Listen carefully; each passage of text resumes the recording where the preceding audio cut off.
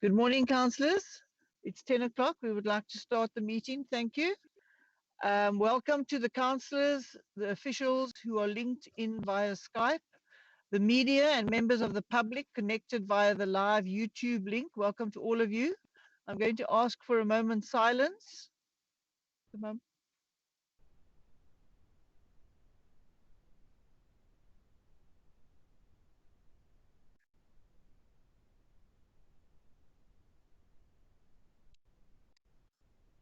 Thank you. Councillors, we'll do the attendance registration now, and I'm going to ask that you please ensure that you've all registered your attendance by clicking on the link in the instant messaging box. You may register now, please. I'll give you a few minutes.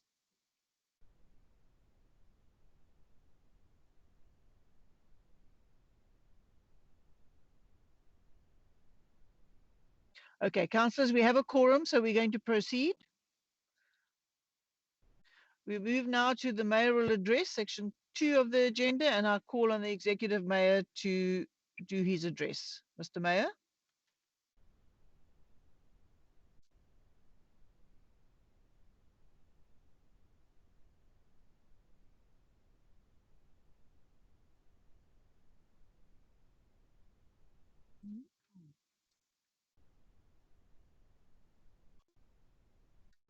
Mr. Mayor, are you there?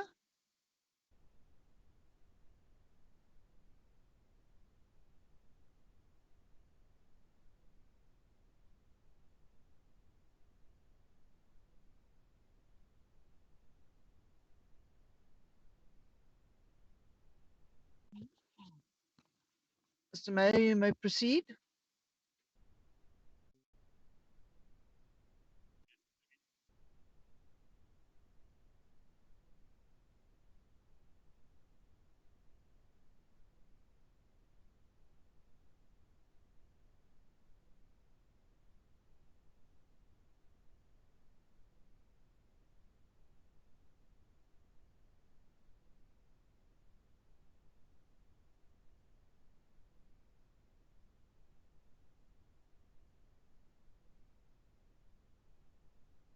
There appears to be a sound problem. If you just give us a minute to resolve that issue.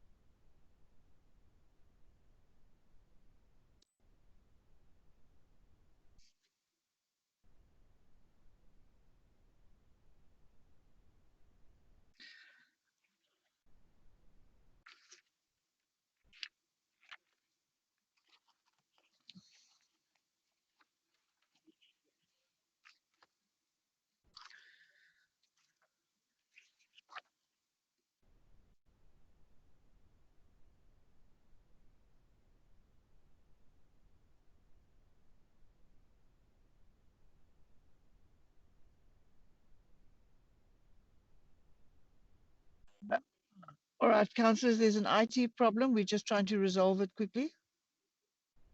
But we can do applications for leave in the meantime. Madam Chief Whip, if you'd like to address those issues.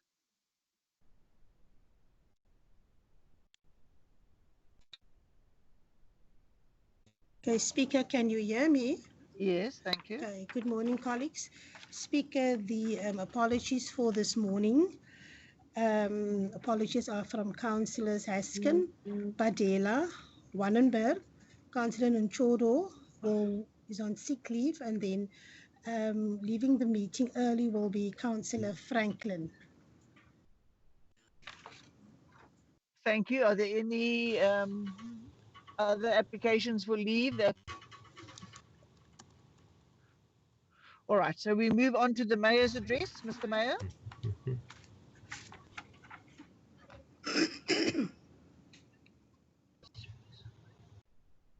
She's on mute, man.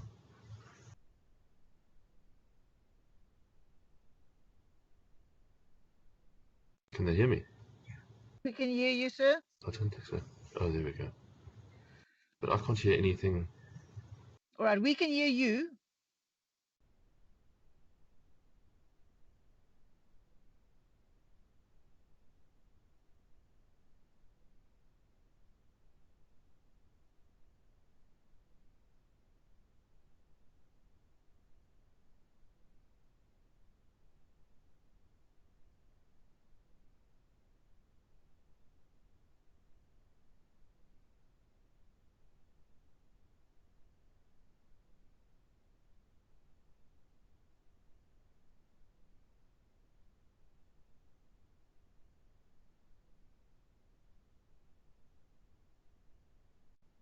Councillors, while we fix that, perhaps we can just remind you to up the sound on your little telephone on the right if necessary. But this is obviously an issue with the mayor's computer.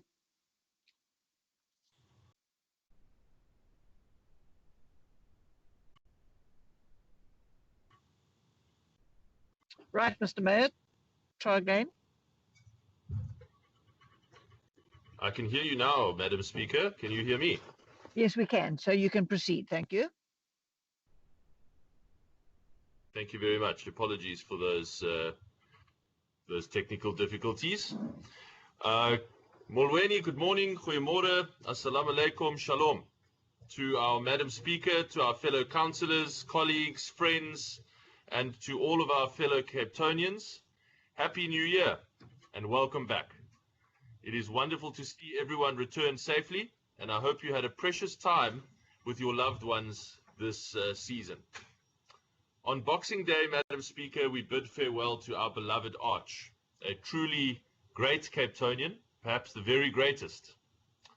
We also, over this holiday, lost some council staff members, and I think particularly of Ms. Sharon Peterson from our Solid Waste Department, who passed away tragically on duty.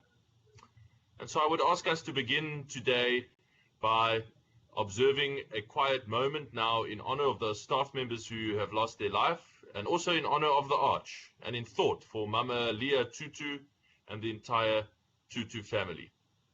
Thank you.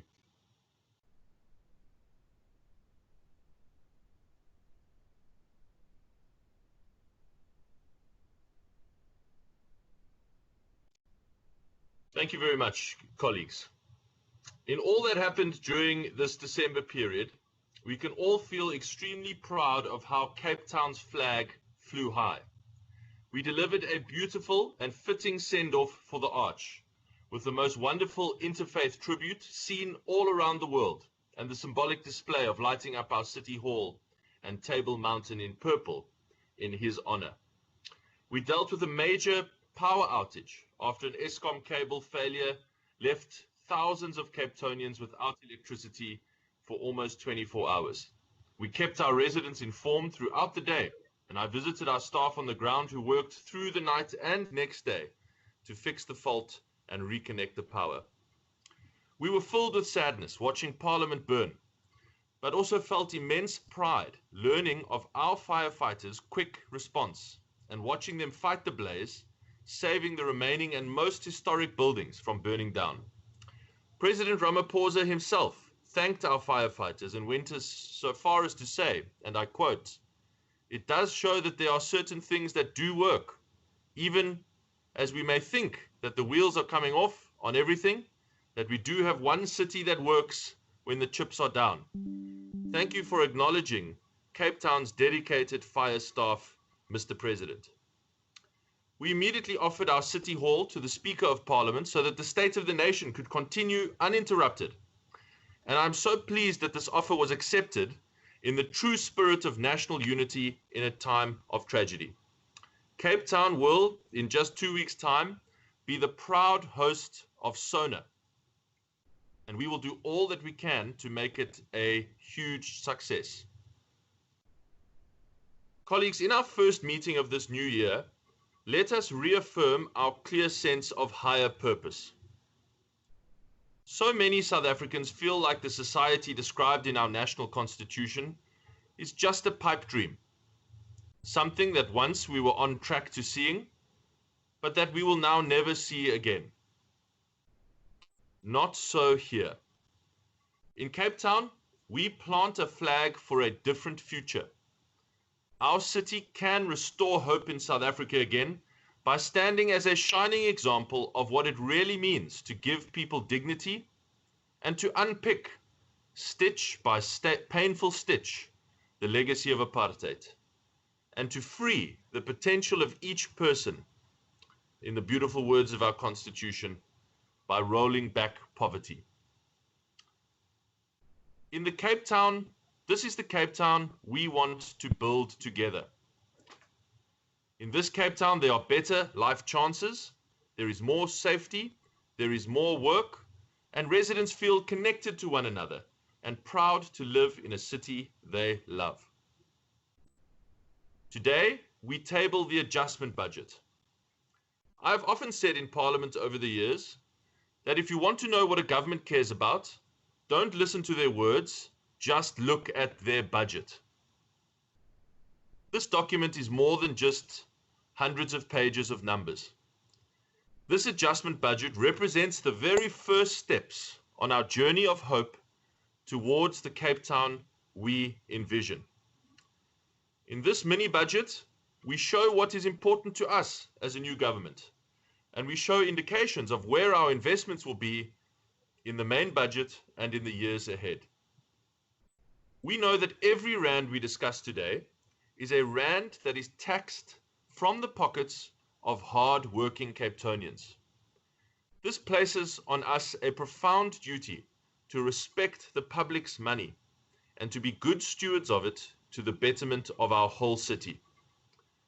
I am very grateful to the budget team and to the Chief Financial Officer for their work in getting this budget prepared.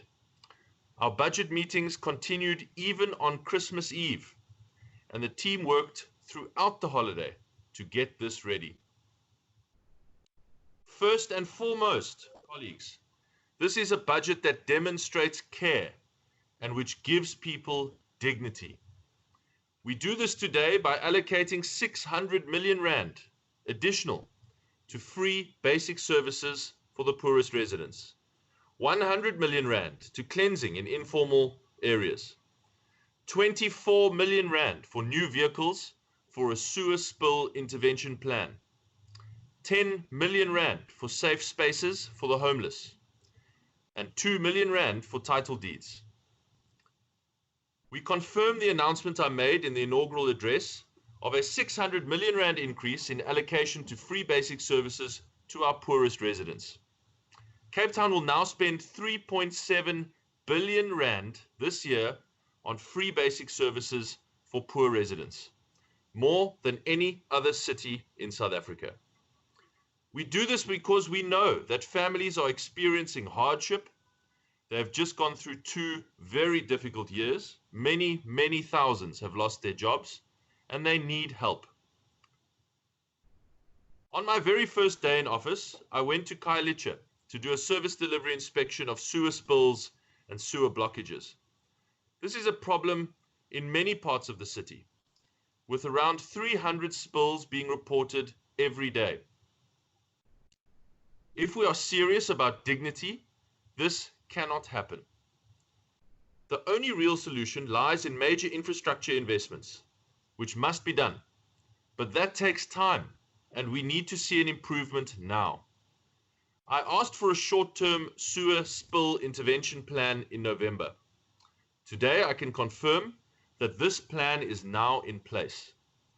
To improve response times, we have budgeted 24 million rand to buy 4 new jet trucks, 1 new jet vac truck, 1 new vacuum tanker, and 6 new grabber trucks. We have also set the ambitious target of more than trebling our proactive pipe replacement program, with the aim to get to 100 kilometers of sewer pipe replacement per year. Dignity, colleagues, also means breaking the cycle of intergenerational poverty by giving people real asset ownership. We have budgeted 2 million rand to speed up our title deed handover program, because no Cape Townian should be a permanent tenant of the state. Importantly, today, we are also directing 10 million rand for new and expanded safe spaces for the homeless in our city. We are committed to demonstrating care for the homeless and providing greater safe space capacity. The safe space facilities opened in the CBD and Belleville currently have a total capacity for 700 people under normal conditions, offering 3 meals per day, blankets, mattresses, and cleaning packs on entry, substance abuse intervention programs, skills training, ID book assistance, and access to EPWP work placement opportunities. Today, we budget to grow the capacity of these safe spaces and to work towards opening new ones, as no person should live on unsafe streets for extended periods of time. This is not right for them, it is not dignified and safe and healthy, and it is not dignified and safe and healthy for the communities around them. Accepting the daily offers of shelter and social assistance is the best choice for dignity, safety, and well-being. So this is a budget that demonstrates care and that gives people dignity. This is also a budget, colleagues, that shows our commitment to growth and jobs.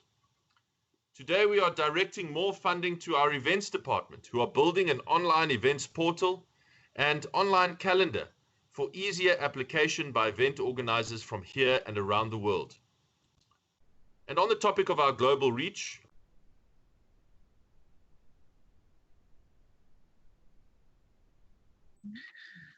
Mayor, we've lost you. Can we just correct that? Cape Town didn't sit back and say, oh well, there's nothing we can do about it. We didn't waste any time to pivot quickly to a domestic tourism campaign. And what a success it was.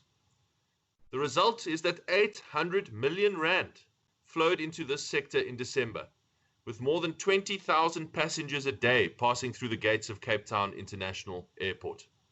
This is something that we can all be proud of.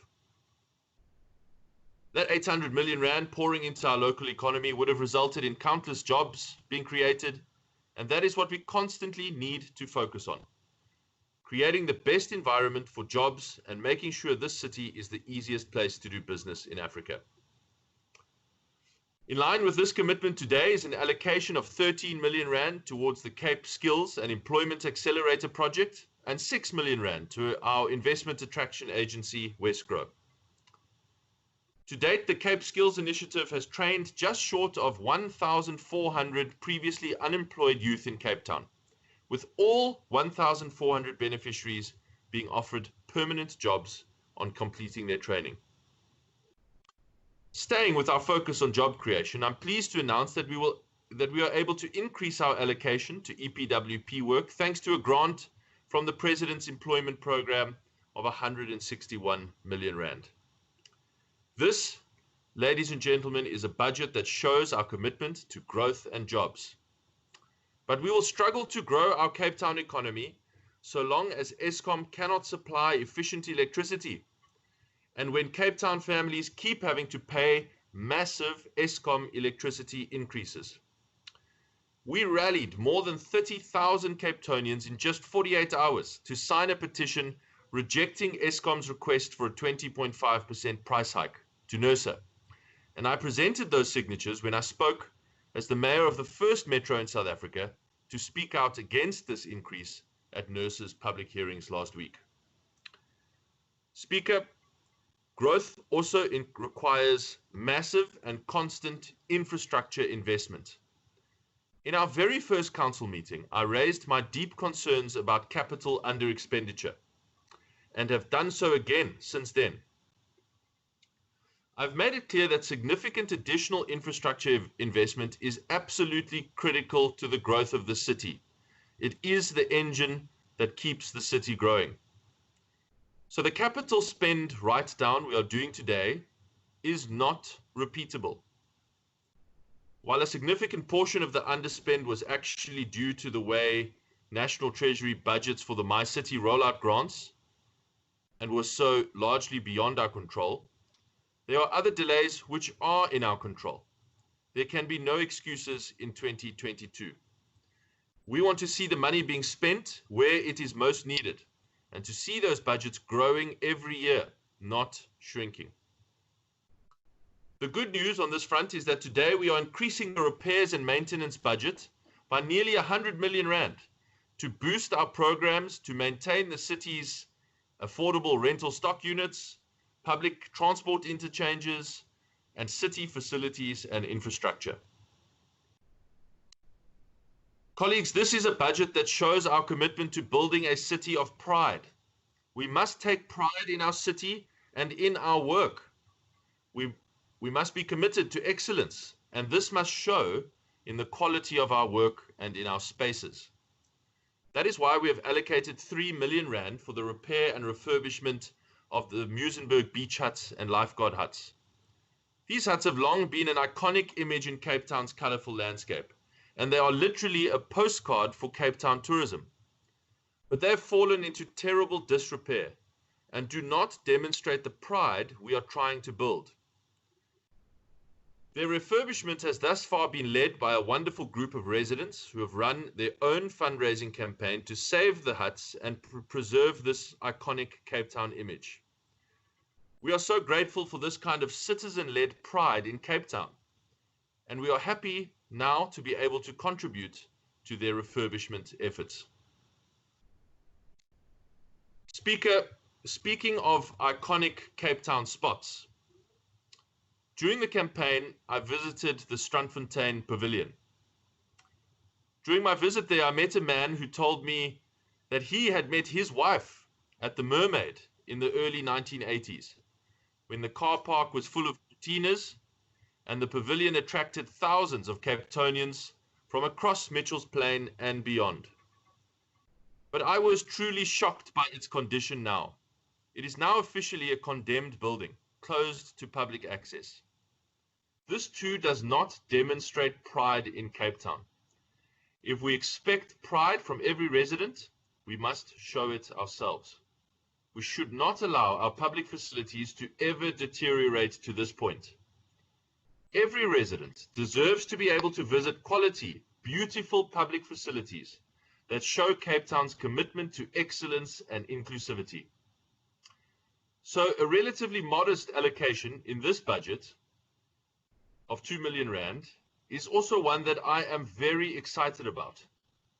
Because, colleagues, we are going to rebuild the Strandfontein Pavilion.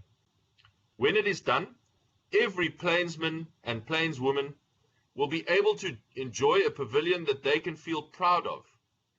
And there may even still be a few of those Ford Cortinas around. So this year we allocate 2 million rand for the planning phase of the rebuilding of the Strandfontein Pavilion, followed by allocations for construction in the years ahead. We are also starting off 2022 with a major citywide cleanup campaign. And I invite every Cape Townian to join me on this campaign and to do their part to keep Cape Town clean together.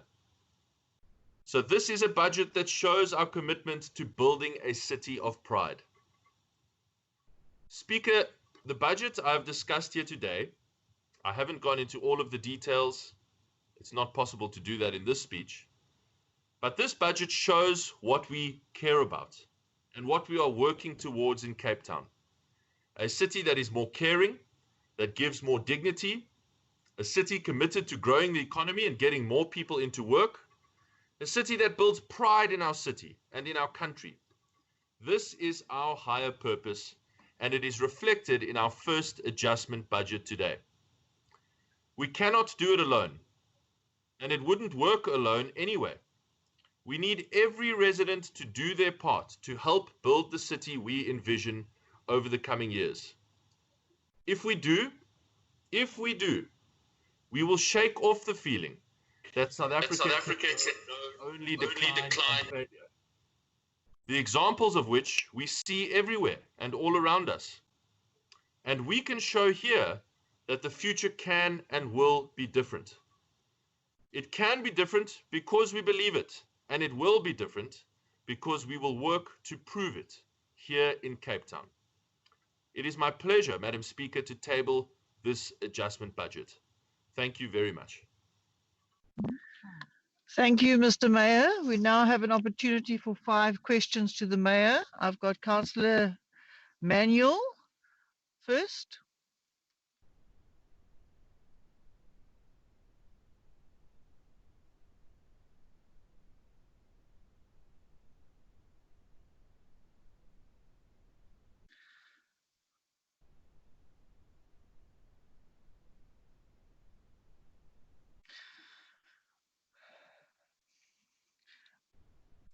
Okay, if Councillor Manuel's not there, can we go to Councillor Makazi?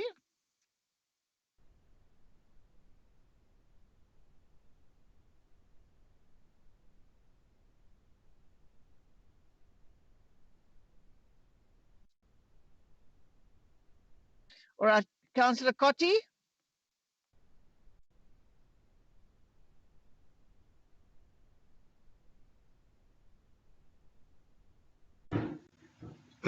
Speaker, good morning. Good morning, sir. Good morning, Mayor and officials and other councillors. Speaker, I only have one short question, and that is to the Mayor. Mayor, thank you very much for your input. My question relates to the issue of the title deeds, the 2 million rand that you allocate for title deeds distribution. Mayor, we are sitting with in the Bala or 12 area, the Pentec and the self-help area. A lot of people still do not have title deeds, and they are currently being assisted by the offices in Pero. And I must say thank you to Odell Jansen and Mrs. Van Wyk that are assisting us. But the process is very slow, Mayor. And some of the attorneys or the lawyers that are sitting on the board, they are resigning. And that also makes this process very slow and cumbersome. I'm sitting with a gentleman, for example, Mr. Murat, that is 81 years old, and he has been struggling now, not only him, but a lot of other residents, for almost 10 years now, waiting for a title deed. So can you please just assist us and speed up this particular process, or even make the board or the attorneys more available to residents? Thank you very much. Thank you. Councillor Manuel, are you ready?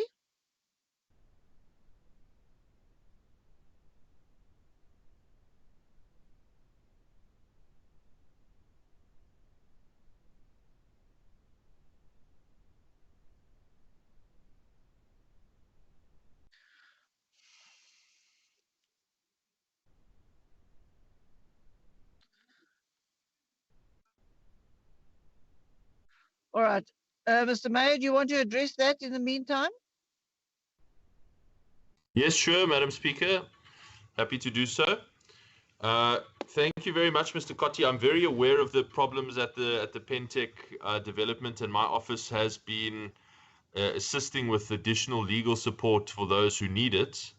I'm not aware of, and thank you very much for your feedback about Ms. Jansen and Ms. Van Wyk. I hope that they are listening, but if not, I'll pass on that positive feedback.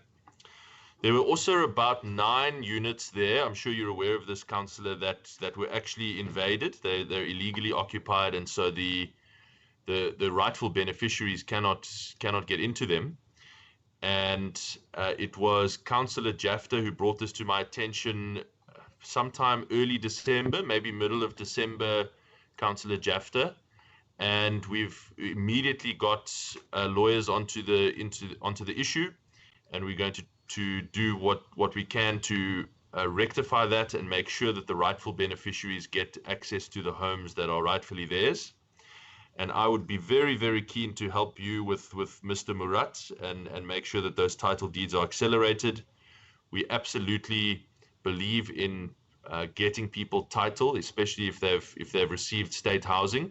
They must own that in their own right so that they can pass it on to their children or use it to generate income and break that cycle of intergenerational poverty. So if you would kindly, Councillor Cotti, just send me to my office a note on the details there, and we can pull a meeting together with the relevant attorneys and try and get that sped up and get those title deeds to their rightful recipients. I'd be very, very happy to help you with that.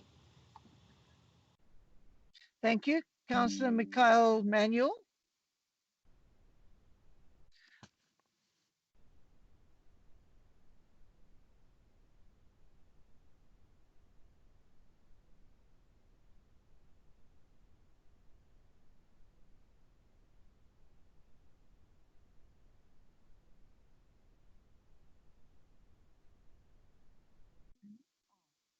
Councillor, you are unmuted. Okay.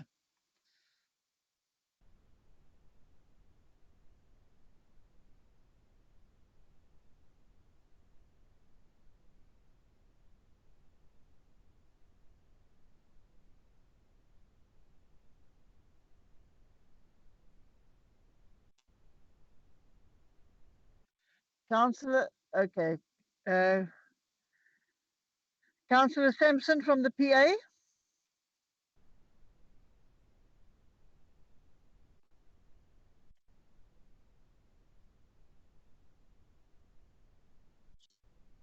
Good morning, Madam Speaker. Good morning, colleagues. Good morning to the Mayor. Mr. Mayor, thank you very much for the budget speech that you've given. I'm not sure whether I've heard correctly, but you didn't touch on safety and security. You also mentioned in your speech, Mr. Mayor, you spoke about more safety. Are we referring to the CBD only, or are we referring to the general Cape Town, including the Cape Flats area? And when I speak about safety and security, Mr. Mayor, I would like to ask if you can just, I know you cannot speak on all the budget allocations, but safety and security specifically in our poorer of the poorest communities is a concern. We also have in the safety and security portfolio or department where we have metro police officers that has been constables for 20 years, which I think is unacceptable, Mr. Mayor. I also want to ask the following question. If you can just give us an indication as to what the budget looks like, and will we employ or train more metro police in the new budget? Has there been allocation made for more metro police instead of law enforcement officers, Mr. Mayor? Thank you. All right. Mr. Mayor, if you just want to hang on and we'll do Councillor Adams, Fidel Adams.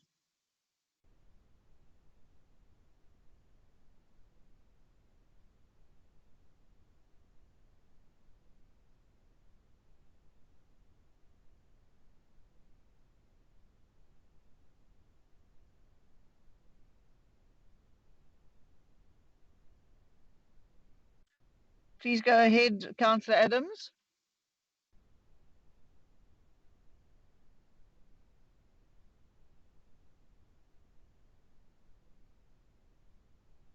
Thank you, Speaker. Mayor, my signal is atrocious, even though I'm sitting in council, so I missed quite a bit of your speech. I have one question for you, Mayor, and I'd like to start by acknowledging and thanking you for the investment that's about to be made in Strandfontein on Strandfontein Pavilion. 2 million rand for the planning phase is very impressive. I noticed, though, Mayor, that you do not give us any indication of timeframes, because I can take you around the Cape Flats and I can show you 20 developments that were supposed to have happened over the last 20 years but didn't. So that is a very, very serious concern. I noticed, Mayor, I'd like to add to the fact that, yes, we can talk about the kudos that go around the Strandfontein Pavilion, and we all want to bring the Cortinas back. But you don't mention, Mayor, in regard with respect for public money, the atrocity of the Strandfontein concentration camp and the 42 million rand that was wasted there, where we could have built 300 RDP housings for poor people, but we chose to hire tents. The question I have, Mayor, is can you categorically deny today that there is absolutely no connection between the supplier of those tents and the Democratic Alliance? Can I ask, Mayor, that Richard Bosman appear before this House to come and account for the waste of the taxpayers' money, money that belongs to the poor? Thank you. Okay. Councillor Mikhail Manuel, are you not able to speak? Then we will move on. Mr. Mayor, would you like to respond to those two questions? Certainly, Speaker. I'm just writing a note for a second.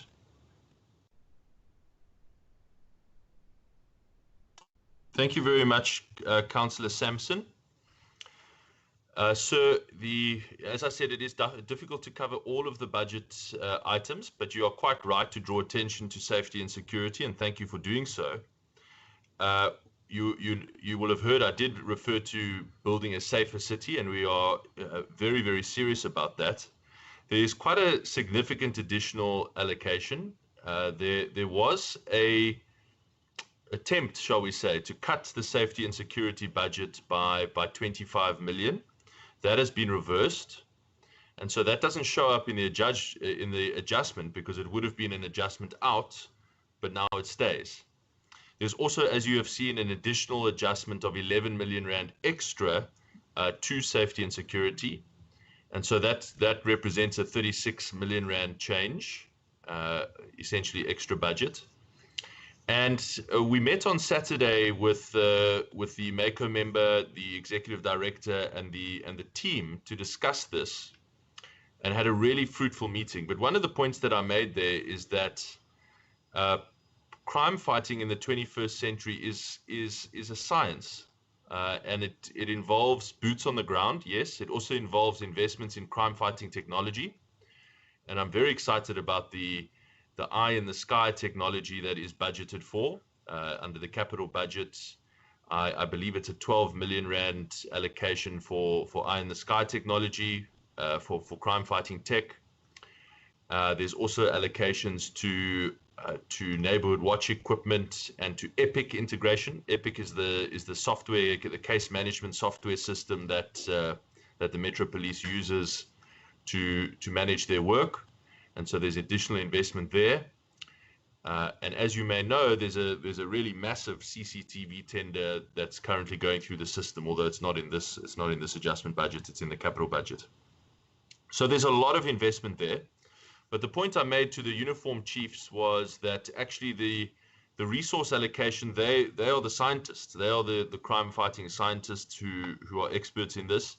And so they must go away and think about how best to use those additional resources, whether that is reflected in additional Metro Police officers, additional technology, body cameras, and so on, or vehicles, that they need to make that judgment and come back to us with how they want to use it. But as for the investment, Councillor, the commitment to investment is there. It is happening, and it will continue to happen, to grow the resources, grow the size of that force, grow the technology over the coming years to make Cape Town meaningfully safer.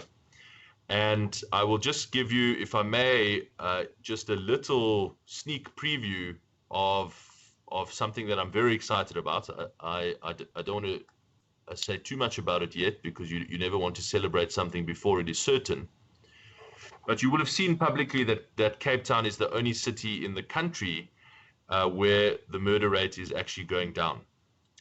And if you look at the numbers that we are seeing of firearm recovery, particularly in the LEAP hotspot deployment zones, and the murder rate decreases in those LEAP hotspot deployment zones, it is very, very encouraging.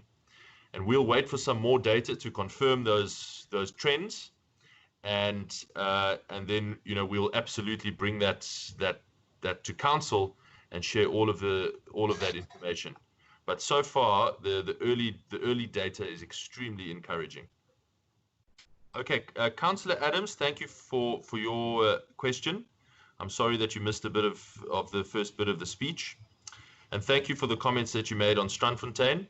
What I didn't mention is that there's also an allocation. As I said, I couldn't mention this all. There's also an allocation for the Strandfontein sports field, which Councillor Jansen Elton has worked on very, very hard, and has worked on me very, very hard over the last couple of months.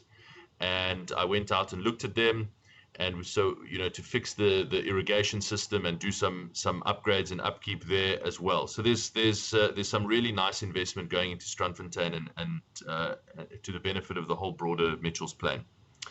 Let me say the only thing that I have received from the SIU is the same report that was released publicly at the press conference with when they released that report.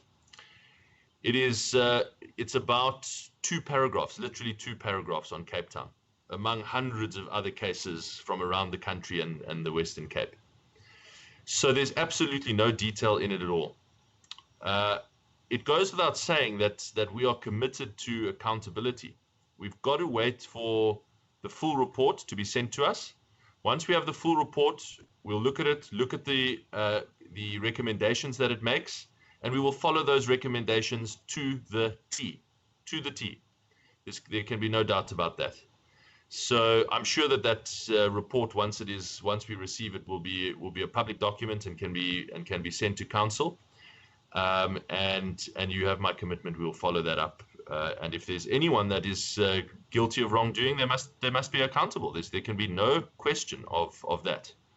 As for the question that you asked me, you wanted me to give a categorical statement. As I said, as much as is in that 2-paragraph summary is what I know about the detail of this case. So I sincerely hope that what you say is not true. I sincerely hope that. But I can't give you a categorical statement, of course, because it's just outside of my knowledge. But as I said, when that full report becomes available, we'll follow the letter, follow the recommendations to the letter, and people who are guilty of wrongdoing will be accountable. Thank you, Mayor, Speaker.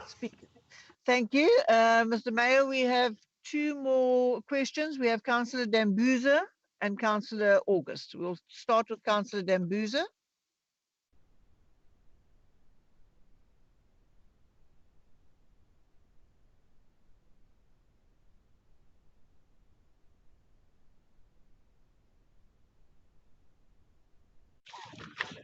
Greetings, Speaker. Greeting to the House at large. And thank you, Mayor, for giving away your mayorship to the Speaker. But we did not elect her as a mayor.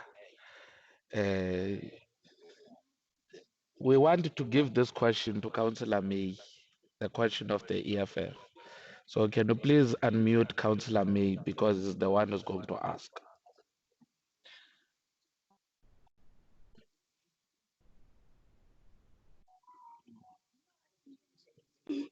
Okay, done.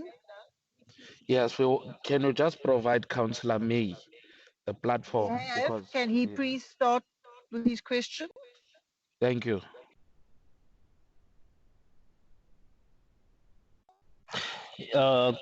Greeting, colleagues, Mayor and Speaker.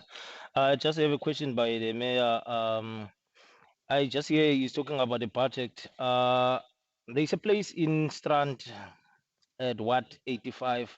There's an informal settlement that called Ektuleni. Those houses, they were recognized, that is long time ago. Some other houses there, they have electricity, and some they don't have electricity. And they don't have an answer why, but the area was recognized. And secondly, Speaker, Mayor, also in Watt 85, there's a problem about the residents. They have a power that is not belonging to city. There's a private company is supplying them with the power, and they have a problem about the higher units, and they try to spoke to city about that problem, but city, he told them that is a private company, can't help them. So can you, Mayor, investigate something like that? How is it possible to happen? Thank you. Thank you, Councillor August.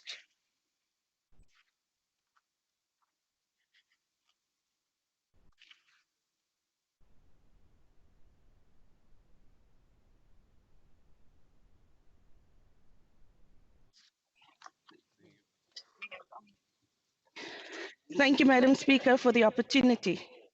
Through you, Madam Chair, the Mayor has just mentioned that a further 10 million has been allocated to the homeless. We have seen the harsh measures applied to our homeless. We have also seen the SIU complete their investigation into the matter of Strandfontein, which was also directed for the homeless. According to the city's own procurement disclosure report 2020, this is a total contradiction to the media statement which was issued to the city on 25th January 2022. According to this report, emergency tent hire amounted to 55 million rand, catering 5.5 million rand, mattresses 376,000 rand. We need the city to account for monies spent on the homeless. And we are concerned that homeless has become big business for certain entities. We want to ask the Mayor if he is prepared to commit that this 10 million does not end up in the coffers of corporate or preferred NPOs and another SIU investigation. Thank you, Mr. Mayor. Thank you. Mr. Mayor, if you'd like to respond, and then that's the end of the 5 questions. Any other councillor is quite at liberty to put a question in writing to the Mayor, which will be dealt with then in writing, and the answers will be tabled on the next agenda. Mr. Mayor, you can conclude by responding. Thank you. Okay, thank you, Madam Speaker. Councillor May, it's always quite tricky to give detailed, very specific, area-specific service delivery answers. I did quickly SMS Councillor Serfontein, who knows about this area. She's just come back to me to say that the area that you speak of is actually an ESCOM supply area. And that there are some of those properties, some of those structures which are constructed underneath the high voltage power lines, and so they cannot ever be electrified. So if you differ with that view, or you know something that I don't, then you can just be in written contact with me, and we can discuss it with Councillor Serfontein as well, and just get the facts there. But my understanding is that it is an ESCOM supply zone. Okay, then Councillor August. Firstly, welcome, Councillor. Let me say, I would refer you to the answer that I gave just a moment ago to Councillor Adams, and it's not necessary to repeat it. I'm sure that you did hear it, and I would just say you say that there's a contradiction between the city's disclosure report and the statement, I think, is the contradiction you meant. Could you just point out what that contradiction is? I don't know if that's in order, Chair, but I didn't really understand the question without understanding the alleged contradiction. I will allow it. If you can just respond.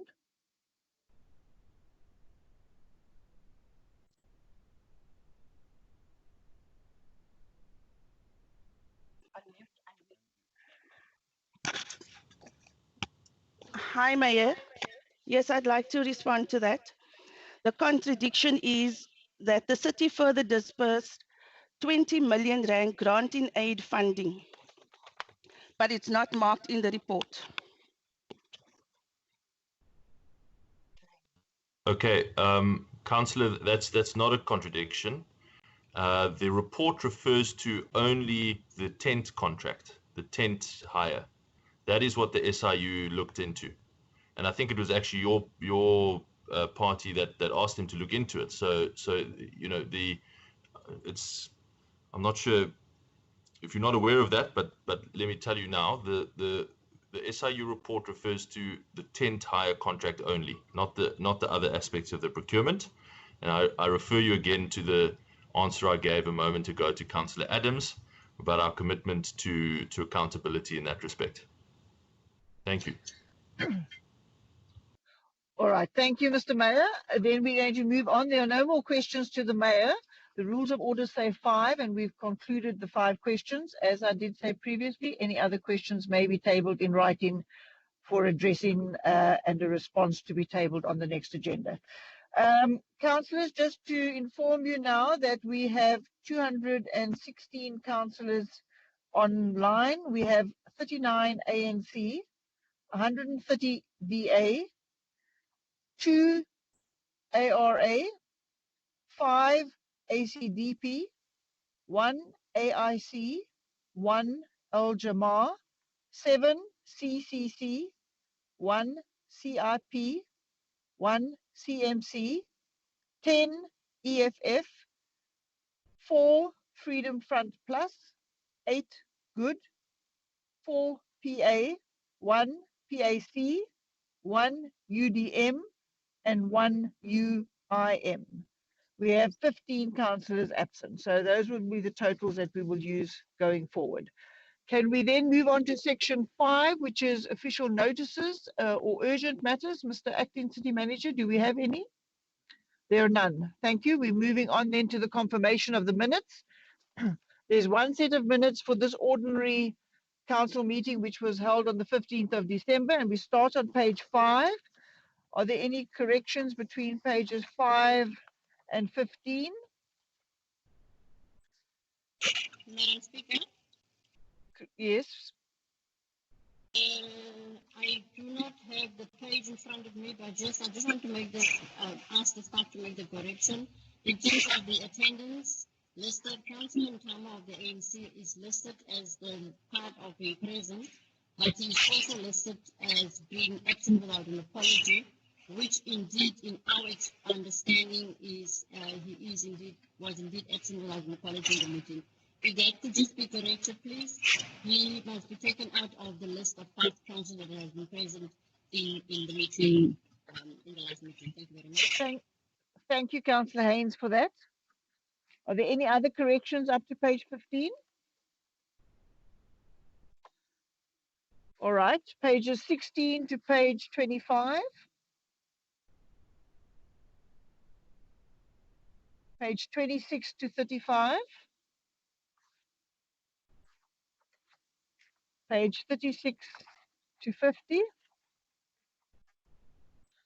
And page 51 through to the end. If there's no other corrections, Councillor Dambuza. Thank you very much, Speaker. This thing that whips are being muted when they need to deal with matters that comes to their caucus is unacceptable. Do you have a correction? Yes, I have a correction. It would have been corrected long time ago if we were muted. In the previous council meeting, it is recorded that 9 councillors of the EFF attended the meeting, whereas Councillor Boja was here and was not provided with a laptop for her to be able to join the meeting. And in that meeting, we recorded that all 10 councillors of the EFF, Councillor Boja is one of them and is part of the meeting. This is why we're saying these meetings must be physical. Thank because you. now we're micromanaged. Thank you. We will check the records and then correct if necessary. Thank you so much for that. Councillor Dambani, is that a correction that you have? All right, Councillor Cupido, have you got a correction on page 16?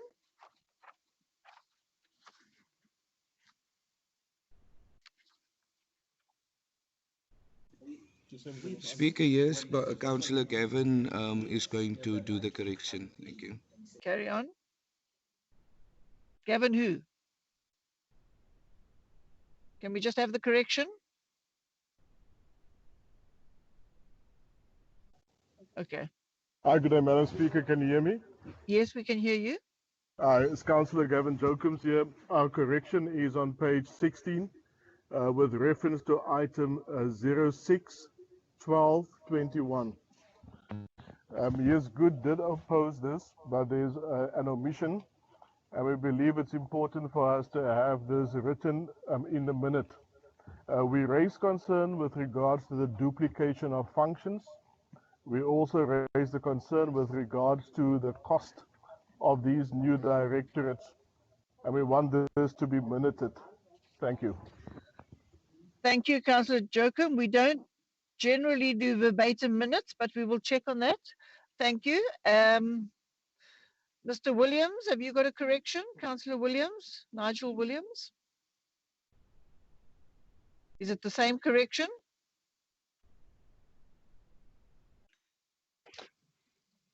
Thank you. Can you hear me, Speaker? Yes, we can hear you. Go ahead. Speaker, our correction is that in terms of the minutes, it shows that we were 7 councillors present, but Councillor Jacob's name is not on the agenda. On the council minutes, sorry. Councillor which councillor? Councillor Jacobs. Jacobs, yes, Dwayne Jacobs. Okay, we'll check that. Thank you very much. Thank you so much. So you're saying he was present and He should be in the front pages as well as present. Yes, Speaker. All right. Thank you for that. Thank you. Councillor Damani.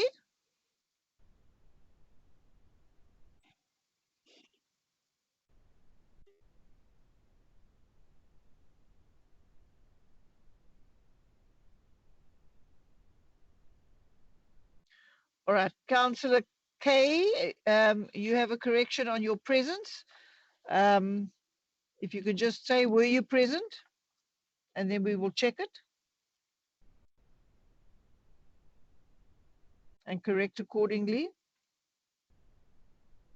I see you've been omitted, so okay. Oh, sorry. Madam Speaker, Yes, I was present in the meeting, but my name was not recorded I in the see. minutes. I see that. Yes, we'll correct that. Thank you. Thank you. All right. So then, if there are any other corrections with attendance, please just post.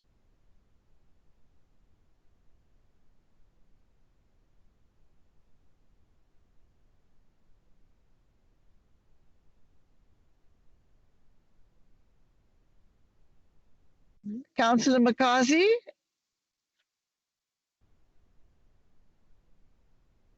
Speaker, I wanted to raise issues as early as when you were dealing with attendance. Thank you. It's so frustrating that we can't unmute because that's a very important session of the meeting.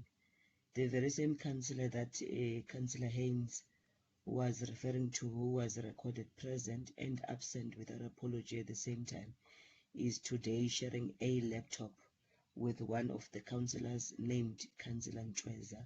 So it would mean therefore that we should be adding one councillor to the ANC on the attendance today. Thank you for that, Councillor. Those sorts of detail can be put in the iron box and the Secretariat will pick it up. But thank you for that. And I'm sorry we had trouble earlier. All right. Thank you. Then we will then look at those corrections and then move and adopt the minutes as corrected. Thank you. So we now move on to the remainder of the agenda, and the whips have agreed on the following items. In volume 3B, items 25A, and although the item was agreed to, it should be noted that the terms of reference document for the Section 80 Water and Resilience Advisory Committee will be submitted to a future council meeting for adoption. That hasn't been concluded. So the other items are in volume 4, items 27, 29, 30, 31, and 33 through to 40. Those are for noting. There are, as I said previously, now with the additional ANC member, there's now 217 councillors present. So can we take the attendance of the councillors present in the voting process? Thank you. Okay, so now we move on to the remainder of the agenda, commencing with volume 2, and we move on to item 4. So councillors, we will cluster the debate for items 4 and 5 together, but we need to consider each item separately in terms of the votes. The recommendations are on page 3, and so we now move to the speakers list, and we will start with Councillor Nembunglanga.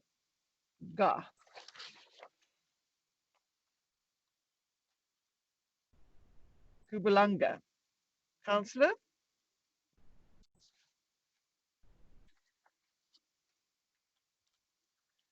Thank you, Speaker. The unmuting part is a problem. Thank you, Madam Speaker. Speaker, the unemployment rate in the second quarter of 2021 in the city of Cape Town was 27.6%. But we still have under expenditure regarding employee-related costs in the midterm budget. I find this to be very unfair to the citizens of this city who wake up early in the morning to find jobs on empty stomachs and still return home without any success. While in our midterm budget, there is 98 million under expenditure because of slow planning and implementation of job creation. I think we should also bear in mind that the unemployment rate is only inclusive of the people who are looking for jobs or rotating jobs in the labor force. It does not count the thousands who have given up looking for jobs because of lack of resources. If the database, Speaker, is a challenge with identifying workers and causes delay in job creation, why still continue to use it? Why not come up with a new strategy to speed up the employment process in the city? Lastly, Speaker, seeing the cash flow statement, I would like to commend the officials and the CFO for making sure that the cash and cash equivalents are positive, because this is a very vital aspect in any entity to have liquidity and avoid not being able to meet short-term obligations that require cash held. I thank you, Speaker.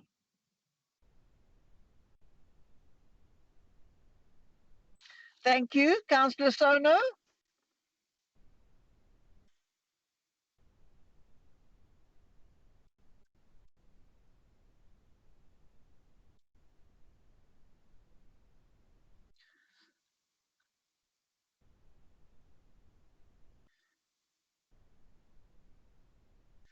Councillor Sono, you are unmuted.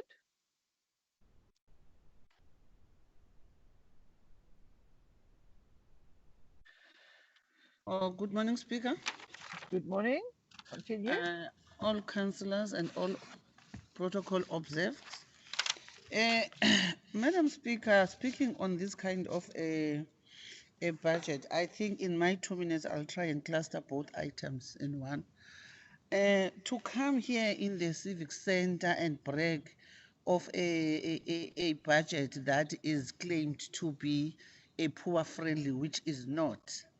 And if you go to the decreases made and you check the departments that are highly affected in those decreases, and as much as the others, there is not even a clue of what is going to happen. For instance, we have a new set of informal settlements that happened during COVID time.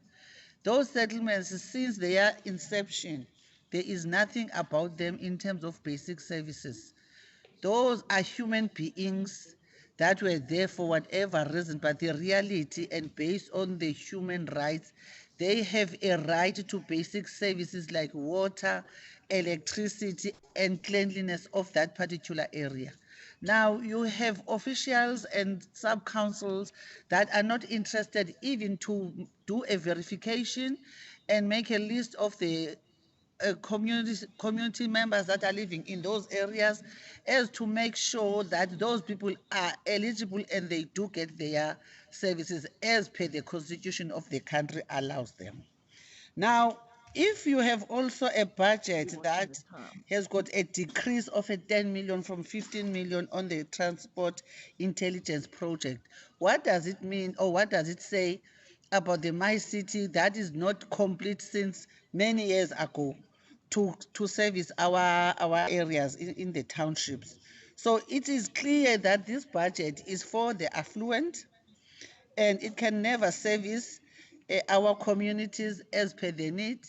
And it makes one worried when the DA brags to have got a 58% of the vote and the clean audits time and again, whilst Thank you, our Councillor. communities still live in those conditions. And Thank you, come Councillor. here. Your 2 minutes is up. Sorry. Oh, you're going to Can I conclude? Conclude, yes, please. And come here to the chambers and brag of a caring city and a city that is a clean audit city. And my worry is that where does this clean audit comes from if there is no service delivery? The mayor was bragging of going to Kailisha and wherever else, and there's a lot of areas he never visited that needs the attention of the mayor. And this current budget that we are Thank you.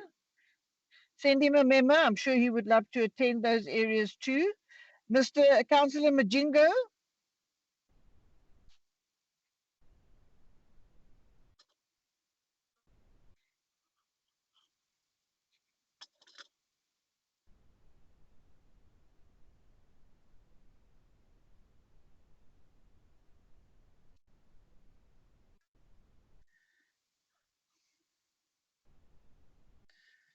Is Councillor Majingo unmuted? Sorry. All right. Councillor Majingo, are you able to proceed? All right, then we'll move on to Councillor Andrews and come back to you. Councillor Alderman Eddie Andrews. Thank you, Speaker. Good morning. Speaker, I think it's important that we, as councillors, our primary role would be to understand the reports before us, to read it, and to understand the reasons supplied for it. So it is not true when we say that the fact that we're adjusting downward our budget, that we don't care, because the reasons are listed in our report as to what has happened.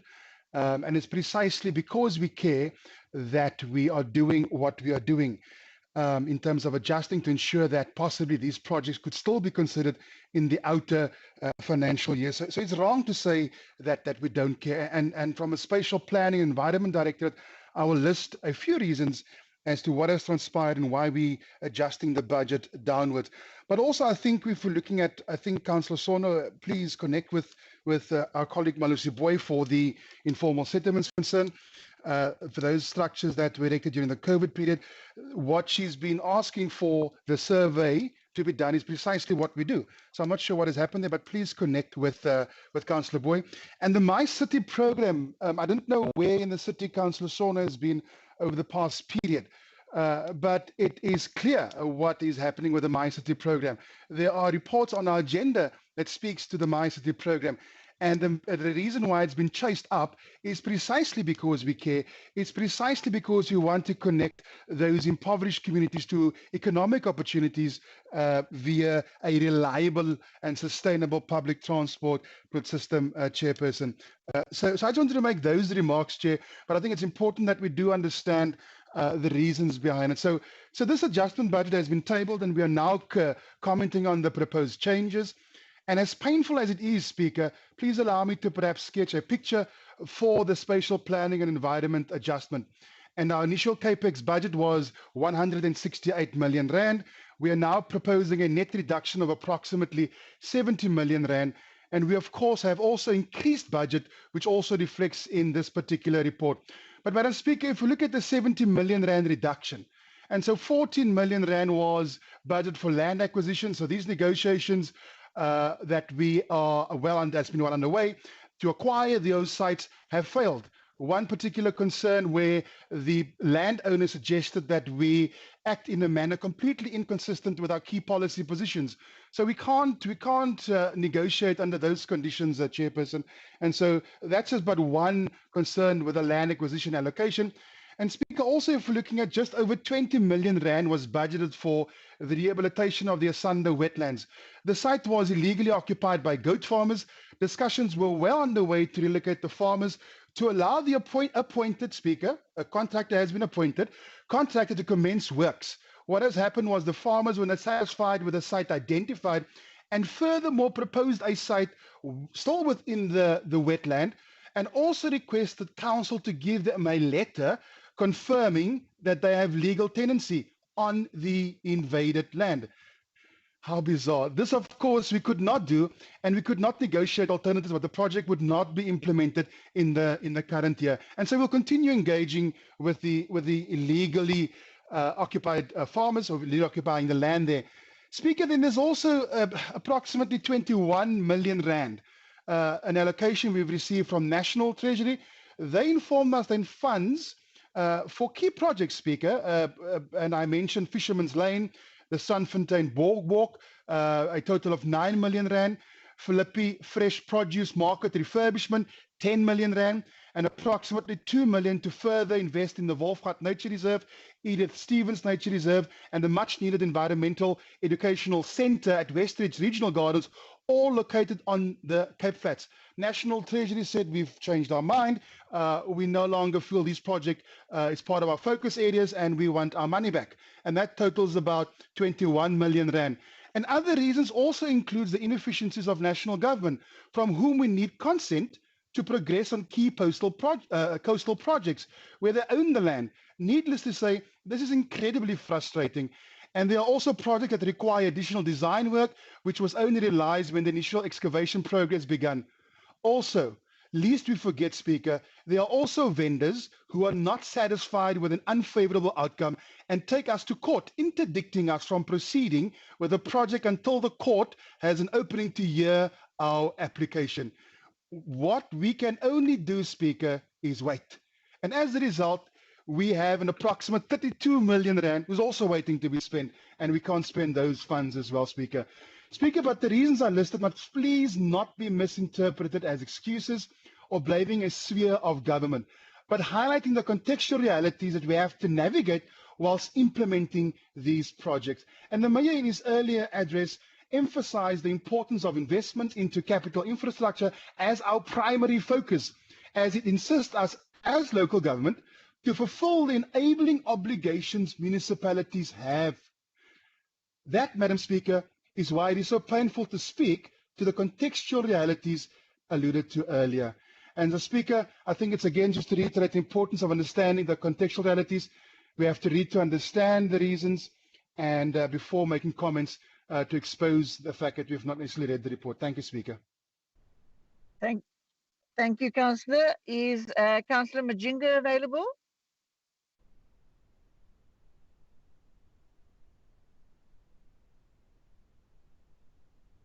Councillor, you are unmuted. Can you talk to the item now? Otherwise, I'll come back to you again. All right, Councillor Cotti.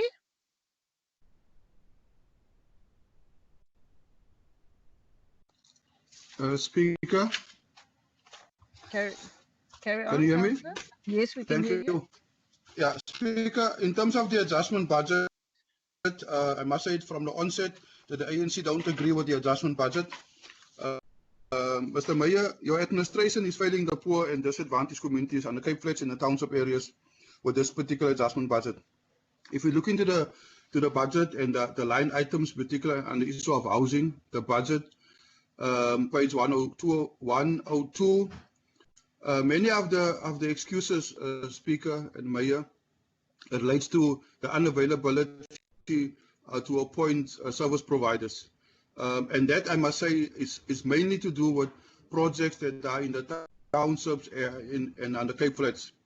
A typical example, again, Speaker, is in terms of the Delft Main Road upgrade on page 236, the reduction of 15 million. Again, it says due to the delay to appoint a service provider, and you will see it in the report, in the adjustment budget. Everything when it comes to township areas, Cape Flats areas, is to do with the appointment or the lack of the appointment of service providers, and that is what we call the so-called well-run city. Furthermore, Speaker, if you look into the issue of Bishop Blyvers, road rehabilitation, there's also a deduction. Guguletu road rehabilitation, particularly on the issue of the tar roads. Bontival Uitzig again. Bontival Uitzig, 8 million. Councillor Mackenzie, you must explain that to the constituency. Heideveld, 7 million. And the Mayor spoke about dismantling apartheid legacy. And this is an apartheid legacy, Speaker. So, wanneer gaan onze mense op regte teerpaaie ry instead of the concrete roads? Speaker, the issue around the Cape, the bylaws housing, the Mayor touched it on earlier. And I must say, this is a disgrace, Speaker. The city is unable to build 350 units. Next month, in February, this project will be coming up now for 7 years. 7 years, the city is unable to build 350 units in Bela Pentek area. They still need to build 115 units that are outstanding. The Mayor raised earlier of 9 illegal occupants, and we hope that the city is taking action against these people there. But the Speaker, the Mayor also raised the issue of dignity. These people applied in the 1980s, Speaker and Mayor. With the 115 houses still needs to be built, there are provision made for 16 special needs cases. And those people have been waiting for these houses for the last 30 years. Where is the dignity, Speaker? To 5 minutes. So again, on the issue of informal settlements, there's no professional services allocated for these projects. On page 267 in Kanini, 45 million rand reduction. 268 Monmabisi Park, 16 million rand. In Kanini TRAs, 10 million. Upgrade of public housing, 24 million. Symphony project, almost 50 million. and also in Makassar, 5 million. So again, our people need houses, Mayor and Speaker. Again, the issue of where is the dignity? Coming to the issue of safety and security, there's a whole list of in the adjustment budget of how many cameras cannot be installed in our areas. And you know the issue of crime, vandalism, destruction of city infrastructure is a serious problem, and we need these type of cameras. A 4 million rand deduction, no professional services listed as an excuse. We are still waiting on the LEAP officers to patrol our areas. Alderman JP Smith, sometime last year, beginning of last year, announced the LEAP officers that will be patrolling our areas. We're still waiting on those LEAP officers to come to our areas, and not just sitting on the beaches or in the offices. Speaker, on page 102, there's a reduction of 34.8 million on housing in particular, and that speaks to the issue of an Overpark housing project, Langa hostel flats, and the list goes on there. Rest of informal housing project, Atlantis gap housing, Strandfontein integrated housing, the list is on, and it goes to 34.8 million, which will not be spent. Thank you, Councillor. Speaker, I thought I've got 5 minutes. You have got 5 minutes. 5 minutes is up. Oh, thank you. Okay. Thank you very much. Can we then move on to Councillor Mbambizi, please?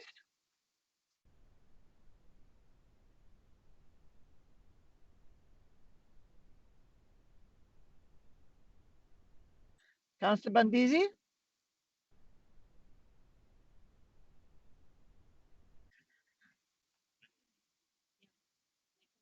Okay, yeah. Thank you, Madam Speaker. Can you hear me? Yes, we can. You've also got 5 minutes. Okay, thank you very much. The adjustment budget reflects our focus on service delivery, economic recovery, and continued support to our residents, many of whom are still experiencing the lingering impact of the pandemic and successive lockdowns.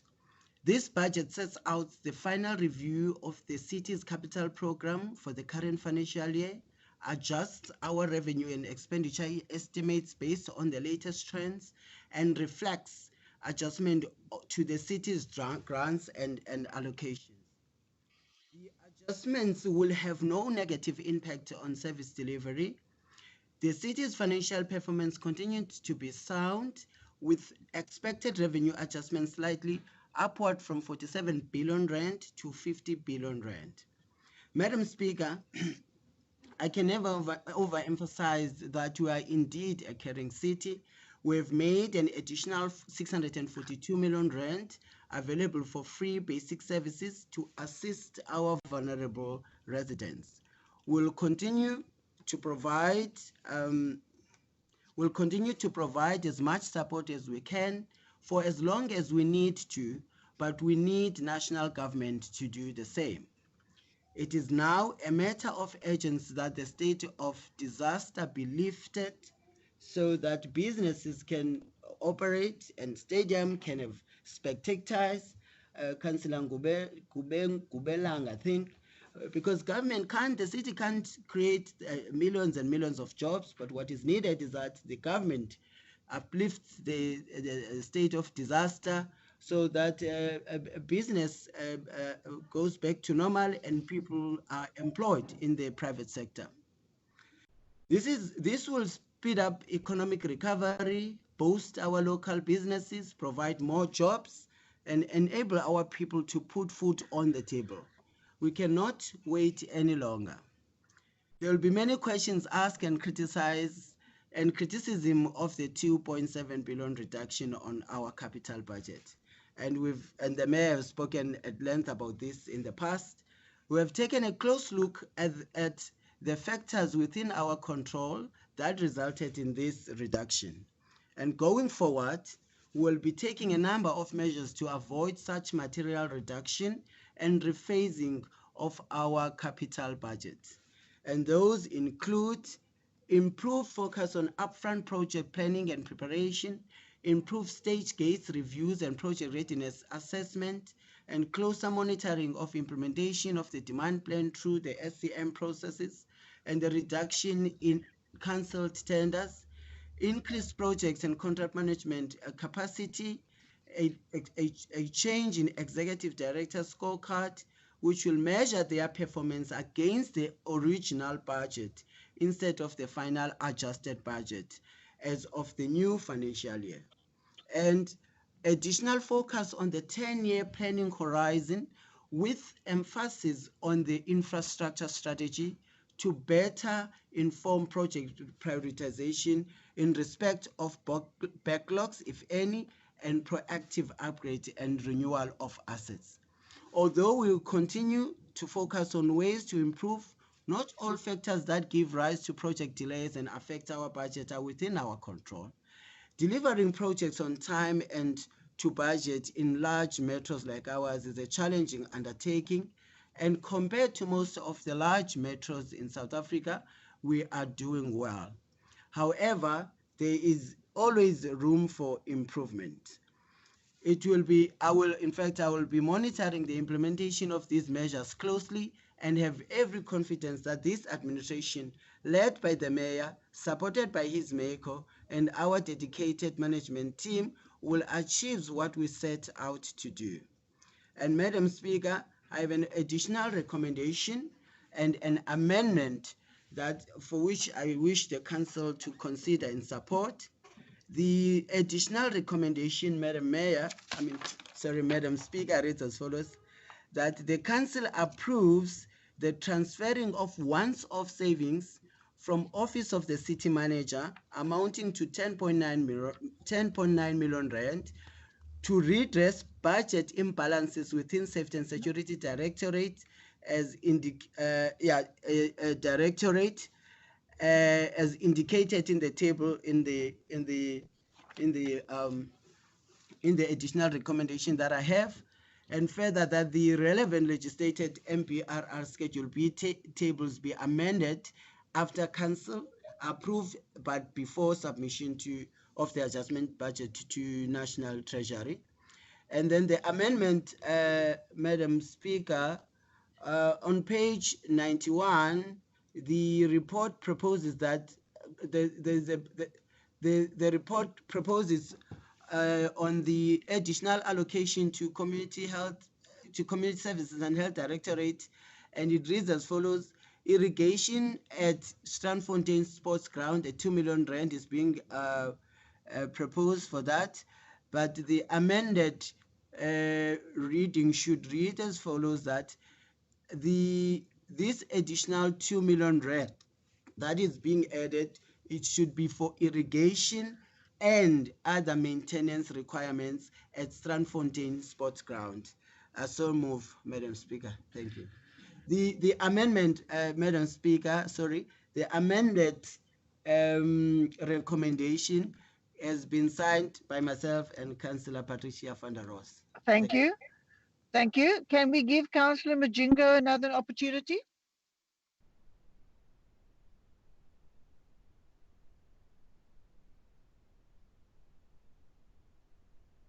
You've been unmuted, Councillor. Yes, there we go. Sorry about that. No problem. Thank you, Madam Speaker. I've been trying to get in and out and no success. I want to say first, we are yet to hear the claim of the mayor about the percentage spent on the poor areas given the challenges there.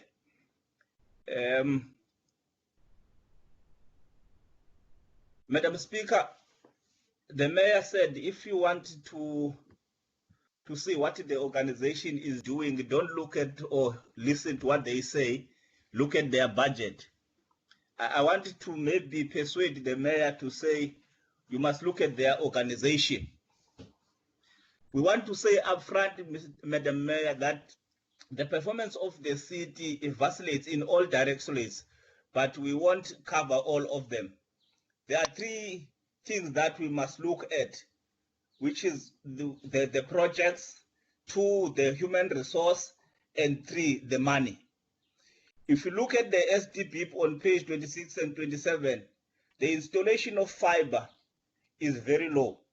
If we want to assist the unemployed, we must do more.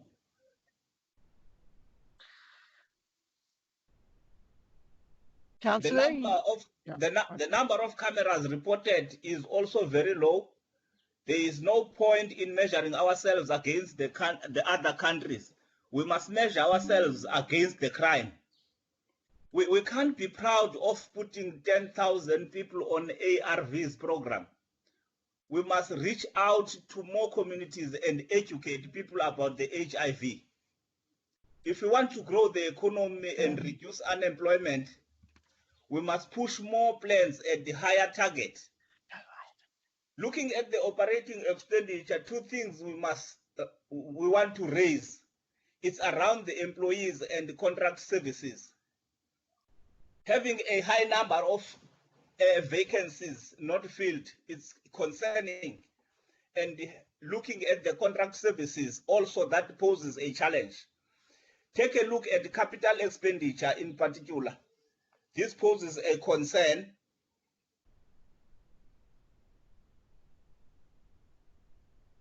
If you look at it, the delays on the awarding of tenders and assembling project teams, work project documents, approval of professional services tender, approval of designs, approval of detailed designs, approval of replacement tenders. I know those things are challenging, but we need to go to a higher level of planning and make sure that we anticipate all these things. There's no use in reducing the targets and meeting them, yet the challenges of the people are not addressed. So meeting targets on paper means nothing. I hope the tone that Mayor is using, Madam Speaker, through you, it sounds good. If he can keep on that tone and push more on the side of service delivery and implementation of project, maybe we might be happy. But we are not happy about this adjustment budget for now. So we are reluctant to support it. Thank you very much, Madam Speaker. thank you, Councillor. Councillor Kasim, Councillor A. Kasim.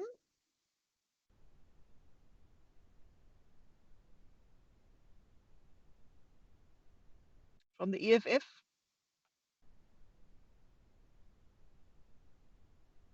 He's unmuted, Councillor.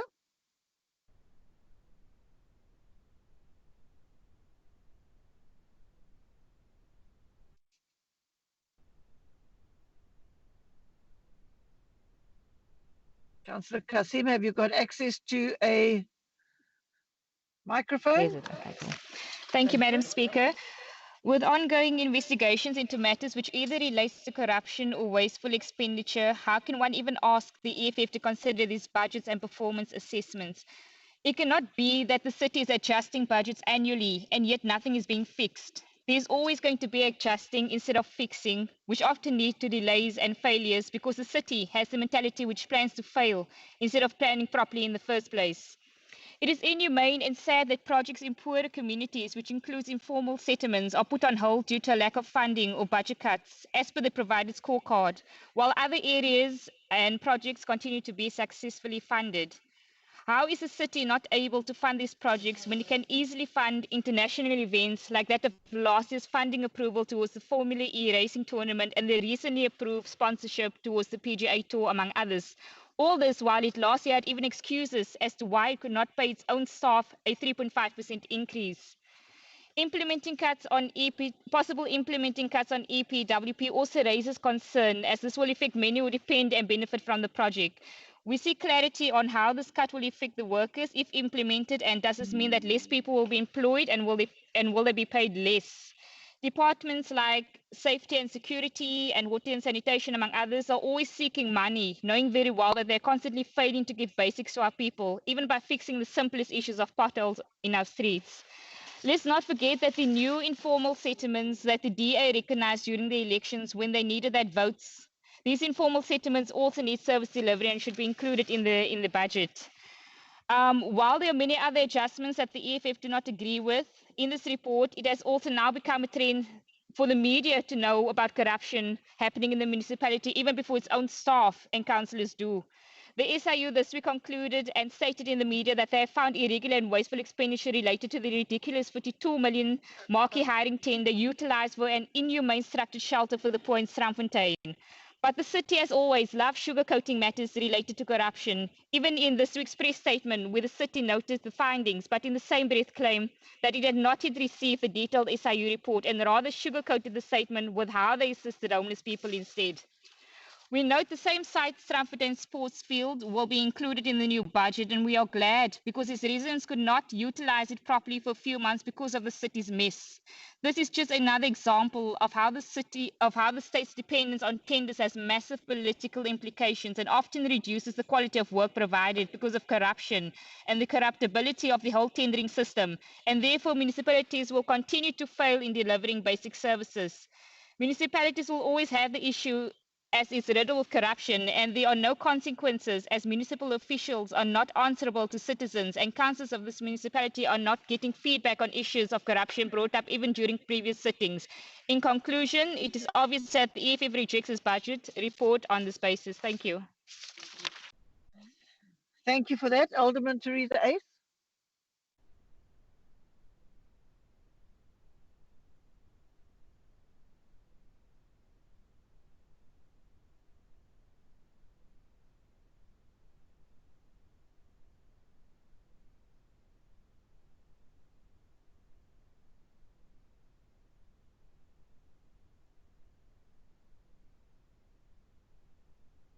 Alderman Ace, are you available? Thank you. I've been unmuted now. Am I audible? Yes, continue. Thank you very much. Corporate services can be described as the administration nerve center of the city. It enables the city to be responsive and adaptable and provides support to other directorates to deliver on their mandates through the development of policy, the provision of enterprise planning applications, data analysis, and human resourcing. It also serves as the hub for information technology. Whilst recognizing the great strides which have been made, corporate services remains committed to do more. Globally, cities are under pressure to receive better citizen outcomes. Corporate services have identified areas for improvement and excellence to not only meet but exceed the very high service delivery standards of residents and the business community. This will require focusing on improving the city's interaction with residents, making the administration more accessible, responsive, and accountable. The City of Cape Town has become the first city to adopt a fully fledged data strategy, including an open data portal to promote transparency and smart decision-making on service delivery. As of June 2021, the city launched the project to improve service requests, upping live communication with residents through SMS or email status updates, including 4 status levels viewable on the city's report, a fault line portal. This digitalization and technology enablement will improve service delivery through the enablement of staff to be more effective and responsive. The biggest project is the core application review, which is now being called the core application refresh. This will support the digitalization and technology enablement program. I'm proud to share that the City of Cape Town is the first metro to embark on this journey. The current 20-year-old system does not allow for a future city. CAR, together with the broadband infrastructure project, will help secure Cape Town's future. It is necessary for inclusive growth and a sustainable future that will integrate Cape Town with the world economy. The broadband infrastructure program experienced challenges with certain tenders projects, and these projects were rephased to the 2022-2023 financial years. The projects initially budgeted for those financial years were brought forward to ensure that the BIB still delivers as planned. The net effect of these changes came to nil. The new build plan remains committed to connecting 615 sites And the concerns about the fibre, I will welcome the councillors to contact me. The core application review is currently on the conceptual design phase of the program, where the details of the various projects are unpacked. At this stage, there was 6.5 million that was rephased to the outer years.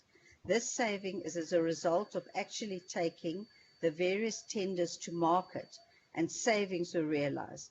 I'm happy to share that the car project have approved and 2 foundation tenders have been released to the open market during November and December.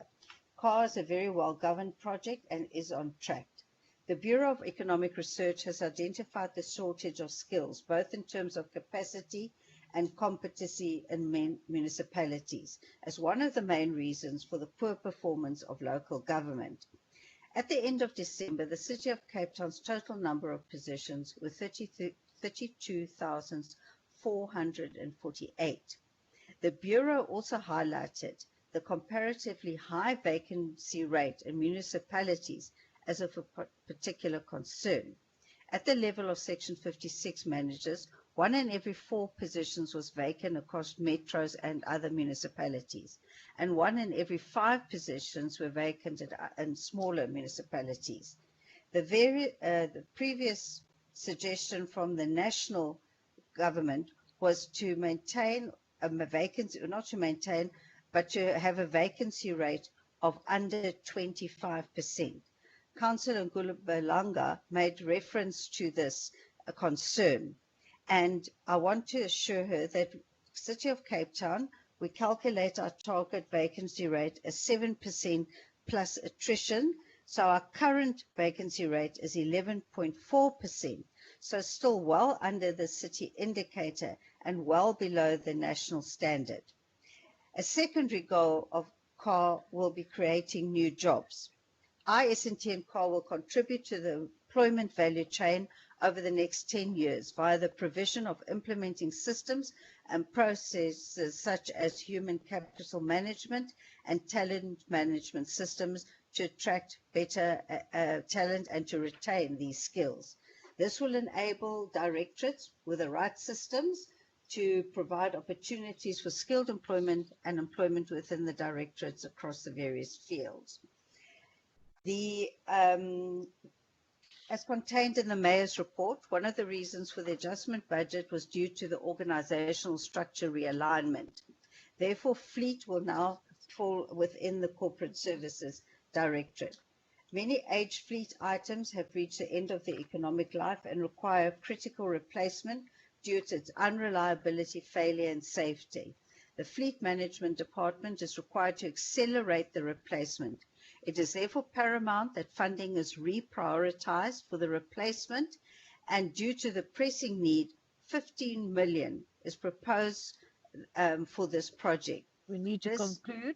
Thank you. This amount will be brought forward from the 2022, 23 and 24 financial years, as we are confident to confirm the department has the capacity to spend. And then just a thank you to the Budget Steering Committee and the CFO and all the corporate services officials. Thank you very much. Thank you very much. Can we move to Councillor Lowe from the Good Party? I can hear you, Madam Speaker. Carry on. In response to the mid-year review and adjustment budget, we as Good want to respond as follows. As in previous council meetings, it was made clear that the capital budget will not be met. Capital expenditure is the core of job creation, infrastructure and service delivery. Yet from the mid-year report, the council has only spent 24% of the budgeted capital expenditure for the full period of 12 months, and we are already 6 months into the financial year. 1.8 billion of the budgeted 8.8 billion. From delays of tenders being put on hold, procurement problems, changes with regards to internal process, establishment of projects teams, appeals on projects, delays in finalizing scope of work, delays in approval of tenders, and many other reasons have been given, except there is no mention of poor management. It has been noted that the adjusted budget for the full year forecast has been adjusted to 6 billion from the 8.8 billion budget. This means the city are underspending over 2.7 billion on capital expenditure. This overall reduction in capital expenditure has a major impact on the delivery of infrastructure and services. It's been noted that year-to-date expenditure has been funded by national and provincial governments as well as public contributions and donations. Funding has been made available by the government for some increases and decreases. However, if it's not conditional, then it seems that the funds are just moved instead of utilizing additional funds from government to the benefit of the city. This funding should have helped the city to have a greater impact on capital expenditure. The revenue of the city is to be utilized for service delivery and not profit making. We do support the mayor in his attempt to reduce the increase of electricity tariffs from Eskom. However, we do not agree and need to eliminate the profit making from electricity in the city. The residents of Cape Town need to be informed and the mayor need to be reminded that there is the bulk purchase price and then there is the city's price to the consumer. Revenue from the electricity year to date is at 8.2 billion against the bulk purchase of 5.4 billion. This is a surplus of 2.8 billion that the residents of Cape Town are paying for in just 6 months. While the mayor publicly fights for the lower electricity tariffs, he must also commit this to stop the profiting from electricity. This will also make electricity cheaper to the residents of Cape Town. Employee-related costs are at 98 million down due to the turnaround time in filling of vacancies, slower than planned implementation of job creation projects, and identifying workers from the sub-council databases. With no staff, there is no service delivery or job creation. The focus should not be on the filling of high-profile vacancies, but rather on the filling of lower-level vacancies. Publicly, we hear about how the city will create jobs. Yet, when we look at the current explanation, it is clear that there is a lack of proper management when it comes to filling these positions and creating these jobs. Yet, we adjust the budget to buy new IT equipment for employees being appointed, but the positions remain vacant. Millions are made available for legal fees as a result of the city's exposure. Yet, if you had the staff in place, the work would have been done correctly in the first place. 50 million made available to address overtime, which is again an indication that we rather pay overtime than to appoint people in these positions. Contracted services is down with 170 million year to date due to various explanations, including slower than anticipated start to maintenance programs on buildings, which again has an impact on job creation. Sewage services due to the outstanding invoices, yet the sewage are running down the streets. Litter picking in the street cleaning, yet litter are noticed all over the street, especially in the informal settlements. Incorrect allocation of expenditure is given as reasons in many cases, yet we have highly paid individuals who need to make sure that these expenses are allocated against the correct cost centers. The adjusted budget reduction of 156 million on contracted services is clear indication that none of the above mentioned is a priority. Sewage will still be running down the streets, as has been the case for years. Western Cape government grant allocations increased by 30 million rands for various projects, including municipality library support grant of 8.5 million to support municipality investment in public library. Yet, we notice in the report and in the news the closure of various libraries. Community services and healthcare decreases by 6.9 million due to the unspent rollover from National Treasury. Yet, we are closing clinics in areas where this money could have been spent to ensure that people in rural areas have access to medical facilities. We hear in the news about housing projects, yet there is a decrease in housing projects to the amount of 35 million in the adjusted budget. This not only have a direct impact on promises of housing, but also job creation. It seems like we need to spend more money on safety and security than on building houses. Poor performances is reflected throughout this report. The underspend on CapEx. Please. I'm concluding. The underspend of CapEx of 24%, failure to fill vacancies, failure with contracted services. We as Good do not support this. Thank you. Thank you for that. Councillor G. Murray from the Freedom Front Plus.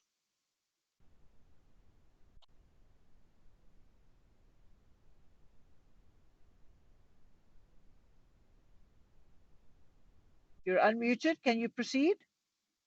Thank you very much, Speaker.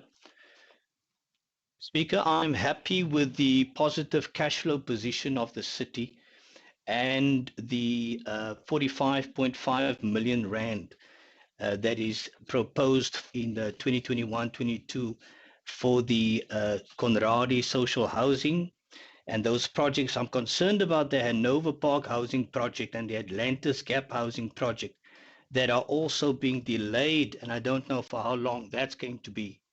But I'm rising today also on behalf of the poor and the unemployed, because this fiscal budget will either condemn people to poverty or give them hope for a better tomorrow. This budget denied people equal access to a minimum free water for all households. It made equality seem a favor and not a constitutional right. This pandemic has affected all of us, both the haves and the have-nots. If we overtax the haves, who will we rely on to cross-subsidize the poor in the future? This bill is set to increase even further as more informal settlements arrive in the Cape Metro.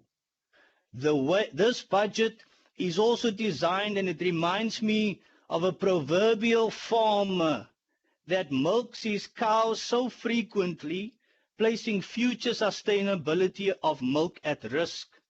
You see, in the year 2000, this Metro's policy extended the right to a minimum amount of free water and electricity to all residents, irrespective of the financial status they're in. It satisfied the constitutional right of equality and dignity.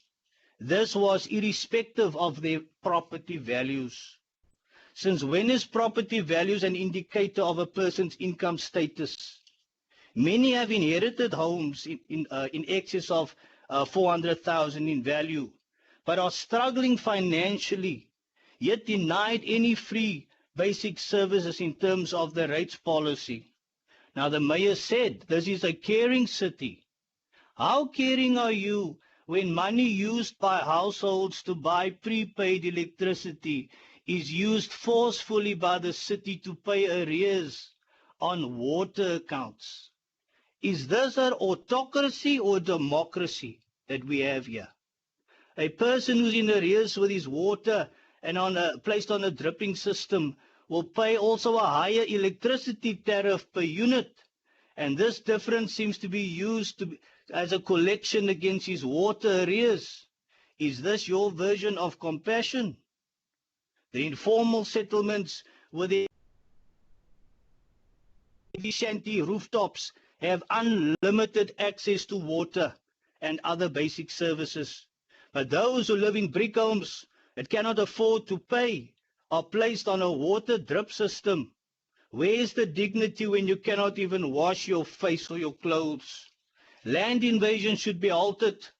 It's having a terrible effect on our budget.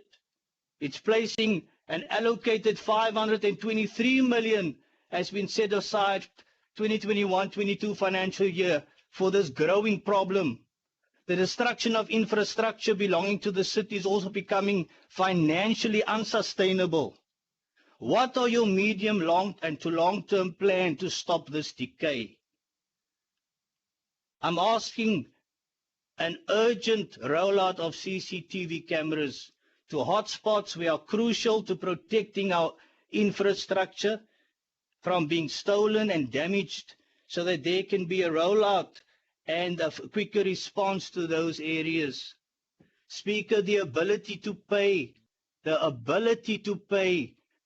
must be important, not just people's property values. Our dams currently also are standing on 98%. I want to ask, why is it that we sit with so much water, but there are people still on a drip system? The crisis of water is past, but it's a crisis now in the homes. I'm asking that the city, please, look at changing the policy that's feeding into this budget, the policy of penalizing people because they have no ability to pay based on the property values they have. I thank you, Speaker. Thank you very much. Can we then move on to Councillor van Riemen?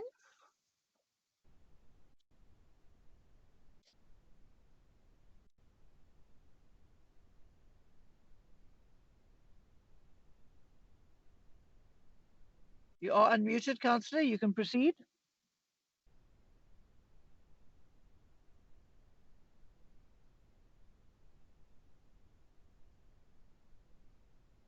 Councillor, you are unmuted. All right. If you're unable to speak, we'll come back to you. If we can then have Councillor Boy. Speaker. Oh, you're there. All right, carry on. There we go. There we go. Thank you very Carry on. much. Glad to be audible. Good morning, Madam Speaker, Executive Mayor Alderman Hill Lewis, colleagues and residents of our beautiful city. I am acutely aware of the realities faced by every resident in the city of Cape Town. Chief amongst those is the access to safe, reliable and clean electricity. This is why, under the leadership of our Executive Mayor, Alderman Jordan Hill Lewis, we are committed to breaking Eskom's monopoly and to provide consistent supply of electricity required to power up Cape Town's homes and businesses. Madam Speaker, it has been an incredible 66 days serving the people of Cape Town as the Mayoral Committee member of energy, of this critical portfolio. The team of hard-working officials in this directorate are dynamic and are able to respond expeditiously in crisis. Madam Speaker, as mentioned by the Executive Mayor, during the festive period last year, Cape Town suffered a major outage in the greater CBD, which affected both residents and businesses. Once again, the city showed the residents and the rest of South Africa that we are prepared for even the toughest of situations. Our unparalleled emergency response systems, coupled with openness and transparency, saw us resolve the situation in under 24 hours.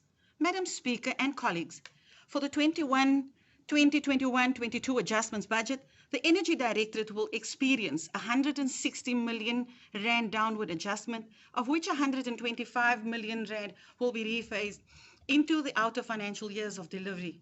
The Directorate will receive a further 28 million rand increase in order to enhance and accelerate critical service delivery projects. The residents of the City of Cape Town can look forward to a 12 million rand injection in the new meter replacement program, which fulfills our commitment as a city to invest in new infrastructure and smart technologies to enhance every resident service delivery experience, truly a sign of an innovative city. We will invest a further 5 million rand in the upgrade of our high voltage substations to ensure that our electrical supply infrastructure is able to feed consistent electricity to businesses and residents, averting the risk of regular maintenance outages in the long term.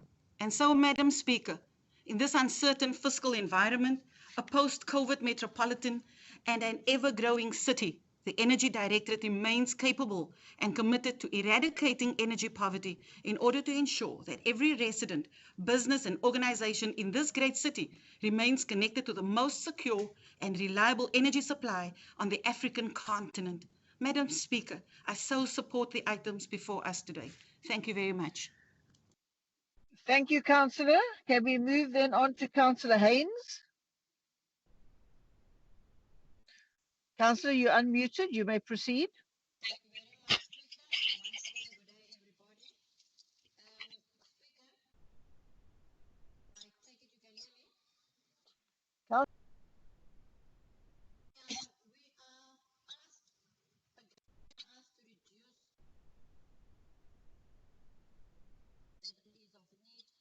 Councillor Haynes, excuse me, but you're very, very faint. Is there any way you can up your volume?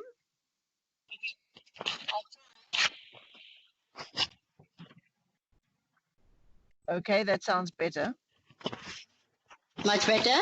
That's better. Carry on. Thank you. My apologies. No problem. Right, let me start from scratch. I hope you're going to start my time also from scratch. Will do. Speaker, again, we are asked to reduce or move funds of most critical projects that is of much need to the working class and the poor. The ANC is on record that we did not support the initial budget. The DA and some other parties voted for, and we still do not support. We want to put it on record that again that we do not support this adjustment, which is going to be seen to be a delay in projects after people have voted for the DA as promises were made in the initial budget. To list but a few, there's a lot, but I want to list two only. Decrease in funding for PTI's projects, which people have been crying for in the different communities, in particular in the poor areas, for proper park and ride areas, for proper taxi ranks, as we call it, and people know it. To move to dial ride, it really doesn't make sense, because initially the DA is just renting out dial ride to their friends. Also, to decrease the decrease of 2.5 million on the Oreo grant due to a lack of delay of filling of vacancies is an insult to the residents in those areas that projects are meant for. What is worse is that the Dutch government, whom we've gotten this money from, is seen not to be happy with our performance. And continuously, when the ANC councils raised the issue of low staff and non-staff employment, and we were made off to be political and trying to play politics with people's livelihood. Kanti, it was the DA that's not employing our people. We want you not to waste money on wanting to take over the rail network. You continued and you wanted to insist and you wasted those funds. We want you then that it can be used on more, the funds could be used more responsibly, but you insisted that Metro Rail fail, you will be better. Can't you are failing to deliver even basic things as sewer system to people here in the city of Cape Town.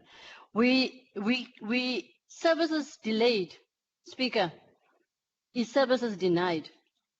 Taking money from this year to next year and to next year to not deliver projects or continue with projects in different areas, being it housing, being it transport, being it water, anything that we need to deliver, we take money this year to next year because now people have voted for us now, so it's fine, we can now move and get them to drag the projects that are so much needed in the areas. It is really not on to the people of the city of Cape Town. I do not think they deserve this. We sadly cannot support this adjustment, even though you claim it is improved service delivery, because experiences on the ground has been something else to us and our communities. I thank you. Thank you very much, Councillor, and for being short. Councillor Boy.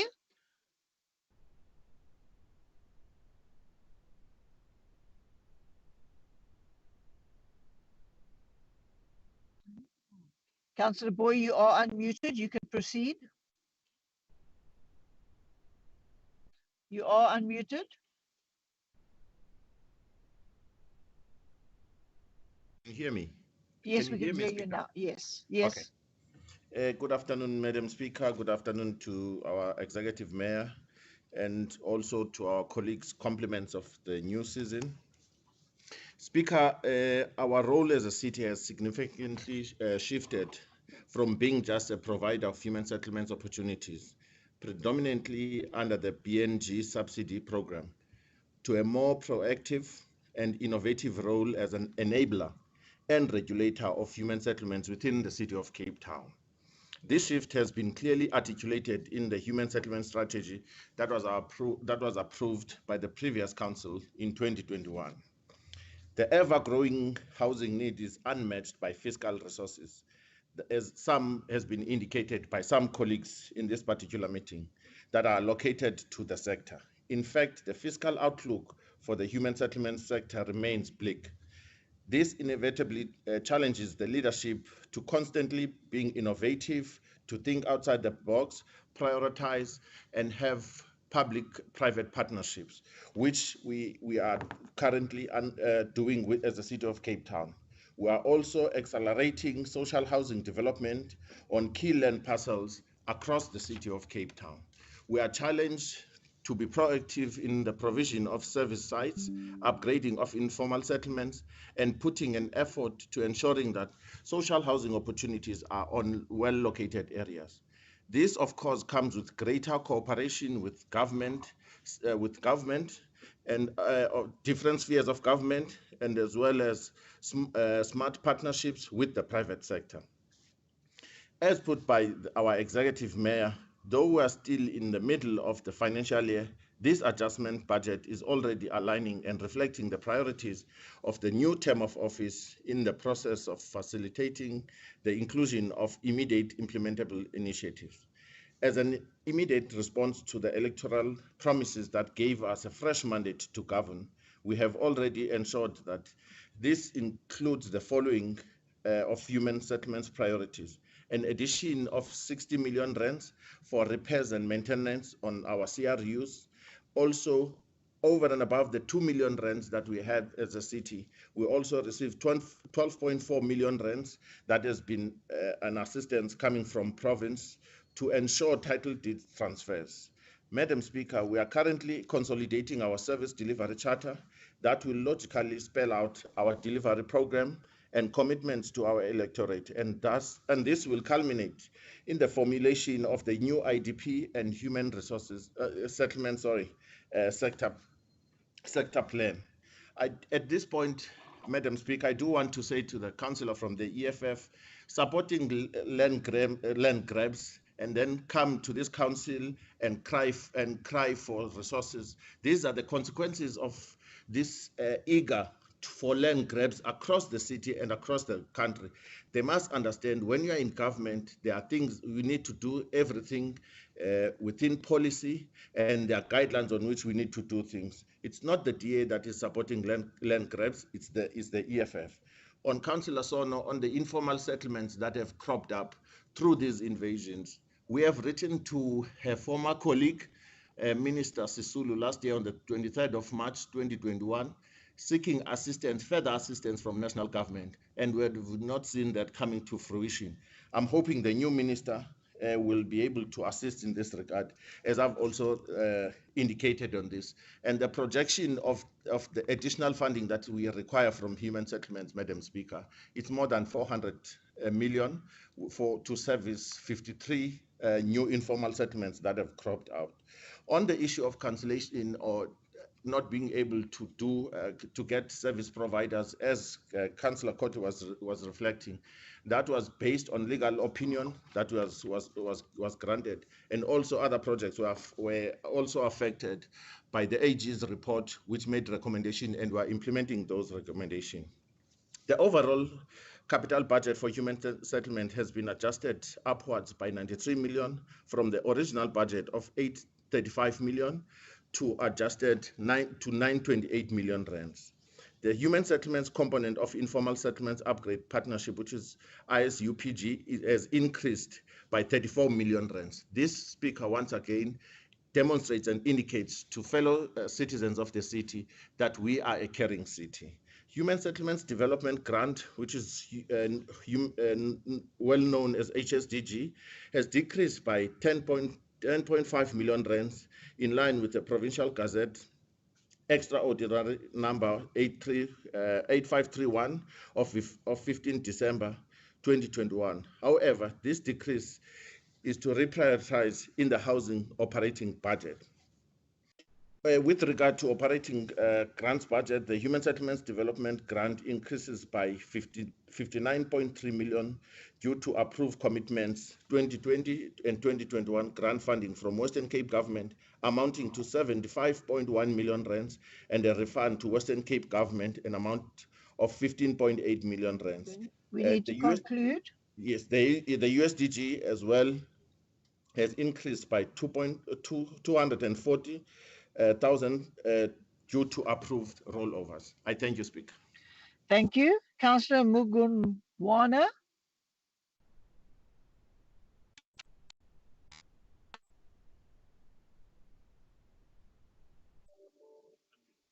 You're unmuted, sir. Can you continue? Thank you, Speaker. I am not going to repeat what has been said by the previous speakers, because I'm dancing on thin ice because my time is very small. The United Democratic Movement is worried because we are here sitting today in this meeting discussing and deliberating on the adjustment budget. Yet we are seeing a lot of discrepancies that have not been addressed in the past 3 months that we have been in office. We have not been told even by the executive mayor of the time frames in terms of solving the sewage blockages in our townships. There has been no mention of the fixing of the defective robots in our township, especially when you get into Delft on Hindle Road from R300. The third aspect is the collapse of the underground infrastructure in our township. That has not been mentioned, but we hope these figures that have been mentioned here will address those ills so that our people can enjoy life like other people in other areas. The United Democratic Movement, therefore, will only support this budget for the sole purpose of giving the governing party in the city of Cape Town an opportunity to go and fix what is broken. And we will immediately review that support if and when you fail to do so. Thank you, Speaker. Thank you, Councillor. We're going to move to Councillor van der Ross. Good afternoon, Speaker. Am I audible? Yes, continue. Good day, Speaker, Executive Mayor, fellow councillors, residents of the City of Cape Town and the media. As we table the adjustment budget, I need to make a note that being in social development and ECD and being in the directorate I am now, I think we need to focus on maybe creating some charts where we can explain how the adjustment works to our fellow councillors. This is a note. As we table this adjustment budget today, we know we're facing a catch-22. This, as we noted, downward adjustment budget in capital budget, and at the same time welcome an upward adjustment to the operations budget for the directorate. Yet in the spirit of January, fresh starts and a new term in office, we will regard our challenges as opportunities to inspire, reaffirm hope for the residents to take pride in our city. Opportunities to ensure that we meet a greater demand of our everyday services for health, for social upliftment, for early childhood education and recreational operations. As we unpack the capital budget of the directorate, I wish to welcome the upward adjustment towards library and information systems. There's so much earmarked in the ICT equipment, monitors, laptops replacements, and the purchasing of social media screens for our libraries. Libraries must only not be viewed for a mere city-owned facility, but a hub of knowledge, especially for our children, youth, and the leisure for our seniors. It is always hard to accept a downward adjustment, regardless of the department, but especially in one that is in the business of driving basic service delivery. I do want to note that for the majority of the downward adjustment, affected projects has been rephrased for out of. Speaker, this means that the management of our national fiscus is now effectively delaying the projects of the city to our residents. However, because we see the challenges as opportunities, we will affect the following: 400,000 Rand for the constructions of the walking track in Latвin. We're going to look at 621 million for the Jan Smuts Road walking track, 650,000 Rand for the multi-purpose court upgrade in the Langa indoor gym and gym equipment. Last but not least, we're looking at 393,000 for the upgrade in the Thornton Scouts Hall. 1.5 was allocated to the increase of 22 ward allocation projects to enable completions of projects for complete value creation. 5.1 was brought forward to commence construction for the Baldar Multipurpose Center in Mfuleni. It is a priority for me as a political head for health and community services to ensure that we accelerate on spending our assets in order to achieve our targets. Over and above, I pledge to ensure that the residents in all 4 areas of our metro are able to access everyday service and a well-kept facility. Thus, for the operational point of view, we welcome the upward adjustment to all the functional departments to the value of 104 million Rand. Speaker, I've embarked on site visits, and I'm still doing those for SD and ECD programs, our library and information services, our repair and maintenance facilities, and sports centers. I've met with some of the staff who have shared frustration in the interest for the communities that they serve. To all our responsive and accountable officers, I want to express a heartfelt thank you. They add true value to the meaning of the operational budget. As we move toward the end of the financial year, of the financials, it is my pledge to visit our programs, improve transparency, and build an accountability to ensure optimal operations for our sites and programs. We will see no more challenges, only opportunities. Which brings me to the following exciting announcements. The Mayor has in his speech announced the up of the Muizenberg hubs as well as the Strandfontein. But when we look at Strandfontein, we look at the adjustment that my colleague has spoken about, that we're looking at the irrigation and the other maintenance issues that we can assist with there. Along the directorate with energy, we are looking to explore new ways with energy and health, how we mix up with the vaccine incentive. We do understand the concerns around vaccine hesitancy, but we also know that the only way that we can consider COVID-19 as a flu, we need to make sure that we get our residents vaccinated, and we need to make sure that we find ways to give our residents more hope. To serve our homeless with dignity, we have allocated the additional 10 million for looking at the EPWP opportunities, temporary employment for additional field workers to assist with daily outreach activities, further capitation on city winterness programs where we do development of the street people, and also, which is very important, that the end goal for our homeless is always having the reintegration where they can go back to their families. And we must say, arguably, we need to increase availability of bed space for our people. Speaker, with vigorous political will and oversight, a responsible administration, we can change challenge to meaningful service delivery opportunities, of which we are proud of, and we will. Herewith, I would like to table the social development adjustment budget. Thank you. Thank you, Councillor. Can we move then on to Councillor Adams? You're unmuted, sir. You can continue.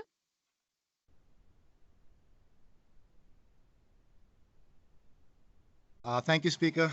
Thank you, Mayor. Thank you, colleagues. Mayor, with regards to this budget, the Cape Coloured Congress cannot support it.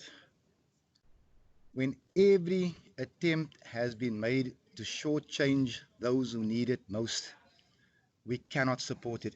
Mr. Mayor, I refer again to your opening speech with respect for the public money. It is the money that belongs to the poor, Mayor.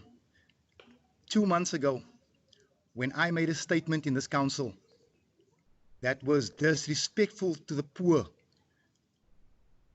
when you consider the amount of money that had been stolen, I was charged by the Speaker. When I offered the information of the theft, that the proof, the Speaker would not accept it. She still hasn't replied. Mayor, I say to you again, if only MPAC does its job, we don't need to be cutting a cent for service delivery. Mayor, I sit here with a tender where 2 companies have been awarded the same contract and 1 company is scoring 34 million rand extra. Someone is failing our poor. Mayor, I welcome the upgrade to the Strandfontein sports field. 2 million rand is what is needed. Our youth deserve a place to play. But I can take you to 15 sports fields in Mitchell's Plain that are in a state of decay. Mayor, more needs to be done. This budget, Mayor, it will only preserve privilege in certain suburbs and perpetuate poverty in others. We cannot support it. Mayor, on tender 225C, our poor losing 34 million rand. Mayor, you speak of a report that still has to come. A 2-page report from Special Investigations Unit. The head of Special Investigations Unit, Mayor, he has been arrested for defeating the ends of justice. Does this department have any credibility? Can we flout a report from Special Investigations and say, this is the hold-up? Mayor, we, the CCC, demand with immediate effect the immediate suspension of the head of Treasury, of the head of Public Housing, of the head of SEM, of the head of Forensics. Mayor, MPAC has done nothing in the last 5 years except investigate absenteeism while the fraud has been put in the drawer. 700 million rand has moved. Mayor, when I called you up in this very chamber It was to preserve the integrity of this chamber and the city. Your speaker moved against me. You need to tell Felicity Purchase Mayor that this is not the tricameral parliament and she is no longer an old nationalist. My mayor, the hand that was extended to you on the day of your inauguration by every opposition party still stands. We want to work together. We see good in you, but you are falling into the trap of every one of your predecessors. Okay, good doesn't see good in you. Mayor, I noticed that when I asked him, Tamposa, can I speak? Mayor, when I asked the question about Richard Bosman, and when will he come and appear for writing 42 million rands worth of checks that turned homeless people into victims, you never responded. I believe that the man has applied for the same position. Mayor, let him know that the opposition in this house will not welcome him here. Thank you. Thank you for that. Interesting. Can we please have that evidence that you've got? Because it's all very well talking about it, but we do need it if we want to move forward. The next speaker is Alderman Vos.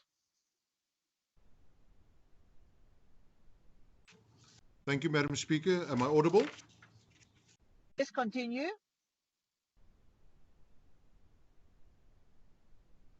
Madam Speaker, can you hear me? Yes, we can hear you, James. You can continue. Thank you very much, Madam Speaker. One of the greatest joys of my work as the city's mayoral committee member for economic growth is meeting people all over Cape Town and witnessing how access to meaningful opportunity gives a sense of pride and worthiness. Madam Speaker, every job created in these communities and Cape Town's other thriving industries means dignity restored or sustained. Now, the recovery from the COVID-19 crisis must lead to a different economy. Everything we do must be with a strong focus on building a more equal, inclusive and sustainable economy. Therefore, Madam Speaker, we must monitor our economy and understand what makes it move forward. Therefore, under our watch, small businesses will continue to be the engine room of growth by providing the right mix of smart procurement and supply development support, because this will help build on their recovery and expansion. Just this week, Madam Speaker, we announced our free training program and other assistance initiatives for small businesses. Likewise, the healthy development of the informal sector is one of our biggest priorities and is also a feature of the Inclusive Economic Growth Strategy, which was adopted by this Council. In this instance, we've hit the ground running to engage with trading association stakeholders to achieve dignified and accessible trading pipelines and the tools of the trade. Madam Speaker, the budget tabled today by the Mayor demonstrates our deep desire to get the basics right and building on our economic manifesto. Now, shining the spotlight on the programs that will attract investments, boost exports and enhance connectivity, my officials and I have already had discussions with several of our strategic business partners to get the ball rolling.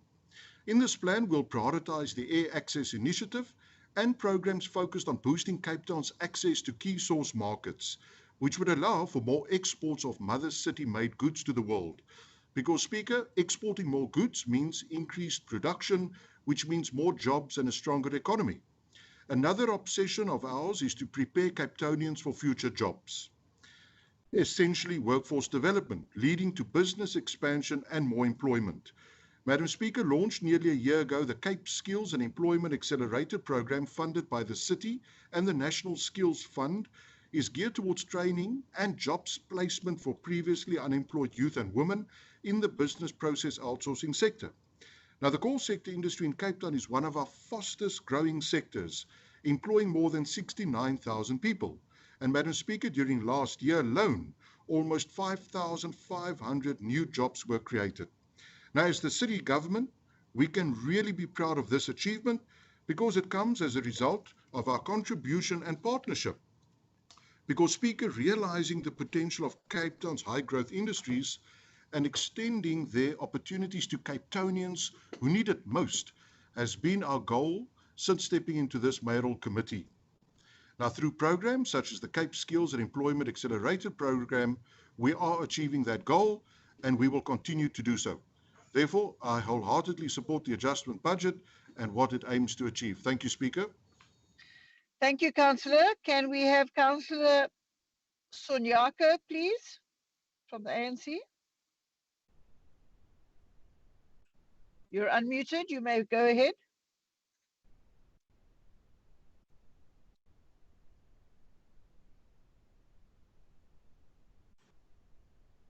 Yes, Speaker. Carry on. Thank you very much. Yes, thank you, Speaker. Honorable Speaker,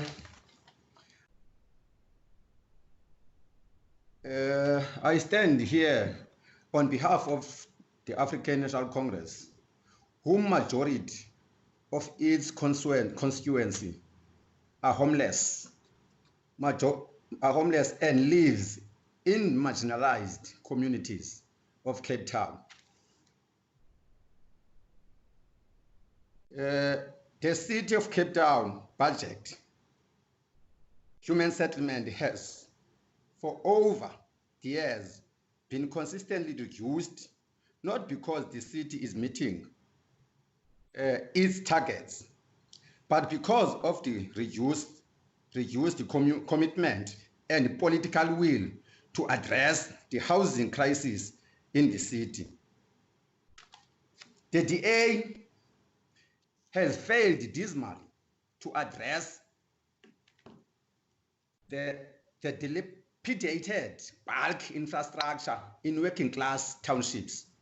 Our people live in conditions of squalor, with spilling sewage, potholes, water cuts, overcrowding, and poor sanitation. There is a glaring substandard service delivered in the working class communities as compared to more affluent suburbs. The city struggles to develop concrete strategies and realistic policies to appreciate worldwide urbanization. Instead, it goes around proclaiming to be a well-run city while people live in squalor conditions. We note that there is rapid growth on Cape Town informal settlements. What is painful is the lack of basic service provision by the current DA administration to over 70% of these informal settlements, with no water and sanitation facilities. How can a city which boasts to be the most beautiful in the world have a large number of its working class residents using bulk system? Speaker, there is a total collapse of bulk infrastructure in all working class communities.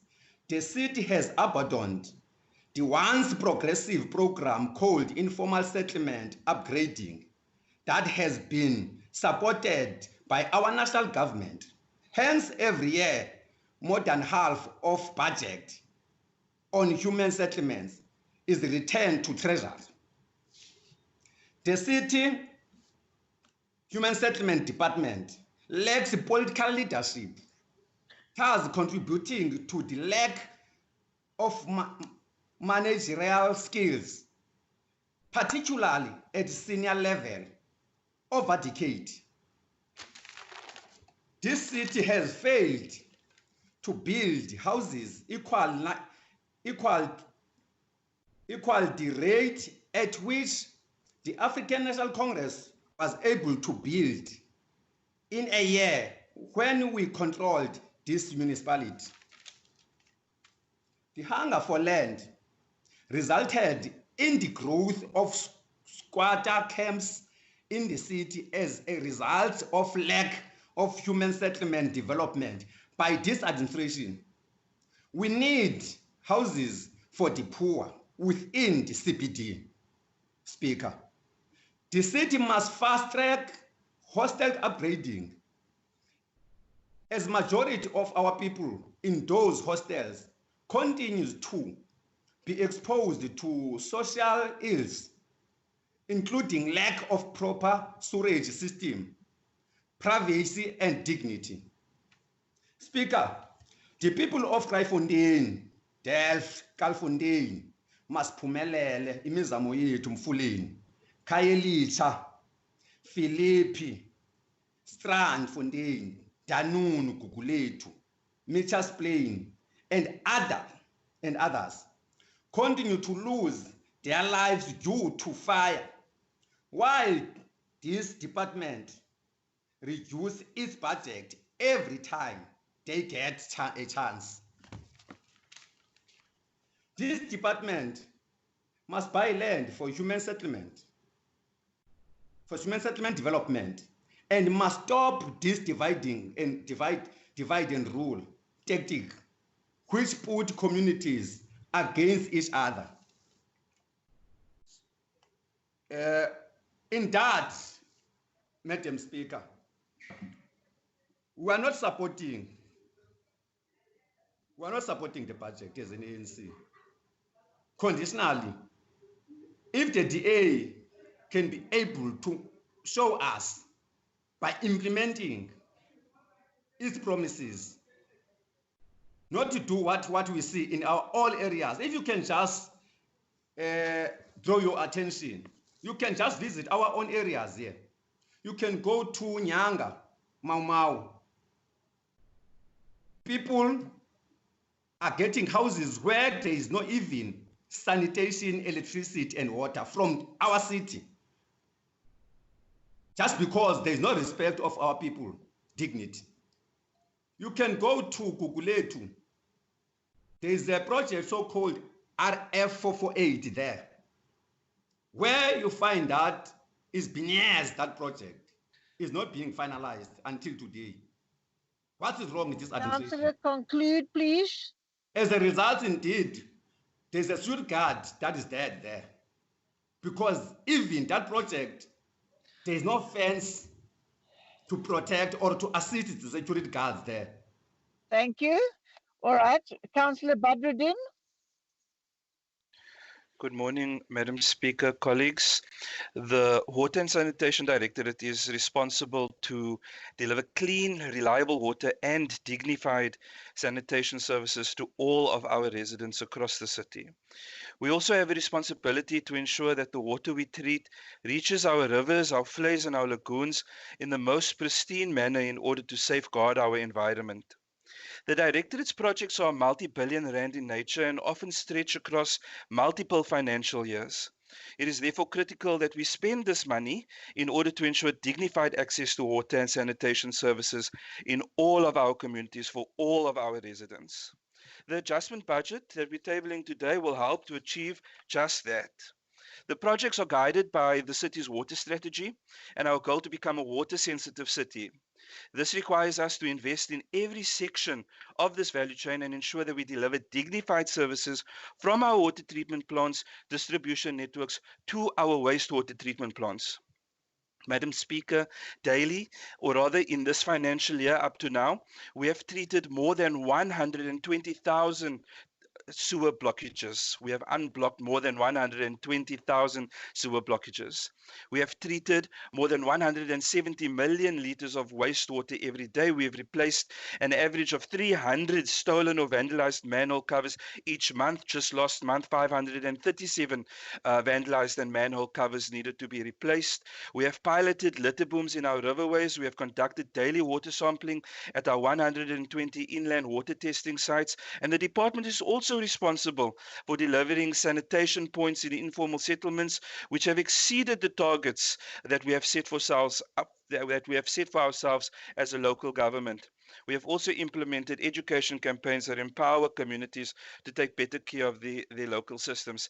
In the adjustment budget, Madam Speaker, in order to do the basics better, we will reallocate funds to priority projects. Bulk Water will receive 10 million rand additionally for the Table Mountain Aquifer project that will speed up our water augmentation program. The Cape Flats Wastewater Treatment Works will benefit from an additional 23 million rand in investment to fast track that project as well. And so too, the Zandvliet Wastewater Treatment Works, which will receive an additional 26 million rand in order to expedite that delivery. In our technical services space, we are allocating 31 million rand to the procurement of additional new vehicles in order for us to respond quicker to service requests.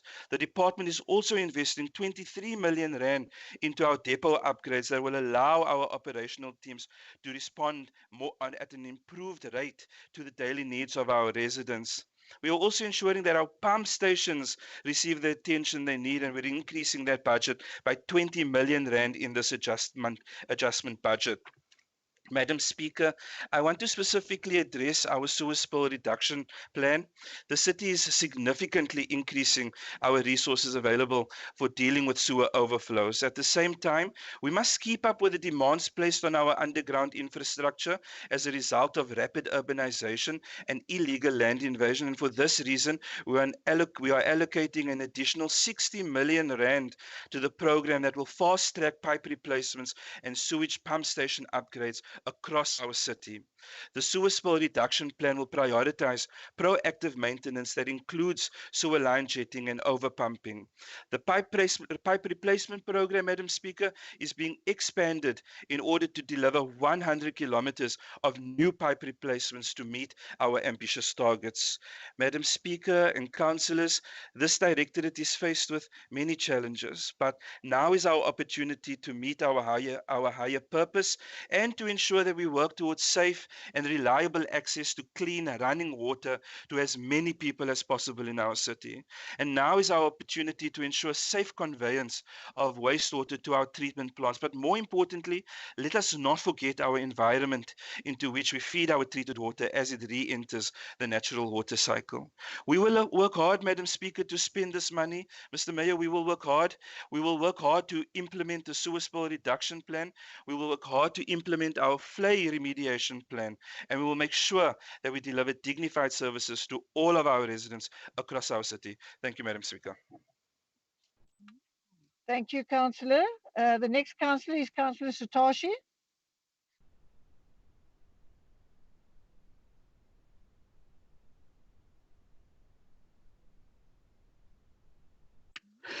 Can you hear me, Madam Speaker? You can, sir. Carry on. Thank you very much. Good afternoon, Mr. Mayor, and good afternoon, Madam Speaker.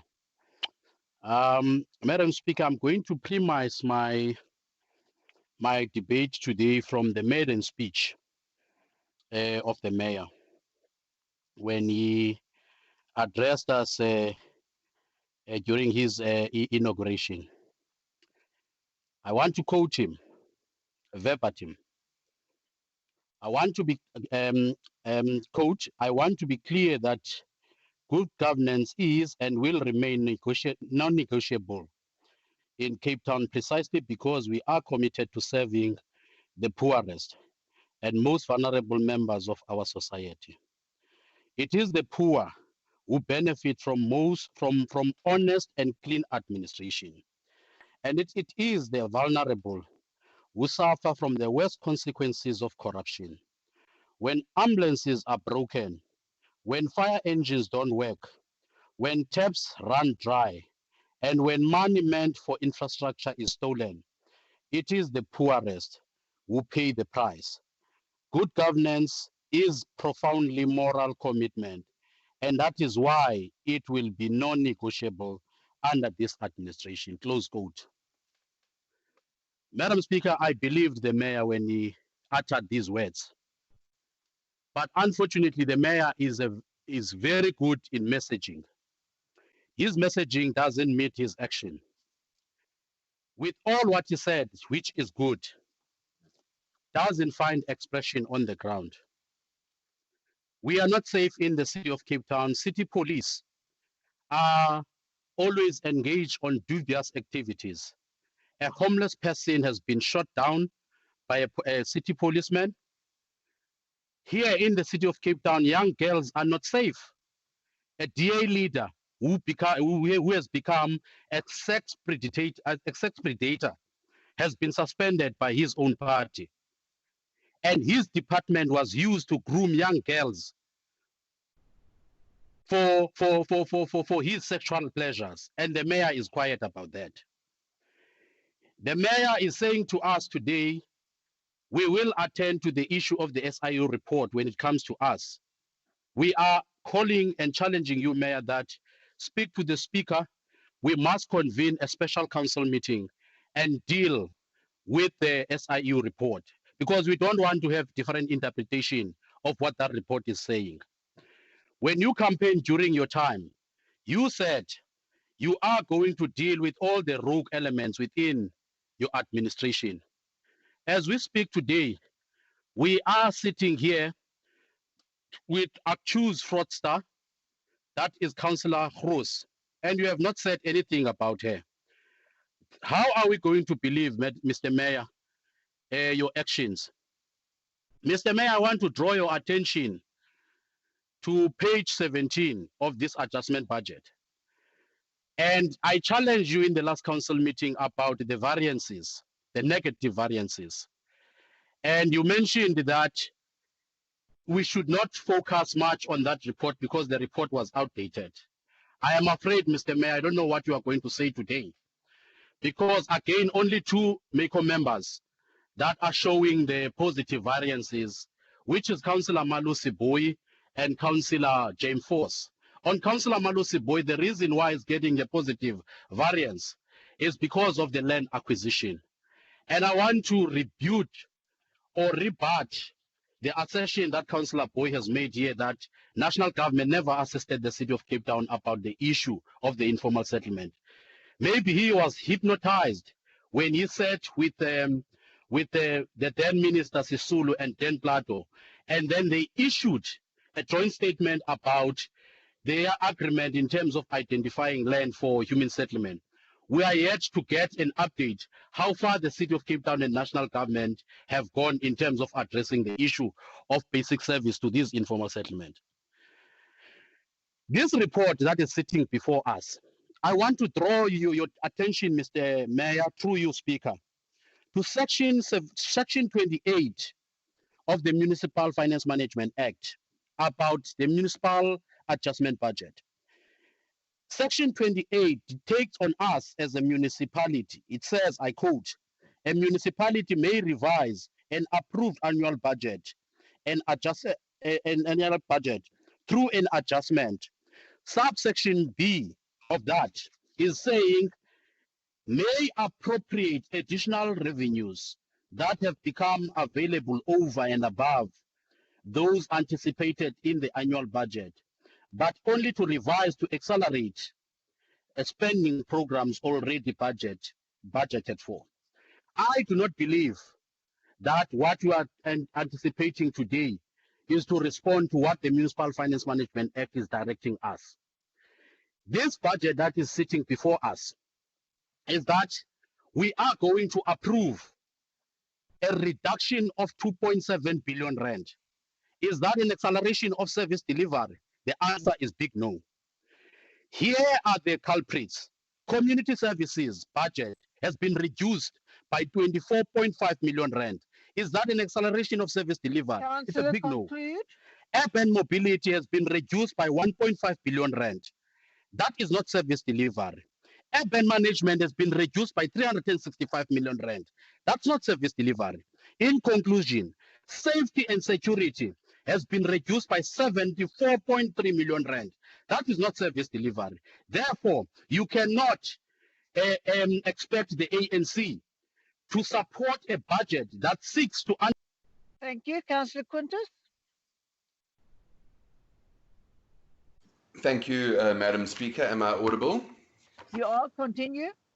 Thank you, Madam Speaker. Madam Speaker, through you, I would like to welcome Councillor Sono back from whatever peaceful and remote place she has been staying in until today, and where there is clearly no television, internet, nor newspapers. If she had been at all connected to the world in the past week, she would have noted that the signing of the My City Into Express contract, which will benefit the residents of Khayelitsha and Mitchell's Plain, and accessing the CBD and the network of the My City and all the opportunities that come with it via safe, affordable, reliable public transport has happened in the past 7 days. Madam Speaker, The main reason for the significant reduction in urban mobility's capital budget in the current financial year is due to the reduction in the recently gazetted PTNG BFI funding allocation, down by 1.34 billion from 1.433 billion to 93 million in the financial year 21-22. This is in fact to correct an over allocation of funding in the current financial year and to align the allocation with the latest integrated rapid transport phase 2A implementation program and cash flow projections. The overall PTNG BFI funding allocation of 7.1 billion rand is completely unaffected by this reduction in the current financial year and will be utilized as we progress with the significant catalytic legacy project being undertaken by the DA-run City of Cape Town. The only metro, in fact, that the ANC National Government's Department of Transport is prepared to invest in. As State President Ramaphosa said, Madam Speaker, thankfully there is one metro and one province in South Africa that work. Other reasons for the reduction of urban mobility's 21-22 capital budget include a rephasing to the outer financial years of a portion of the congestion relief program budget, which has become necessary due to the expiry of a professional services contract, which has delayed the advertising of a number of tenders for construction works. For Councillor Korti and Councillor Haynes, Madam Speaker, through you, new professional service providers have now been appointed and construction is planned to commence in the next 2022-23 financial year. Other much smaller reductions, Madam Speaker, have been given rise to by a rephasing of some of the projects and program budgets in order to align with the readiness of those projects for execution so that we can hit the ground running and spend the money when the sites are prepared and ready to move. I assure this chamber, Madam Speaker, that we are up to the task and will continue to add value in the lives of all Cape Townians going forward. I therefore table the Urban Mobility Adjustment Budget before this Council and ask for its support. Thank you, ma'am. Thank you, Councillor. Alderman Twig.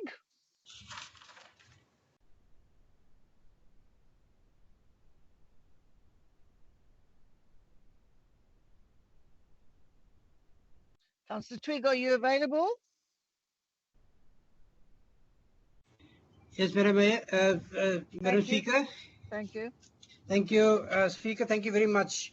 The new directorate has a very difficult task ahead, and with the numerous challenges, however, our directorate is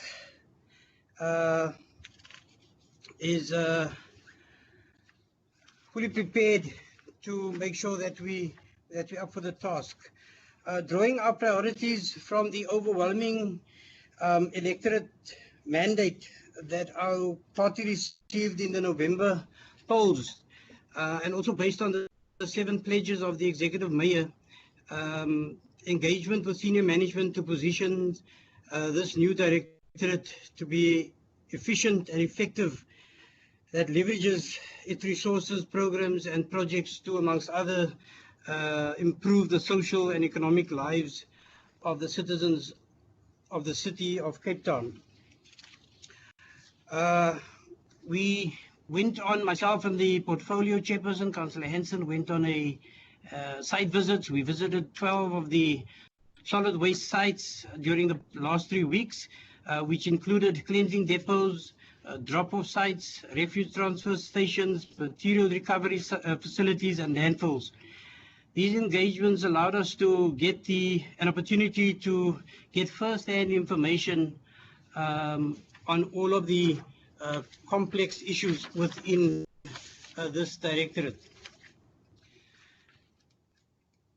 Staff also raised quite a few challenges, and I must say that with the support of MACO and the mayor, we look at the adjustment budget surely then to pave the way to make delivery of high quality, reliable, efficient and effective and on-time services to our customers.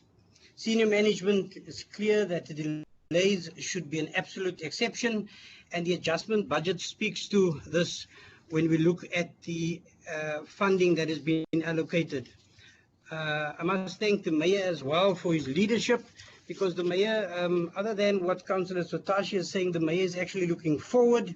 We need to address the problems that we had that also came along with COVID, and clearly with the adjustment budget that the Mayor has put forward, it actually speaks to that. I further welcome the 17.6 million of the public employment support grant. Also the further support that we've received from the government grant. This again, Madam Speaker, just shows the Mayor and the DA administration is serious to clean up our city. I welcome the additional allocation of the 5 million for the city cleanup campaigns, as well as the 60.2 million additional rands for the haulage and the hiring of vehicles, which is going to assist us in making sure that we have on-time collections as we move forward.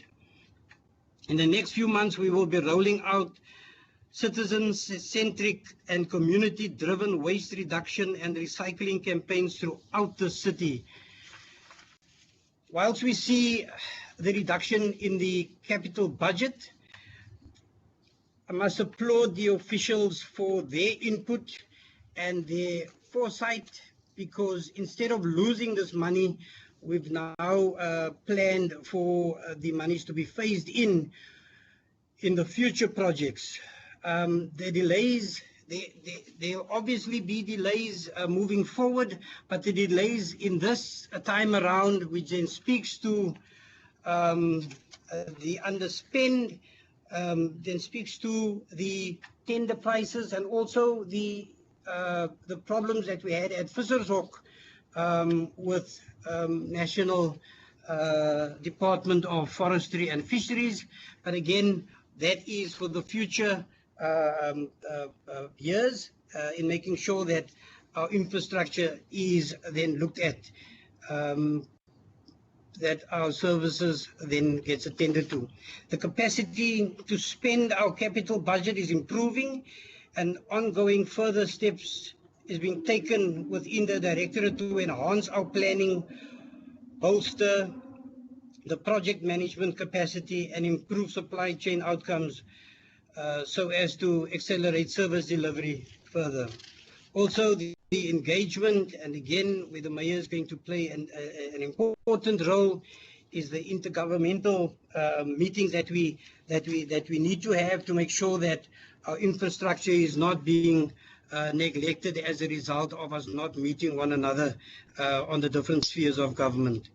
The adjustment budget helps to align all of our projects and plans for the rest of this financial year with the financial resources at our disposal. Madam Speaker, I support this adjustment budget as it will help us make this great city even greater. Thank you. Thank you, Alderman Smith.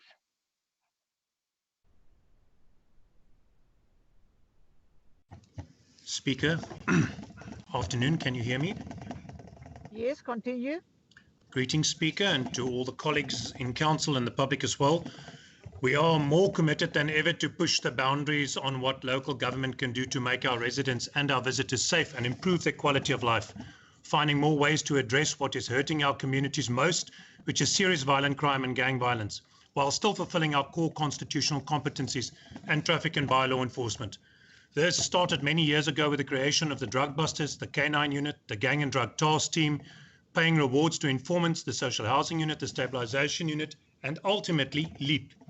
We have added watching briefs through our Safety and Security Investigations Unit to make sure that arrests we make after communities are brave enough to give us tip-offs result in convictions. Far too often, Speaker, the community see arrests by SAPs resulting in nothing, with criminals back on the street in no time, and this really drives anger and vigilantism. We are making sure that when we make arrests, these are monitored and tracked, and that the communities get relief from the criminal activities by trying to ensure that there are convictions. Speaker, just as an aside, it does appear that Councillor Adams seems to confuse the SAPS SIU and the Safety and Security Investigations Unit of the city. The bold investment in LEAP and in the most crime-affected communities as well sees us taking around 20 to 30 guns a month off the street in these 10 areas with the highest murder and violent crime stats, with the 1,000 LEAP officers that patrol these areas every day. That is why Speaker Minister Cele could say recently that at least one province has reduced its murder rate, specifically in the LEAP areas. I wish really that we could roll out a LEAP unit in every ward and suburb, but the budget implications are staggering. Just imagine what the city could achieve if we had the resources that national government control, which is why the control of SAPS needs to be transferred to the province or the provincial government. The CCTV tender has not been finalized, despite Safety and Security trying to achieve its completion for the last 19 months.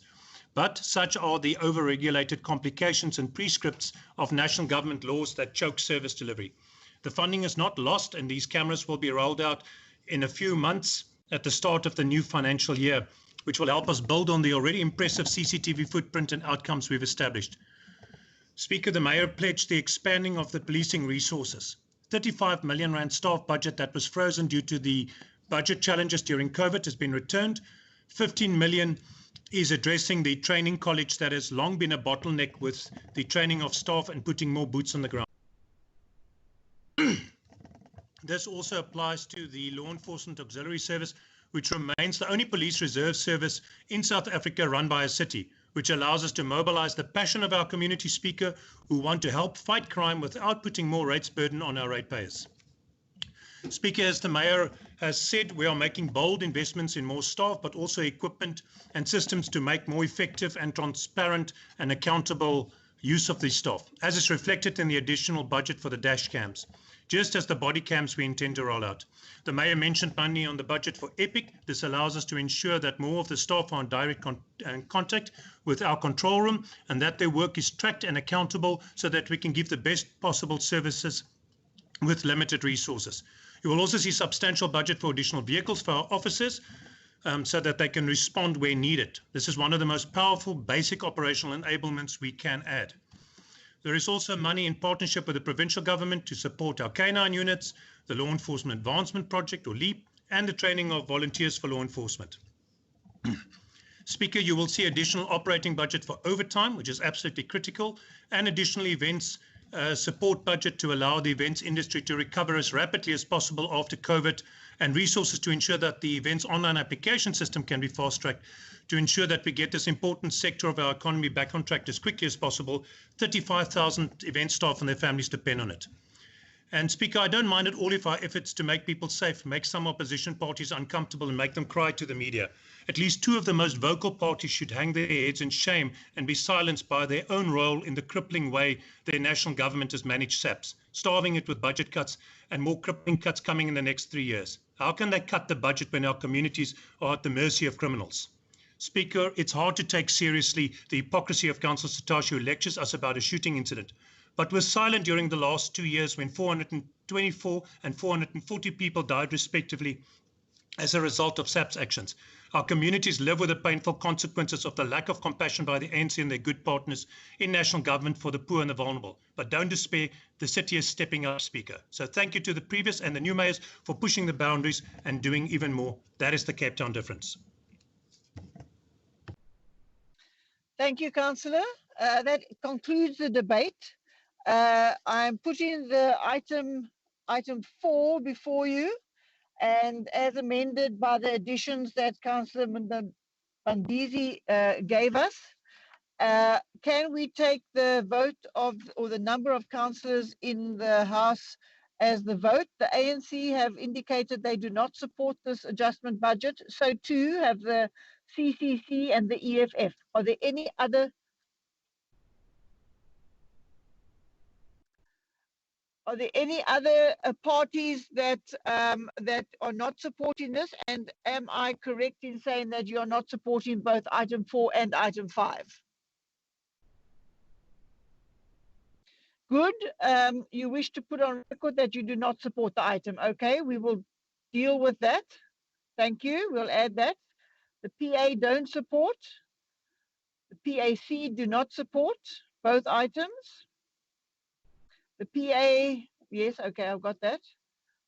Are there any other Other parties? Don't support both. Yes, no, we got that. Thank you, Councillor. So we now have the ANC, the EFF, good, the PA, the PAC, and the CCC. Are there any, the ARA do not support? The AIC do support. Okay. All right. Then I will take those numbers for each of those parties as the record of the vote. Right, now we move to item 5. Is the vote the same as item 4? With the ANC, the EFF, good, PA, PAC, and other not, and the CCC not supporting. Al Jamar does not support. Is that for both items, Councillor?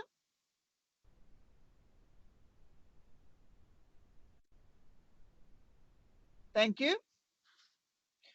All right, then we will take that. Al Jamar does not support for both. We will take that as the vote. Thank you. We then move on to the next item on the agenda, which is item 6. And this is the awarding of a contract over the budget cycle. And that first speaker there is Councillor Richards. Councillor Assam Richards, you are unmuted. You may proceed. Am I audible? Yes, carry on. 1 minute. Thank you, Madam Speaker. Awarding the contract beyond the budget cycle, the Patriotic Alliance, we still urge the city not to award the contract for 3 financial years. Although the city will derive financial benefit from contract 110G, we feel that 1 financial year should be sufficient. This will also allow other contractors the opportunity to tender. This will also ensure that equal work opportunity for all contractors and ensure accountability. Thank you, Councillor. Councillor Majuza. Thank you very much, Speaker. We are taking this submission as a note. Yes, the procurement of subsidies, which could also possibly be some sort of a form of relief to the ongoing scourge of electricity crisis. However, as much as we are in this dire state and very much in need of such innovative interventions, the question, Speaker, that should be at the top of our list is how is this procurement going to be a benefit to our energy cluster and an answer to the socio-economic dynamics faced by our township contingent of our communities, which in most instances have been proven to be more detrimental to the municipal's fiscal, which is in most cases is affected by illegal electricity connections. In essence, how the initiative is going to assist us as council to relieve the burden to our residents of electricity cutoffs, whilst making sure that tariffs are not ever inflated. And lastly, Speaker, taking you to page 475 of volume 2, what could be informing the inconsistent variation of the projected cost from the maiden year to the second financial year as compared to the third to the probable last financial year? Thank you very much, Speaker. Thank you, Councillor. Councillor Sulelo.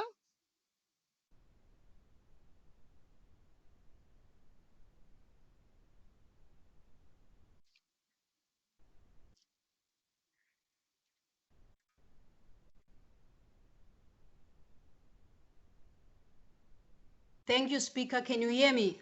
Yes, proceed. Thank you very much.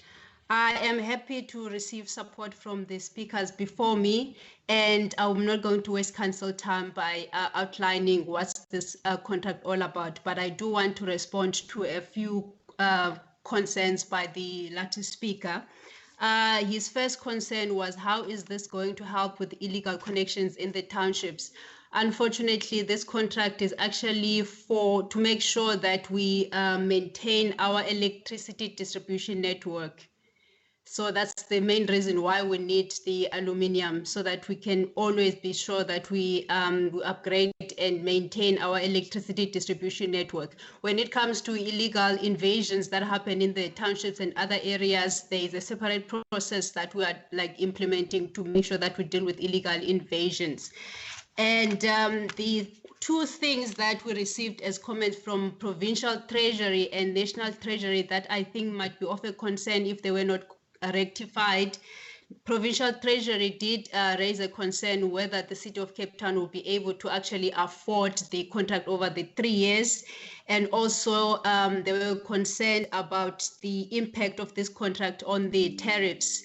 And that has been, we sent a response to province, and we are definitely going to be able to afford the 4 million rands over the 3 years, and tariffs will not be affected at all. And National Treasury actually also, I would like to really commend them from noticing the discrepancy with the commencement dates, which stated that the 1st of September 2021 will be the day that this contract would actually commence, which is obviously incorrect because the council has not had an opportunity to see this item, and that has been rectified. And because of that, I am quite confident that the contract as it stands, it should be supported, and I ask that the council approves the recommendation as tabled on 479. Thank you, Councillor. We have a recommendation on page 479. We have the PA voting against the item. Are there any other parties that wish to vote against the item, or can we move the recommendation accordingly? All right, thank you very much. The EFF's against. Thank you, we'll note that. All right, we're moving on then to item 7, and Councillor Magina. I can't read. Maquina.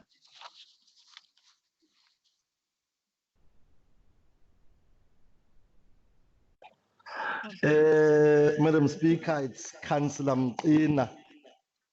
Sorry about that. Thank you. Okay, thanks, Madam Speaker. Madam Speaker, it is rather shocking that when the world was engulfed by this invisible enemy called COVID-19 that claimed many lives, and not only lives, but also jobs, and a lot of small businesses were closed and affected by this. When the city is supposed to be leading the way in making sure that these businesses actually recover and create more jobs, they choose to unplug the machines on the companies that are in ICU, which thought they had survived this pandemic. Instead of resuscitating these businesses, the city of Cape Town wants to make sure that they don't survive by asking them to pay exorbitant amounts of money instead of injecting financial relief to these companies. We reject the proposal to decrease these tariffs and calling for the total scrap of these tariffs, as they only benefit the well-established firms and not the small ones. This is a clear indication that the DA-led City of Cape Town is saying to our small businesses, which majority of them are owned by people of color, who unfortunately are still bearing the brunt of the apartheid and its ramifications. It's saying swim or sink, as the only preoccupation of the DA-led City of Cape Town is profit more than anything else. That's our submission, Chair. Thank you. Thank you very much. Alderman Eddie Andrews, can you proceed? My magtig speaker. Ek weet nie of 'n ander item is waaroor my kollega gesels nie. Would you like to talk in English, or otherwise I must just allow for the interpreter? I can talk in English, but the English interpretation of my what I just said was, my goodness. I'm not sure if there's another volume, agenda volume that I may have missed, or an item, but clearly my colleague has not read it. Maybe he was with Councillor Sono at that happy place where they were for the past period. But this is not the concern. On the contrary, what he is, the principles that he's trying to propose to council is precisely what this item is about.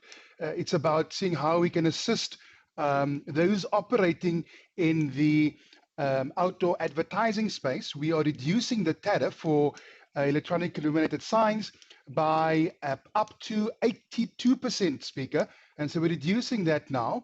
And that's what this item is about. And we're asking council support purely because we understand the hardships we are intentional to assist our business with our business recovery program. So this is what this item is about, and I ask my colleagues' support in that regard. Thank you, Madam Speaker. Thank you very much. Then put the item, the recommendation on page 591. Those that are against the item, please indicate so that we can record. So the ANC is against the item. Any other parties against the item? All right, then with the ANC's vote recorded against, we move the item. Thank you. We move on then to item 8, which is agreed. We move to item 9, and here we have Councillor Majingo first. Councillor?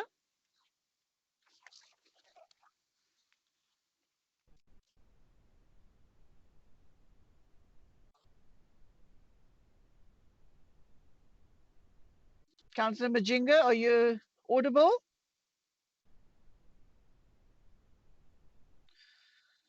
All right. Councillor Manuel from the CCC?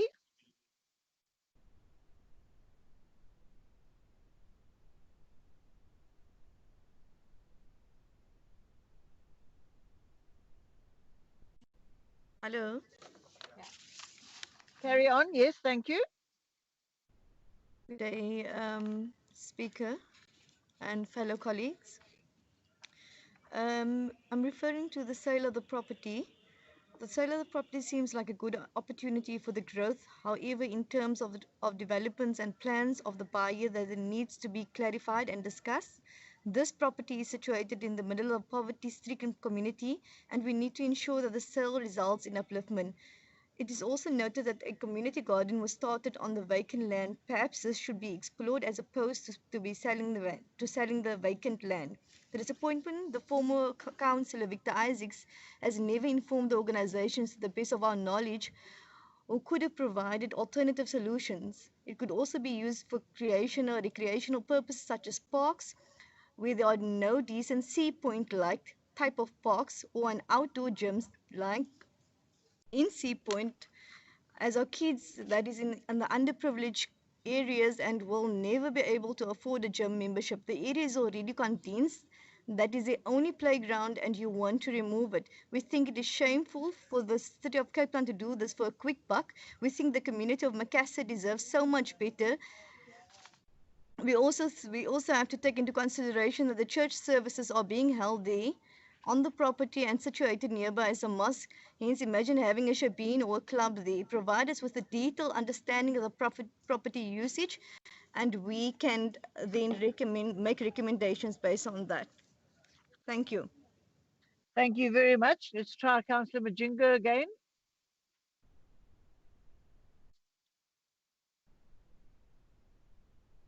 Councillor Majingo? Yes. All right, there we go. Thank you. Thank Madam Speaker.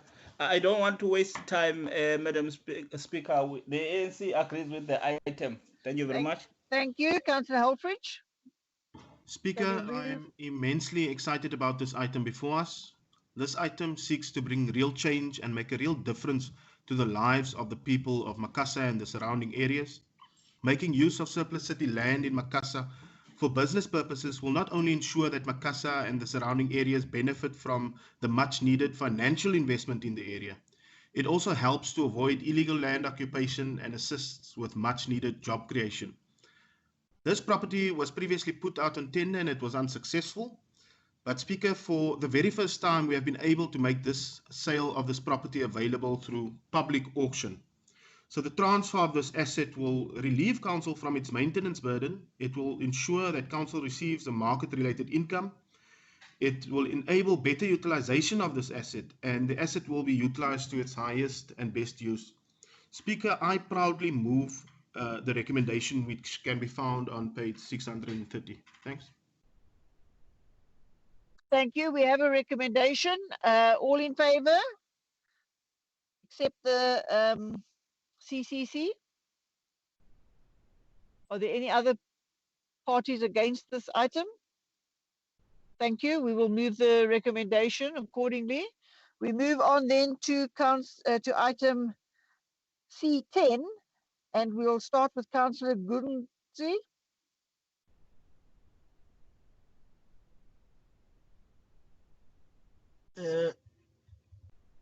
Afternoon, Speaker. Afternoon, councillors. Afternoon, officials. Afternoon, Mayor. Speaker, I don't want to waste time. As the ANC, we support this item for closing the public open space for building of social housing.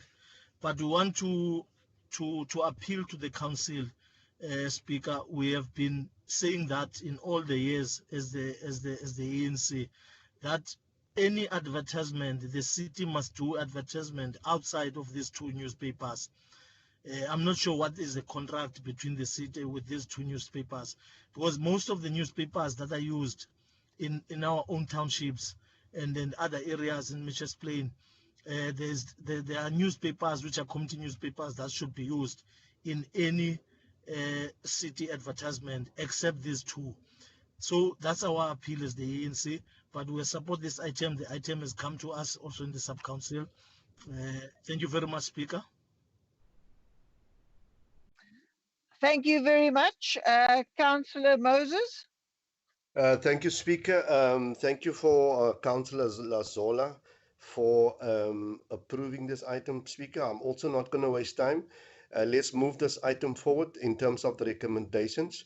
But I also want Councillor Lazola to read the Systems Act, which is quite clear on public participation. And if you look very carefully, it has been done, Speaker. So I move the recommendation, Speaker. Thank you. Can I just get clarity, Councillor Dumbaza, are you voting against the property items as per your previous request? Because then we need to make note of that for every item. Are there any other parties that are against? All right, we'll get clarity from the EFF going forward and record it accordingly. But in the meantime, the recommendation is carried. We move on to item 11. Councillor Richards from the PA.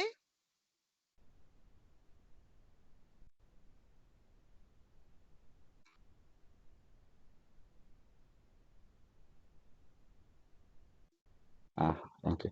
The proposed closure of the Cape Farm in Masipumalele. We agree in principle.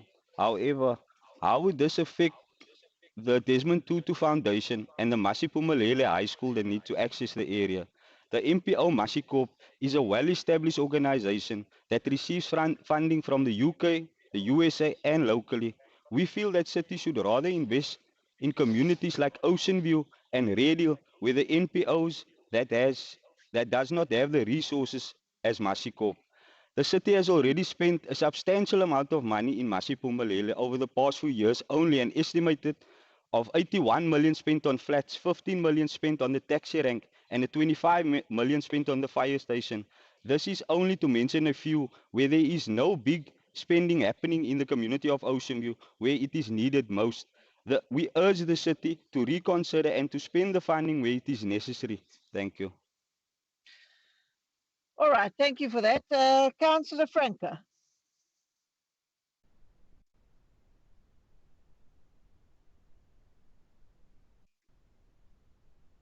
Madam Speaker, can you hear me? Yes, we can. Proceed. Thank you. Good afternoon, Madam Speaker, Mayor, officials and councillors. Madam Speaker, I'm delighted that we are finally concluding the process to regularize the zonings and departures in order to move forward with the wonderful work our NGO tenants are doing on this property for the communities of Masipumalele, Ocean View and surrounding areas close to the facility. Madam Speaker, I therefore move the recommendation. Thank you. Thank you. Councillor Williams from the CCC.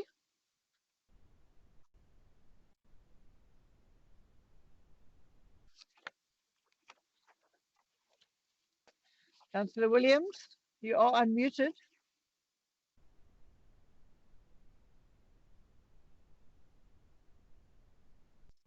All right, if Councillor Williams is not available, then we'll move the recommendation. Those in favor of the recommendation, or should I ask who is against the recommendation? If you can indicate, please.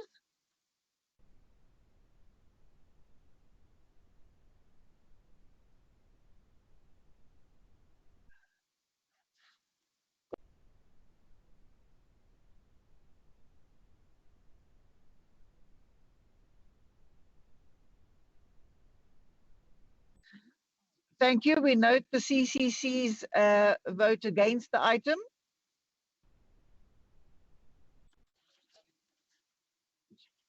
Against Al Jamar.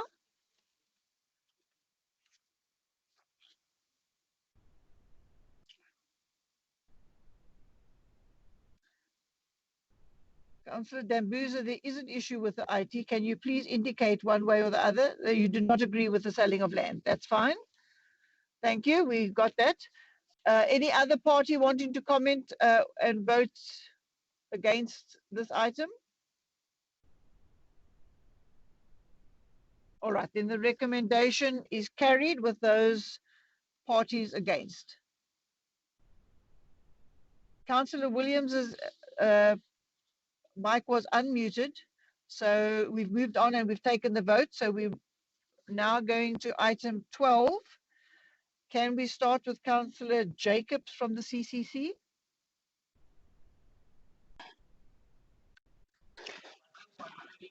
Madam Speaker, can you hear me? Can you hear me?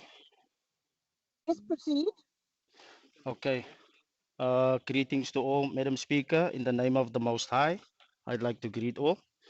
Madam Speaker, first of all, with the City of Cape Town's huge backlog of people on the waiting list, the CCC have no objections against the closure of IRF 13505. Our people need houses. However, Madam Speaker, if the city can make sure that these houses goes to the people of Guguletu and not some occupants from the Eastern Cape that will be advertising it before it's even built, then we will make a dent in the waiting list. Other than that, it will put a massive strain on the colored community as they now have to share the minimal houses that is allocated to them. And Madam Speaker, the dream of integration, it is but merely a dream. Integration only takes place in traditional colored areas. And it leaves us with a question: when will the colored community get a fair share of the housing projects? These actions confirm that the vision of building low-cost housing in affluent areas will remain nothing else but an illusion if it don't change. I thank you. Thank you. Councillor Kombolo.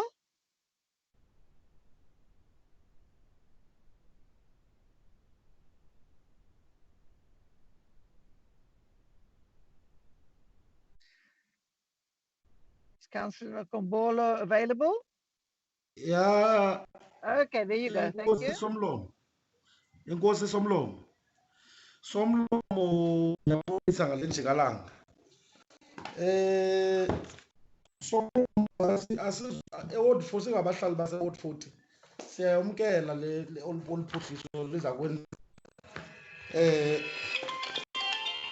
Kulomhlaba ukwi-area se-Ward 40 kwi-area se-New Rest. Lo mhlaba abantu bapha New Rest bawubiza ngoba kusenkanini informal settlement ngoba kukho abantu abandlovuleyo pha. Siyamkela ke Somlomo sithi siyayixhasa ezazindlu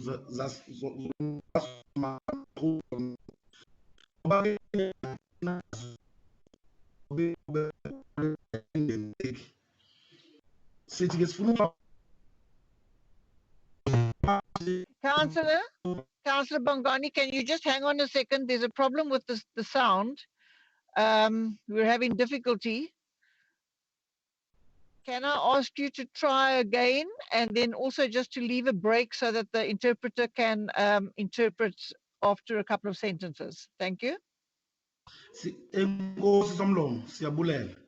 Somlomo siyayamkela le nkqubela yokwenziwa kwezindlu zomxhaso ezinto bathi abantu social housing. So sithi ke Somlomo isebe lezezindlu ephondweni mayikhawulezise le nkqubo ngoba kudala bekufama iyaqhutywa ngoba lapha yokuphuhliswa kwapha inxalenye project enkulu abayibiza ngoba igama lawo yi-Southern Corridor Project. Abanye ngaphambili ngoba bekho inkqubela ngaphambili bibizwa ngoba kuthiwa i-N2 Gateway. So sicela ke Somlomo ikhawuleziswe lisebe lezezindlu ephondweni ngoba sibona ukucothoza okukhulu nongabikho kwenkqubela ncam. Abantu bapha kudala bengxangile Somlomo. And eyona nto ke beyithi ayingxaki into yoba bekukho abantu abambalwanyana kubantu ebesibakhuphile sabasa kwezi-social housing eziqhubekekayo kwindawo kuthiwa kuse-Forest Village. I think ziiflat ezaba-plus minus 40 phaa Somlomo. Sithi ke Somlomo isebe lezezindlu malizikhawulezise lenze ngokungxama ngoba ingxaki esinayo urhulumente wephondo uyazicothisa ezazindlu ngesibomu. siyayinqanda ke loo nto somoya, siyayingxola sithi urhulumente mawungenzi le nto yofuna iinkonzo uzikhethise zinene ufuma xa ingeyobheyisi yabo isapoti zicothwe ezo nkonzo. Phaya kudala abantu bapha belindile. Enkosi Somlomo. Thank you. Mr. Interpreter. Speaker, we welcome this proposal because it's in Ward 42 in the New Rest area. Now, this was firstly brought to us as social housing. Now, we are really appealing to the city that the city should hastily do all these proposals in this place because people are waiting to have an opportunity of this nature. Thank you, Speaker. Thank you. So now can we have Councillor Nkavash? Speaker, can you hear me? Yes, carry on, please. Thank you. Good afternoon. So, Speaker, this urban is situated in an area called New Rest, as Councillor Bongani alluded to. And I want to assure Councillor Bongani that this DA administration will continue and will deliver this project successfully. This came about through constant consultation by this DA administration, where a need for affordable and quality social housing in and around pockets of land in the area arose years ago. So, Speaker, this is a closure of a piece of property for us to afford the Human Settlement Directorate an opportunity to continue their social housing program. Speaker, through application of what I call forecasted leadership thinking, in particular, shielding and protecting the social housing beneficiaries and all of us in general, the Executive Mayor, Jordan Hill-Lewis, wrote to ESCOM's CEO in this regard, Mr. Andrew De Rega, asking him to formally withdraw ESCOM's application to increase the price of electricity by 20.5% in the 22-23 financial year. The Executive Mayor also made oral submissions, Speaker, at the National Energy Regulator. They were having public hearings on the very ESCOM application to increase. He was doing this, Speaker, that to ensure that the beneficiaries of similar projects like this one, of social housing in particular, do enjoy their newly built quality houses without the burden of expensive electricity. So, Speaker, allow me to also, in this regard, repeat that ESCOM's price hike request is unfair and unaffordable. The mayor in his speech also, you'll notice that in this morning, that also mentioned the 2 million rand for title deeds and over program. Credit to the administration of the city of Cape Town led by the DA in restoring and continuing that project of title deeds restoration efforts. That programs like this are such that the have started long time ago, since 2012, and the city has worked hard to restore some more than 10,000 of such historical property transfers.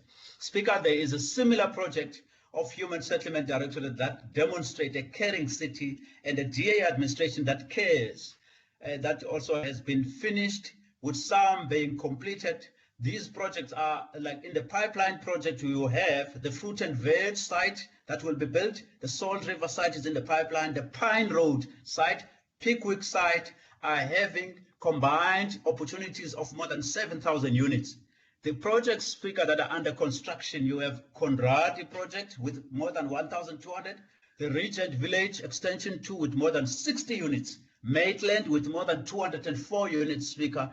So I want to come to conclusion to say, Speaker, that it is items like these that bears testimony right from the beginning of this new term of the office, that this DA administration will continue to deliver on all its promises as they were set out on our manifesto since its launch during the last calendar year. So I move the recommendation in front of Council, Speaker. Thank you, Ngoskaku. Thank you. We have a recommendation on page 717. The EFF are not supporting the item. Are there any other parties that do not support the item?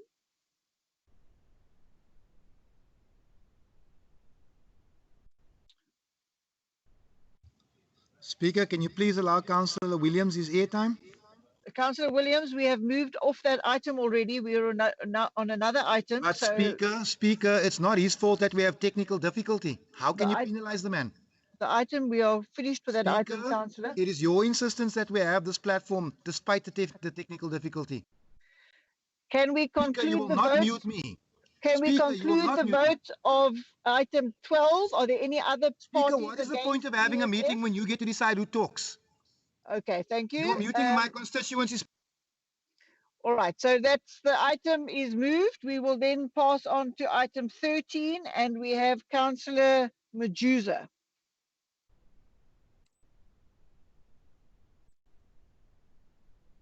Thank you again, Speaker. Speaker, as the ANC would not agree with this recommendation from the Council, but we will try to keep on assisting the dear administration of its confusion. You know, Speaker, this contract does not speak to the principle of economic growth and equity. I mean, in essence, the city's IDP, including economic growth and participation, is nowhere to be found. If we are really serious as the dear administration, or maybe those written big words in these ITP documents are nothing but just a public stance. Considering the exorbitant prices of the contract, Speaker, which speaks to nothing but foreseen wasteful expenditure. And to me, Speaker, this is just another smoke screen of illicit financial flows through unnecessary and useless consultants whom are just the covered tracks of misusing ratepayers' money. With these countless consultants right across the city's line departments, which have failed dismally along the years, which one of them failed the people of Langa for poor maintenance of their water and sanitation substation, which recently embarrassed this council on national television news in the last financial year. This contract sees the cities being indebted to this service provider for more than $1 billion and almost 20 million rands in the next 9 financial years. Then you ask yourself, if you have such a long projection or plan, why are we not considering in insourcing these services, possibly at a reasonable price? And in 2011, I believe that the council once embarked on a program that seeks to capacitate human resources within the council.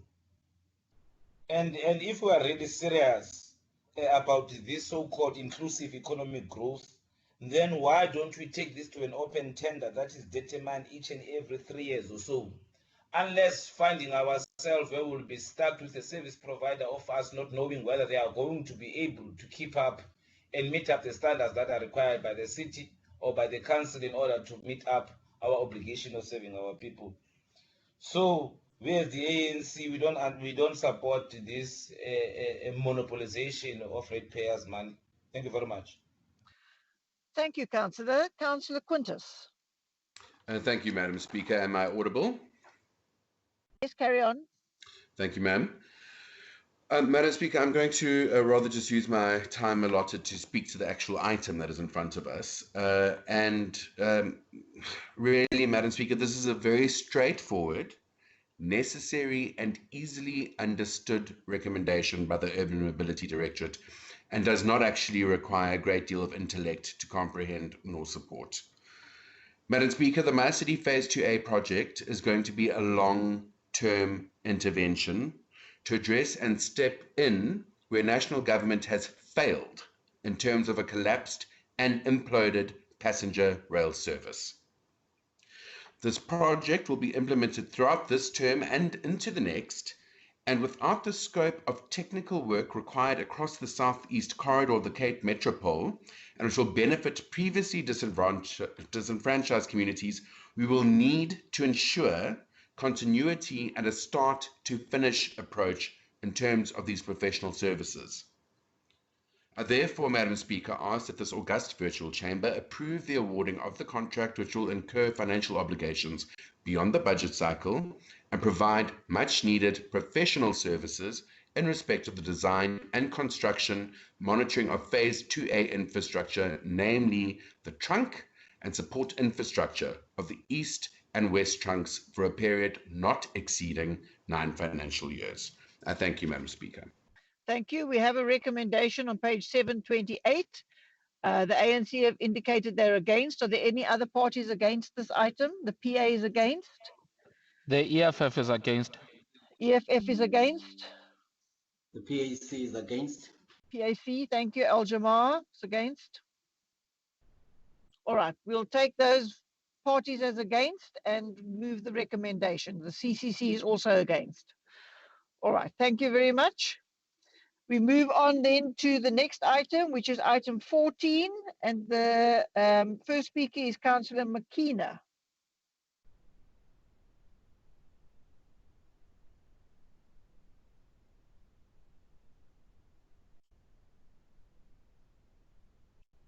Councillor Makina, you are not muted, so can you proceed?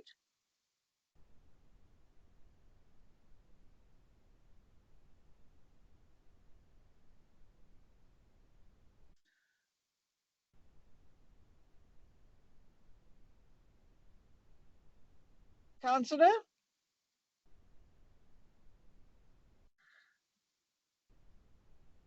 All right, Councillor Mandisi? I think, Speaker, you are saying Makina. You say Mkina so that he knows that he's the Oh, well, maybe, correct. Okay, so thank you, Councillor McCarthy, for that. Is your councillor available?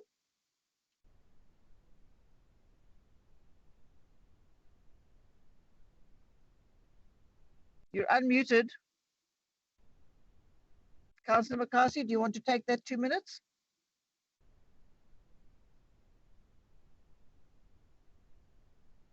No, Speaker, you should be speaking because I'm not where they are. Councillor Mkina? Lonwabo?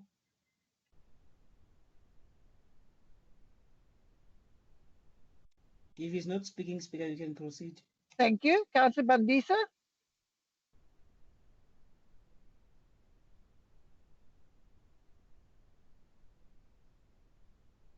Speaker, can you hear me? Yes, we can. Proceed. Okay. Thank you very much. Thank you very much, Madam Speaker. Madam Speaker, I would like to start off by congratulating the City of Cape Town, ICC, on achieving its 8th consecutive year of clean audits.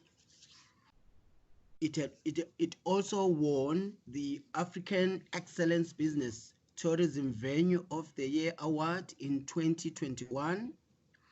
These achievements are particularly notable given how hard the event industry has been hit over the last 2 years.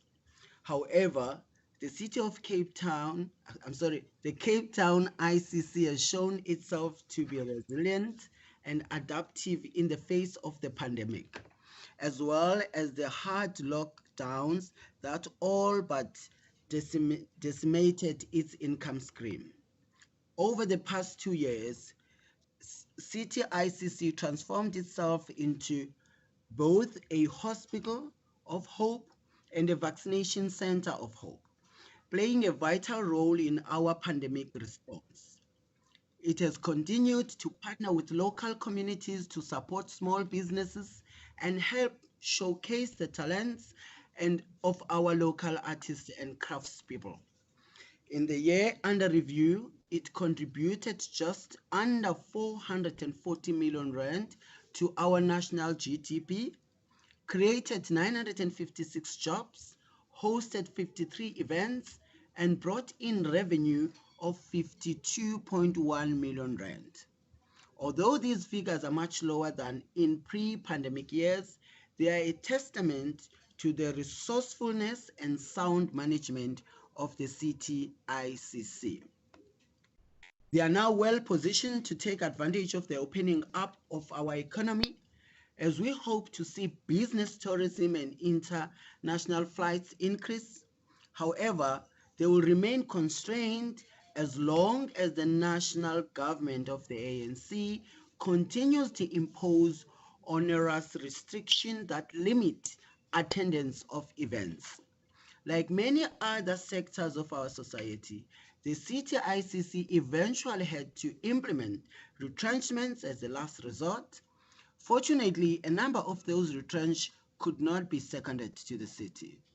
We cannot allow this job-killing state of affairs to continue. The sooner the national state of disaster is lifted, the better. In conclusion, Madam Speaker, the annual report and performance review of the City ICC clearly demonstrates that it is a professional managed municipal entity that regularly meets and exceeds its key performance indicators and has earned a succession of unqualified audits. I recommend that the tabled annual report of the City ICC for the 2020-2021 financial year be forwarded to the Municipal Public Accounts Committee to prepare an oversight report as required by Section 129 of the Municipal Finance Act. I thank you, Madam Speaker. Thank you very much, Councillor McKenna. You are unmuted. Madam Speaker. Yes, Am I audible? continue. Yes, you are. Carry on. Thank you, Madam Speaker. It is rather ironic that we speak of performance of these institutions when there is, in actual fact, no performance at all. When in fact there was no performance at all during this time. That maybe is a performance also by the DA-led municipality. Why during lockdown do we have exorbitant amounts of money spent on these facilities through contractors and electricity? The DA-led City of Cape Town is using these facilities as milking cows to fund their political campaigns and their party and personal purses. Where there is smoke, there is fire, Madam Speaker. The mere fact that this is referred to MPEG clearly shows that there is misappropriation of taxpayers' money. This is a clear heist by the DA-led City of Cape Town. It is clear that this DA-led city has intentional disregard of the demographics of the Western Cape and Cape Town in particular, where 49% of people are coloureds, 40% are Africans, and the mere minority are white. The board is comprised of 4 white males and 1 coloured woman and an African. This is a clear indication of the institutionalized racism within the City of Cape Town and the clear disregard and subversion of the supreme law of the country, which is the Constitution, that seeks to transform the country and do away with racism. I'm challenging all the councillors of color within the DA to wake up and smell the coffee. The DA-led government never loved us in general, and them in particular. And the sooner they realize that, the better. They must stand up and challenge the status quo. Mayor, you promised us tangible changes, but here are the realities that we're faced with. What pragmatic measures are you coming with to address the racism and transform the City of Cape Town in our metro? Thank you, Madam Speaker. And we don't support this, Madam Speaker. Thank you. Thank you. Councillor Siseko is asking a question of clarity. Councillor Siseko? Thanks, Madam Speaker. No, my question of clarity to the previous speaker is whether did you read the report? Or, no, that... and did you really read the report? And which planet is he coming from? All right, Does that's he know not what actually a ICC question is for? of clarity. Thank you. Can we move? Councillor Sono, you indicated that you wanted to speak on Councillor Sampson's time, but you didn't indicate whether it was for this item. Okay. All right, thank you. Councillor Anstey. Speaker is Councillor, someone was replacing I think Councillor Sampson was replacing someone. Councillor Sono, she will take another item. That's fine. You carry on. You're going to conclude the item. Okay, thank you, Speaker. Good afternoon, councillors and members of the staff, public. Who would have thought that when we went into lockdown at the end of March 2020, that COVID-19 would enter into a third year? And we are still uncertain what a fifth and even a sixth wave will bring, and when will it all end? And when will normality as we know it return? I want to say to Councillor Makwina, you have to maintain facilities even if you don't use it. That's why Cape Town's facilities are well maintained, unlike other cities. The DA has no benefit from the Cape Town International Convention Centre. Councillor, you're spreading lies. And I'm sure, and you continually bring racism into this debate. So your own voters have abandoned you because of your racism for the last 10 years. COVID-19 has delayed all our dreams for the Cape Town Stadium, but at least there's light at the end of the tunnel. Many of the new commercialization plans and systems are now in place and ready to be activated as soon as the state of disaster is removed. And I ask you, Speaker, what have the ANC councillors here today done about mobilizing their own party to remove the state of disaster so that we can get on with our lives instead of clutching at straws trying to attack this well-run DA city and making us poorer every day? And what are other councils doing about promoting vaccination so we can get the economy back up and running and get people their jobs back in the film and advertising, hotel and restaurant and tourism industries, to name a few? A lot of progress at the Cape Town Stadium has been achieved during this past period, even in lockdown. And our main goal of reducing the net operating costs of the stadium for the city ratepayers remains our main purpose in this project. The entire staff complement at the stadium need to be thanked for all their efforts during these past 12 very difficult months. This item is for noting and forwarding to MPAC for the preparation of the oversight reports. Each council is allowed to submit any questions via their PCs to be forwarded to MPAC, and therefore I support the recommendations. Thank you, Speaker. Thank you. We have the recommendations on page 910. Are there any parties apart from the ANC that are against this item? Otherwise, we will move the recommendation.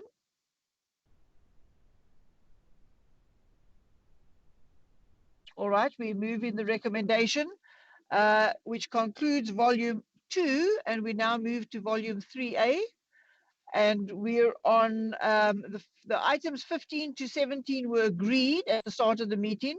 So we move on to item 18, and we'll start with Councillor Mazwi.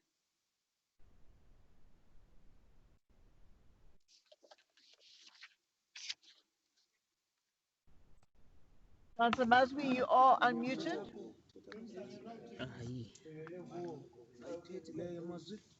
All right, continue. Greetings to the House at large. The granting of in-principle approval of proposed transfer of ERF 34734 in Harare, Mayoral Street in Khayelitsha to the Anglican Church of Southern Africa. Madam Speaker, EFF is very firm and unapologetic about its first non-negotiable cardinal pillar, which is expropriation of land without compensation. Madam Speaker, the sale of land does not speak to the poorest of the poor, but it only continues to reach the rich. Madam Speaker, Anglican Church situated in Harare at Mayoral Street is one of a very useful entities of the Harare community, and it is not only there religiously, but it is also providing or help the community in so many ways, including the daycare center that is a no-fee center where it provides safety of our children. As well, it provides Grade R, which helps our overpopulated schools in our townships.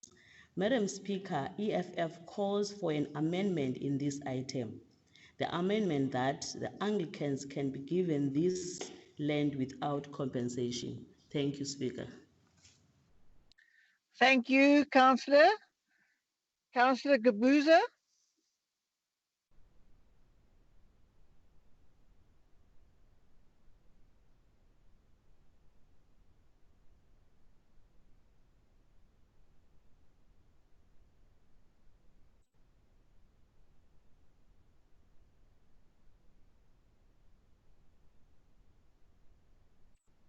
Okay.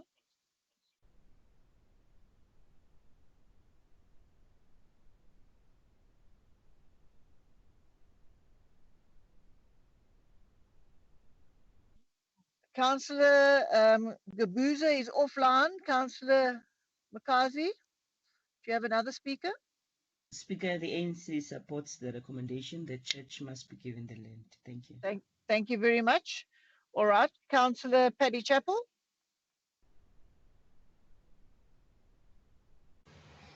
Support the recommendation, Speaker. All right. Thank you very much. We have a recommendation on pages 156 to 157. The ANC is against the item. Or the EFF. Sorry, councillors. The EFF is against the item. Are there any other parties against the item? Speaker. Speaker. Councillor Dambuza. Thank you, Speaker. Councillor Mazwi indicated that we call for the amendment to the item.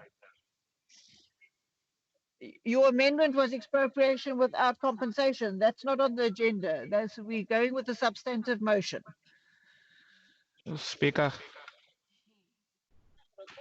There's a recommendation in front of us. What is the amendment, councillor? Was it seconded? And it's not in front of me.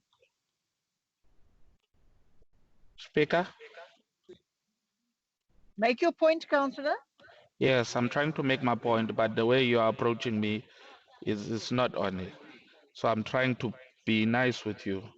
Thank you. But we do need to do it according to the rules of order. So if you have a point, if you want to raise an amendment, the amendment must be tabled, seconded, and put before the legal officer to see that it's compliant before we can actually take that amendment. We don't have an amendment in front of us. So that is why I'm voting on the substantive recommendation on pages 156 to 157. Your speaker also indicated that you do not support the sale of land. So would you like to explain what you're trying to raise? Yes, Speaker. What the position that we're putting out there is that we want this land to be given, but we don't want it to be sold. Okay, but that is not legally compliant because we have to work within the MMFA. So thank you for that recommendation of an amendment, but it's not carried. So it can't even be tabled. So we have a recommendation in front of us. The EFF are against us selling the land. We note that. Are there any other parties against the sale of the land? The PAC does not support this. It's against the TAC. Thank you. We'll note that. Thank you.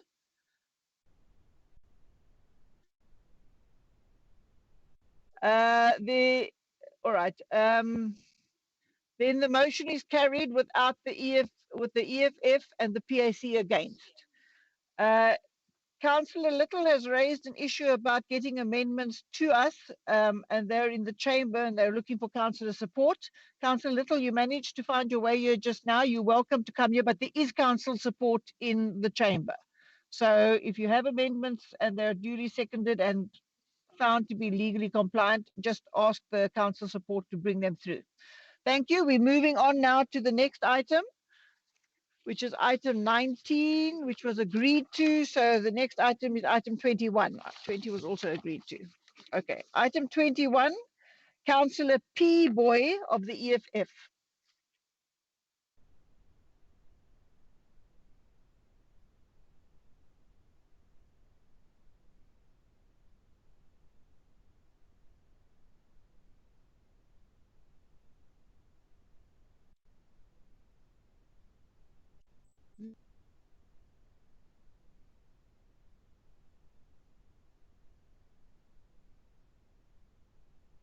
Speaker? Yes, there we go, yes. Councillor Boy is struggling with her laptop. It's not unmuting. Can she use your laptop? Yeah, look, we'll give her to use my laptop. It all proves that we're supposed to be physical because there won't be social distance. I noticed there was not social distance last time in the chamber either, but that's fine if you can be Yeah, so kind. meaning that we can come to the chamber. Then you have proven my point very well. Thank you very No, much. but I Bring don't us make to the those chamber. rules. Just don't fear coming to the chamber. Okay, Councillor Boy, carry on.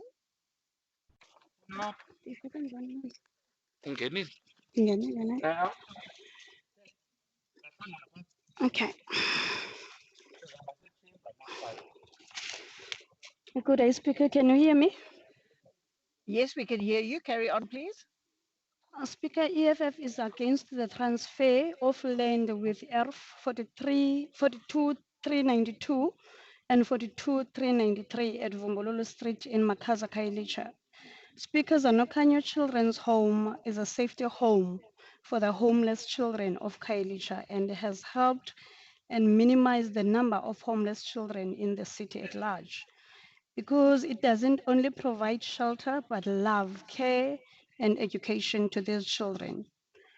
As a result, 4 out of 26 children are already graduates and were raised in that home. The home is run by a widow who has nothing and no one to support, but a heart of gold whom without any help has managed to ensure that the poorest of the poor are taken care of. She has no source of income, so it will be unfair to sell the land as she cannot afford it, and hence this will mean that she is being evicted from her home along with 26 children that has been raised. Therefore, Madam Speaker, the EFF is calling for an amendment to the item, and the amendment is the transfer of the land to be free. Thank you, Speaker.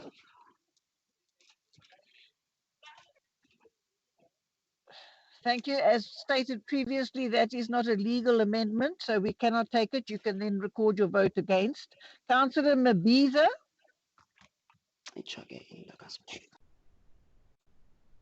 Madam Speaker, am I audible?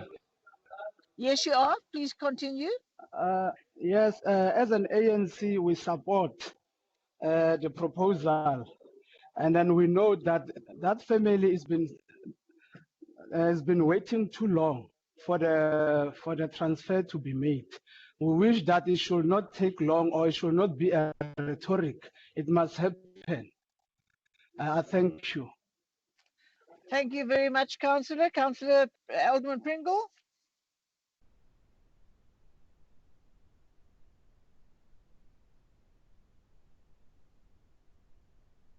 Alderman Pringle, are you there?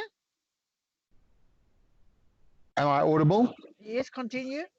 Thank you very much, ma'am. In speaking in support of this recommendation, which was agreed to unanimously by Sub-Council 24 and the Ward Council in particular. Sadly, the Ward Councillor is no longer a member of this council. Presumably, he was part of the wrong faction. In supporting the sale of city-owned land, which is not required for service delivery, it is noted that this land is sold at a reduced rate to be used as a place of safety, so vital for the community, which is let down by the National Minister of Police and the unfathomable intention of the ANC to reduce the budget and staff for policing, instead of focusing on more specialized officers to deal with child abuse. Speaker, just in terms of the previous speakers, my information is that Councillor Boy's allegation that this is tantamount to an eviction is not in fact correct. And certainly the previous ward councillor would never have supported this if that were the case. I do have sympathy with the EFF around the whole issue of the frustration at the slow pace of transformation when it comes to land restitution. But the bottom line is that the national government have failed to deliver the promised better life for all. And in particular, the ANC's own commission into the slow pace of land reform found the government to blame because of corruption, inadequate budget, and a lack of political will.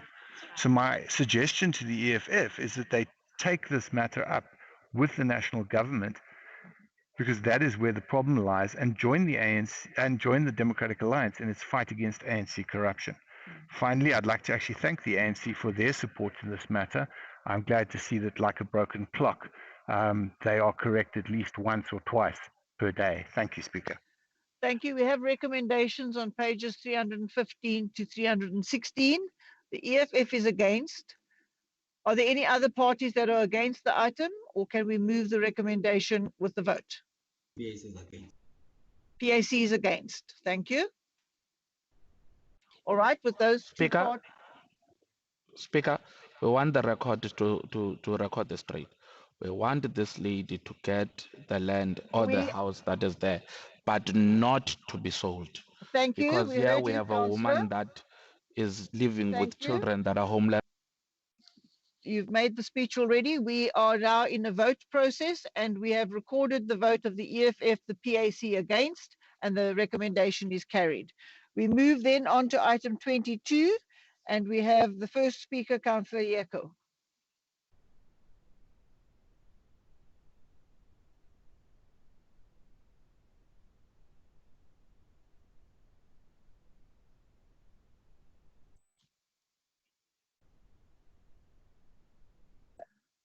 Councillors, Councillor Yeko is not in the call. No, Speaker. Councillor Yeko is here. That's what I'm asking. Okay. Your IT issues are still dealing with Thank us. you. Can you allow Councillor Yeko to speak, please? He is trying to connect, but is having problems. Can you use your computer in the meantime?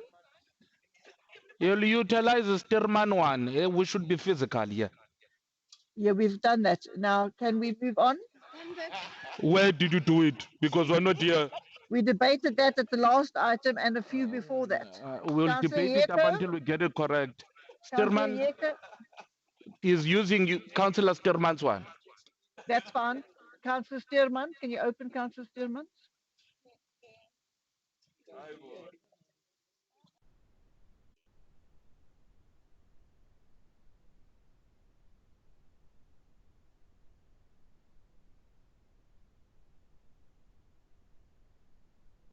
Again, he's still having problems even with this one. Councillor Stearman's computer is unmuted, so can you continue? Yes, Speaker, can you hear me now? We can, carry on. Number one. Greeting the Speaker and the Mayor and the leadership of the economic freedom fighters at large. Regarding the RF 34719, we as the EFF welcome the transfer for the school sport ground. We, however, call for amendment to have those occupying the land to be secured alternative shelters or accommodation for them as they are situated there due to slow pace of service delivery, lost hope receiving houses as the result of so-called budget cuts resulting on housing project being put up on hold. We demand you build both sport ground as well as housing for the people who are reside in this area. Thank you very much. Thank you very much too. Councillor Serfontein? Thank you, Madam Speaker. Can you hear me? Yes, you can. Carry on. Okay, thank you, Madam Speaker. With regards to item C22, to consider the transfer of R4719 Strand to the Department of Transport and Public Works, Western Cape. The current usage of the space is an open space, and we propose to have it as a sports field. Viable immovable property is deemed to be property that can be developed and function as a separate entity and can be registered as a separate entity by the Registrar of Deeds. However, Madam Speaker, the transfer of the land will relieve the Council of maintenance burden, better utilization of current vacant land, forms a natural part of the abutting school facilities, is landlocked and thus cannot be transferred to any other party but the abutting owner. Madam Speaker, the application was circulated to internal branches and there has been no objections against the proposed transfer of the property. It is an opportune city and the objective is the positioning of Cape Town for forward-looking and globally competitive cities. It is confirmed that the application was discussed at the meeting of Sub-Council held on the 23rd of September under the then ANC Councillor who has supported. I recommend that we move this item in support. I thank you, Madam Speaker. Thank you very much. We now have the recommendation in front of us. We have the EFF not supporting. Can we move the recommendation with the EFF against? And can I ask the PAC what their position is? Speaker. Speaker. Speaker. Councillor, I'm asking the PAC now their position.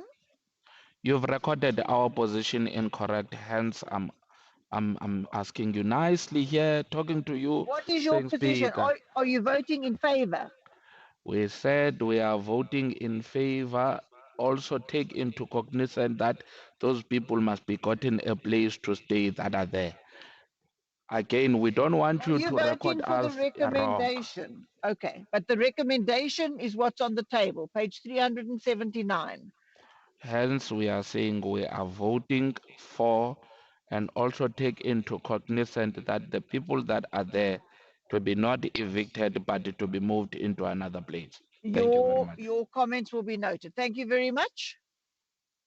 All right, moving on then to the next item, item 23, the recommendation.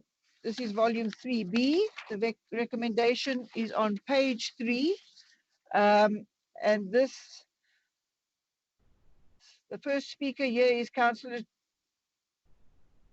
Shunchi. If I've got that wrong, I apologize.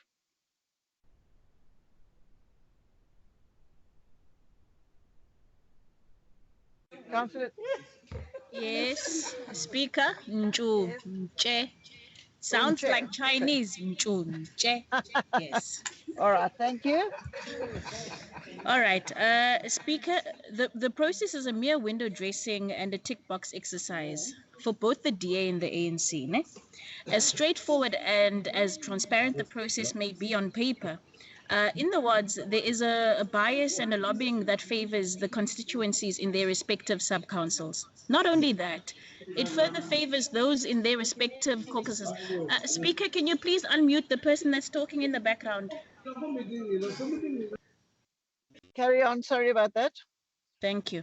Not only that, it further favors those in their respective caucuses within their respective political parties, undermining the very purpose of ward committees' existence, stagnating process and the development that leaves the disgruntled people in those wards, as from this arises the unresolved alleged database with eyes issues, where the entities and individuals are handpicked from, and the so-called random application for any development known to the ward.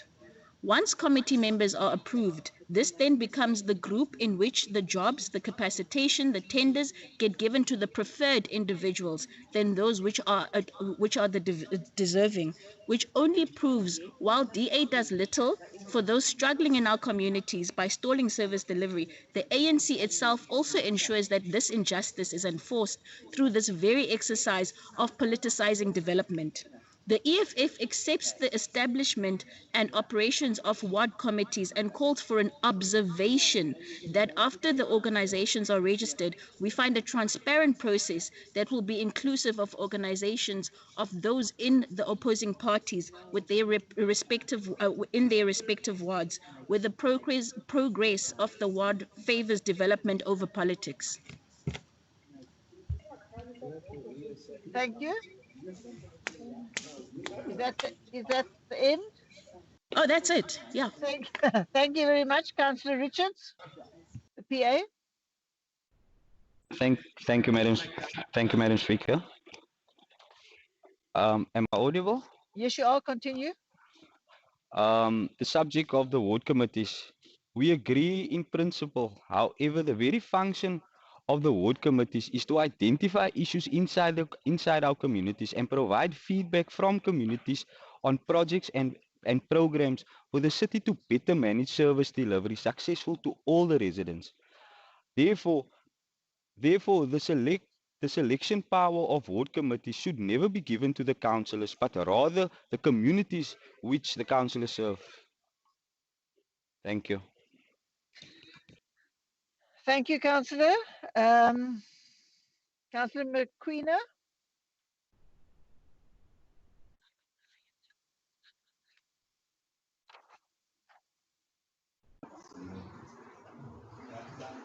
Madam Speaker, am I Yes, audible? yes, you are. Continue. Yes, ngicela leadership, please. Uh, Ward committee, Madam Speaker, is a very effective tool that assists the ward councillor in shaping our community. The ward committee members are individuals that work tirelessly for their community with no motives of benefiting as individuals, but for ensuring that services are delivered to the people effectively. These people work as a conduit between the city or the councillors and the people. They do so under very immense and challenging conditions, as it is sometimes raining and sometimes they don't have cars. They also work under unsafe conditions as they subject themselves to thugs when they move around the community. They are sometimes subjected to late or non-payment if there is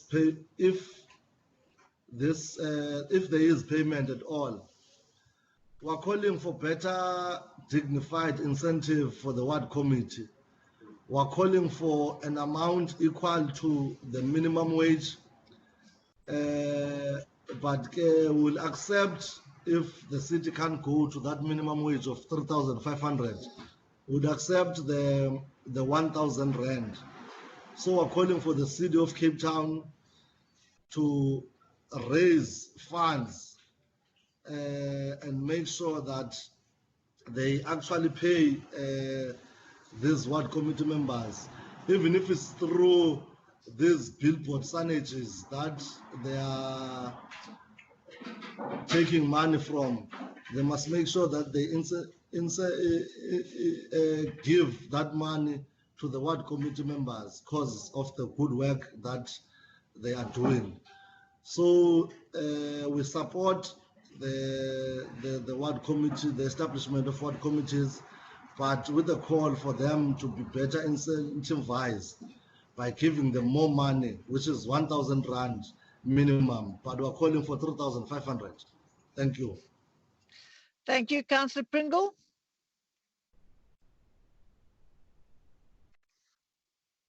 Thank you, Speaker. Thank you. Can you hear me? Yes, continue. Thank you, Speaker. Umongameli uRamaphosa uthi isixeko saseKapa sisixeko esisebenzayo. Besides being hailed as the South African city which works, Cape Town is the only metro which has both sub-councils and ward committees, in terms of the DA's commitment to bringing local government as close to the people we serve as possible. The idea particularly to give the whole of society a voice, not just those organizations with the best contacts or the most followers on social media or in corporate media. Dit is belangrik om dat ons verseker dat wijkkomitees behoorlik tot stand gebring word en dat hulle bestaan uit lede wie bereid is om die gemeenskap te verteenwoordig. We are today required to consider the recommendations Council established ward committees in terms of Section 73 of the Municipal Structures Amendment Act. Council approved the continuous use of the following: the rules for the election and establishment of ward committees contained in Annexure A of the report, the rules for the operation of ward committees in the City of Cape Town contained in Annexure B of the report, and the Code of Conduct for ward committee members which are found in Annexure C. In moving this recommendation for adoption, I wish to remind the House that the members of the ward committees are elected from organizations of civil society, and that they represent all the organizations which make up the sectors which elect them. In other words, ward committee members aren't elected to represent themselves, nor do they represent the organizations alone of which they are members. They represent the entire sector. Now, Speaker, I've noted some of the comments by the previous speakers, and to Councillor Nchunche, I just want to state that ward committee members, as I said, are elected by the various organizations, and this is an opportunity then for the community to assist in the growth of independent civil society organizations by encouraging their participation. And I would urge councillors to encourage organizations to register with the various sub-councils so that they too can participate. To Councillor Richards, in terms of identifying issues, you are correct. That is the function of the ward committees. But where I think the error occurs is that the selection of the ward committee members is not up to the ward councillor. The ward councillor determines the various sectors, indeed. But at the end of the day, it is those sectors who then select their representatives. Councillor Mkrina, I listened very carefully to what you were saying, and certainly you set out very well what the situation ought to be. But as previous speakers have indicated, this may or may not, in fact, be the reality on the ground. But this is where Annexure C is so important. That code of conduct is vital. And as councillors, we are all duty bound to ensure that that code of conduct is applied. So, Madam Speaker, with those comments, I'd like to support the recommendations. Thank you. Thank you. We have a recommendation on page 3. Those that are against the recommendation, can you indicate?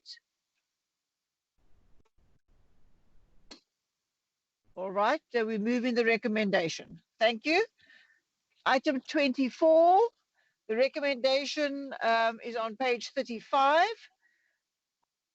We have Councillor De Beer. I'm not sure if you have managed to solve your problems. Can you unmute him?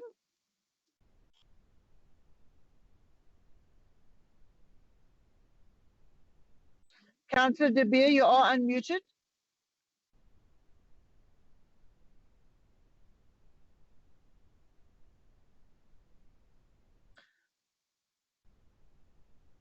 Madam Speaker. Carry on, proceed.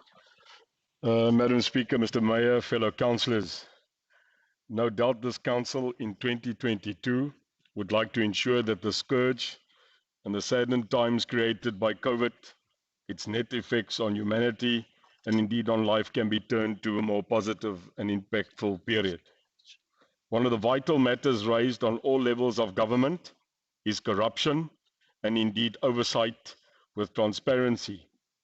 Madam Speaker, the impact and finance department in the city of Cape Town are critical for these vital focus points to we the people.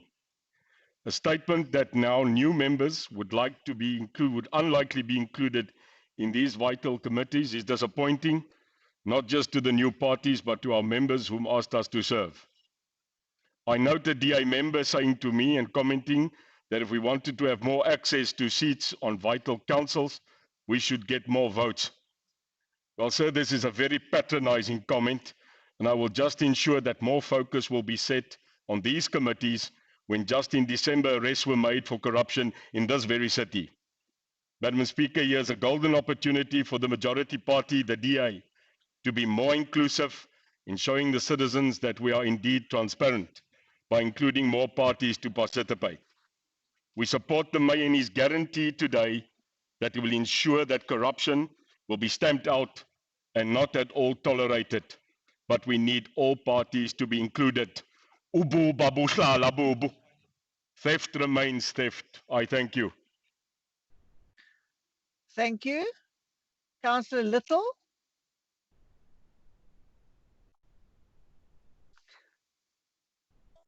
Aye. Thank you, Madam Speaker. Good supports the revision of the impacts terms of reference and agree that impact must be established. It is reassuring to note that the oversight of this committee plays a crucial role in monitoring and evaluating the actions of the executive and administration in the discharge of their vast powers they've possessed, and that it must recover unauthorized, irregular, or fruitless and wasteful expenditure. Furthermore, this terms of reference is to promote good governance, transparency, and public accountability on the use of public resources. We have no objection to any of the amendments except for paragraph 4.2.3. We believe that sub-council chairs cannot be members of impact as they are full-time councillors and form part of the executive of this council. We therefore propose that paragraph 4.2.3 be amended as follows.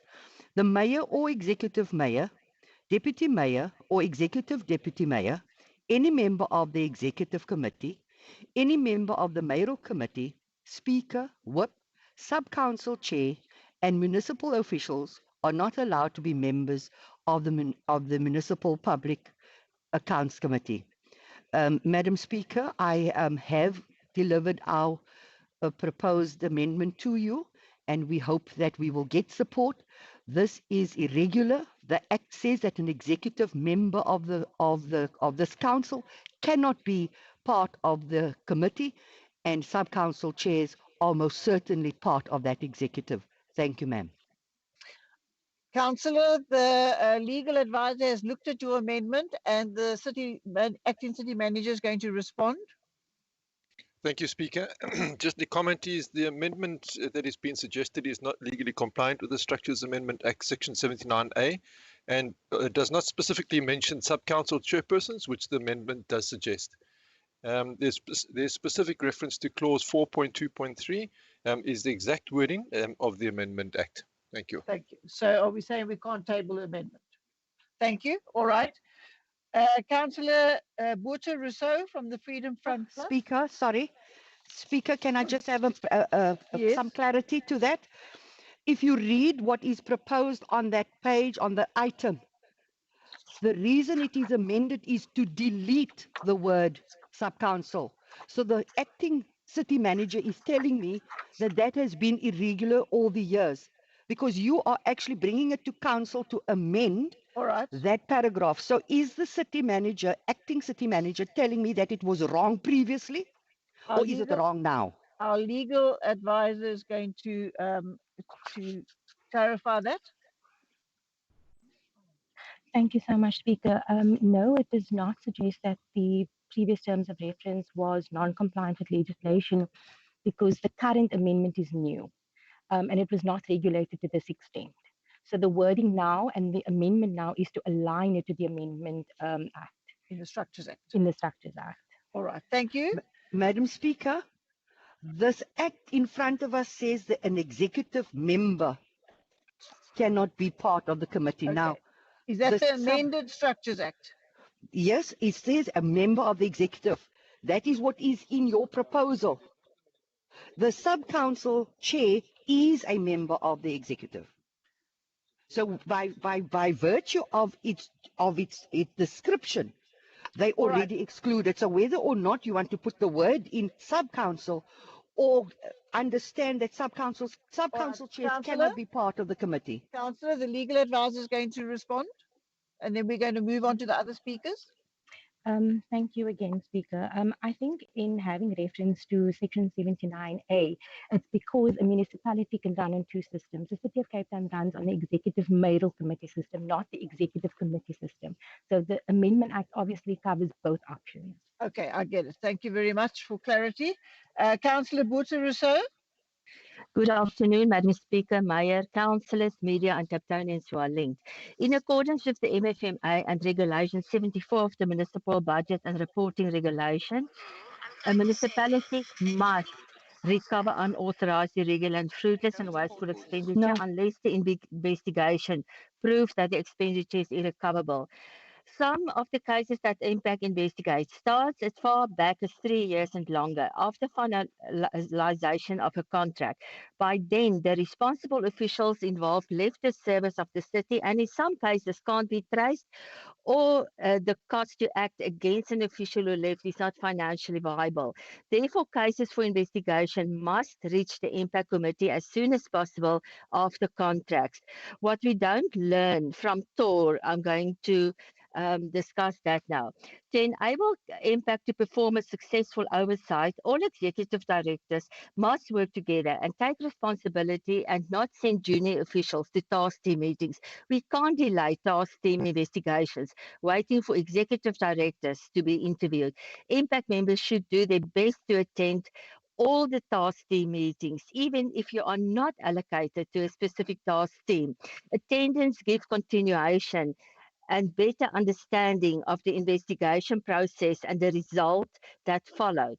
We don't learn that in TOR, that what we accept today. We learn that to be dedicated to make a change with regular attendance.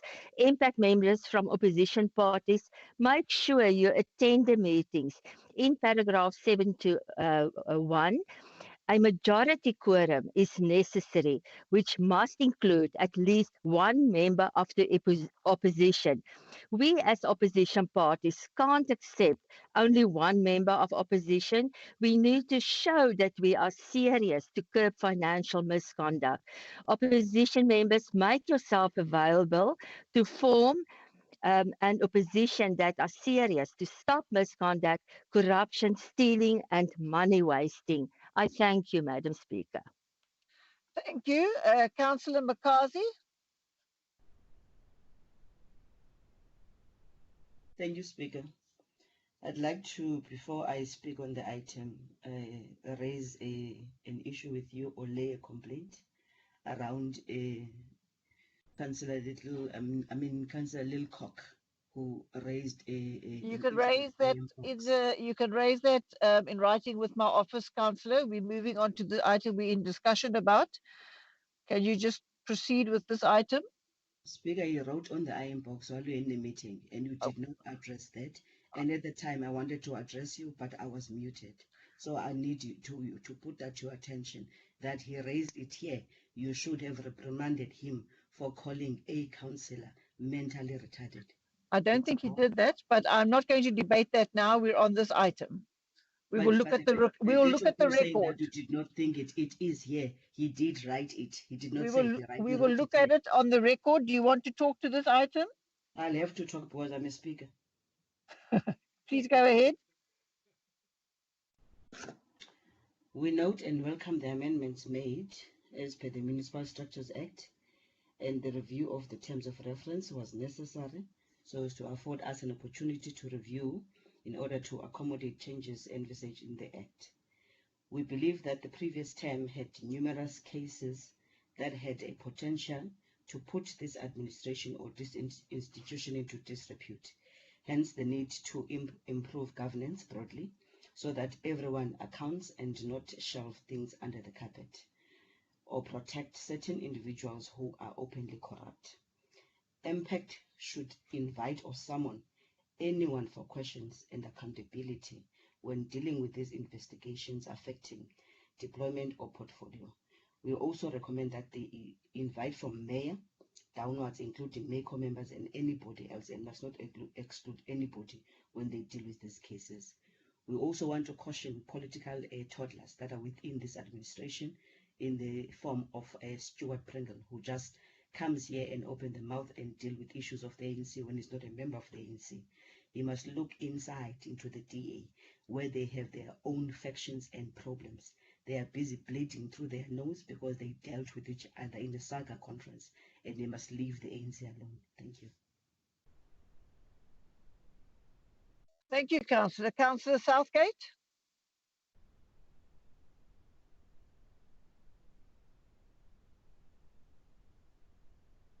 Am I audible? Yes, continue. Thank you, Chair. Thank you, Madam Speaker.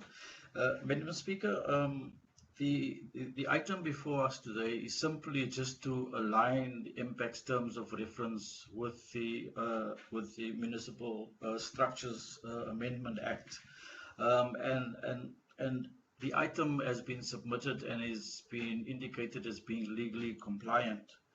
The point that I want to just make is that oversight and monitoring doesn't end with impact. Oversight and monitoring starts at PCs and at sub-councils. And therefore we want to use the opportunity to encourage members of other political parties to interrogate the reports, especially the oversight, the city's annual oversight report, as well as that of the entities that have been submitted today. And not just to use opportunities like this to grandstand and to make political statements and also unsubstantiated allegations. And I refer here to the earlier speaker from the Triple C as well as the ANC for the comments that they have made. I think they basically just abuse the privilege that they have in terms of making statements within the council. Speaker, as a well-run city, we are committed to building a capable state, and that is why we are always looking at ways to improve capacity and by appointing people that are fit for purpose. Section 79A2 prescribes who may not be members of impact, and while sub-council and portfolio chairs were not mentioned, the city had included them in the previous impact terms of reference. Speaker, will you please acknowledge my request for clarity? MPAC have over time found the inclusion to be restrictive and place certain limitations on attracting councillors with the necessary skill sets, capacity, and desire to serve on MPAC. The Amendment Act warrants the action, and as provided in paragraph 10 of the Terms of Reference, the newly constituted MPAC may revisit their Terms of Reference as required in their new term of offices for any governance improvements and make such recommendations to Council. Madam Speaker, prior to the recent municipal elections, the Municipal Structures Amendment Act 3 of 2021 was published and came into effect on the 1st of November 2021. The terms of the above, the only changes in terms of the above are the corrections to the existing approved terms of reference was the word may, which has now changed to must establish an impact, and furthermore that the Act 79A2, which prescribes who may not be members of the committee, and therefore the proposed amendment to the terms of reference now makes provision for sub-council and portfolio chairs to serve on impact. The proposed amendments, as I indicated, are therefore required to align the impact terms of reference with Section 79A of the Municipal Structures Amendment Act. Speaker, I therefore move that the House adopts the changes to the impact terms of reference as contained on page 37 to 43 and the recommendation on page 35 of the report. Thank you. Thank you. I have 2 points of clarity. Councillor Satoshi and Councillor Fadil Adams. We'll take Councillor Satoshi first. Specific to the debate on this item.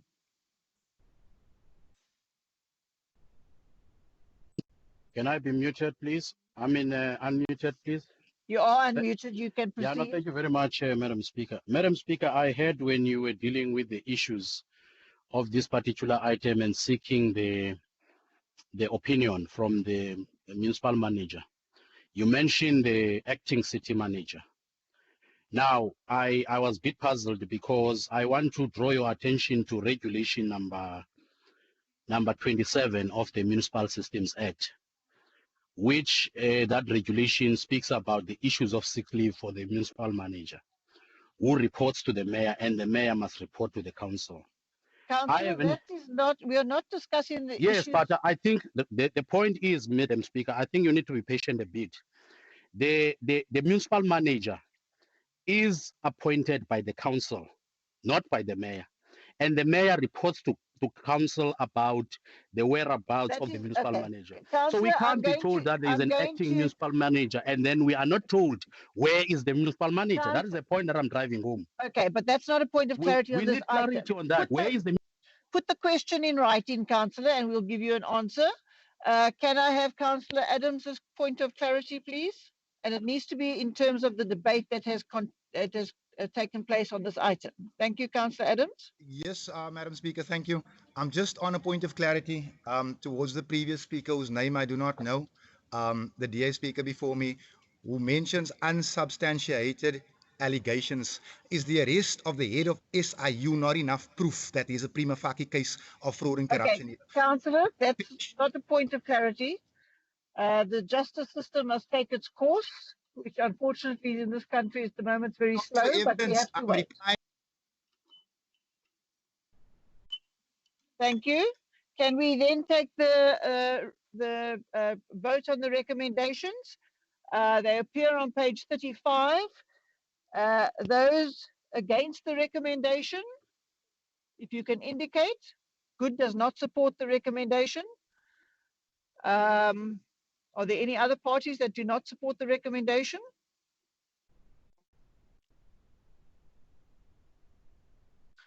All right, then failing, the ARA are against the recommendation and the CCC is against the recommendation. All right. Failing any other, here we have Al Jamal also against. We'll watch the iron box, but otherwise the recommendation will be carried. Thank you. We're moving on then to item 25. And we have Councillor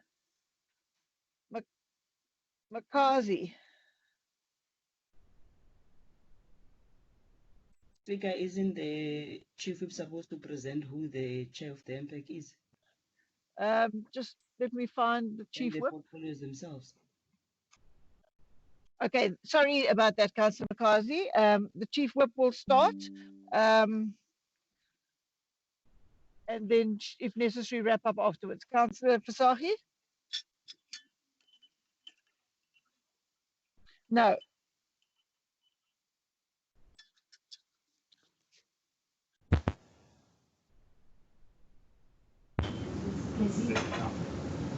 Can you hear me? Yes. Okay, yeah. Can hear you now. Yeah. Thank you, Madam Speaker, and good afternoon, colleagues.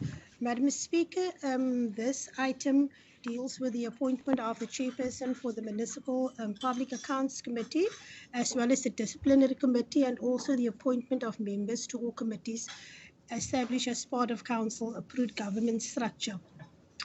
Speaker, thus we therefore recommend Councillor Yahya Adams as the chairperson for the Municipal Public Accounts Committee, as well as Alderman Ian Nielsen as the chairperson for the Disciplinary Committee.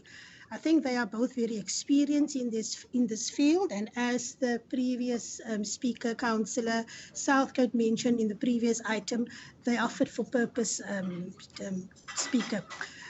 Speaker, the Council Committee membership in the report can be viewed on volume 3B, pages 9 to 15. However, Speaker, further changes were made after the report was drafted. Firstly, Speaker, there will be a change to the chairperson of the Finance Portfolio Committee, and it gives me great pleasure to announce that Alderman Siva Moodley will be appointed as the new chairperson in the place of Alderman Johan van der Merwe. Speaker, the proposed changes to the membership committee are as follows, and I will take you through it. Community services, we will add Councillor Potts. Corporate services, we will remove Councillor Helfrich.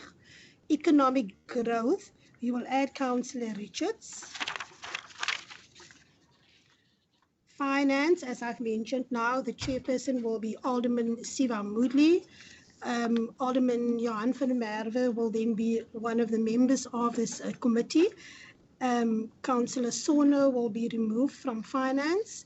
Human settlements, we will add Councillor Bernie Clark and Councillor Fadil Adams. Safety and security, we will add Councillor Trevor Gagan. Spatial planning, we will remove Councillor Sampson and Councillor Potts. Urban mobility will be added, Councillor F. Essek. Councillor Richards will be removed. Urban waste management, we will add Councillor Gordon, Jerry Gordon that is. Water and sanitation, we will add Councillor Tim. As I've mentioned, the impact chairperson will be Councillor Yahya Adams, and the deputy chairperson speaker will be Councillor Annelies van Zyl.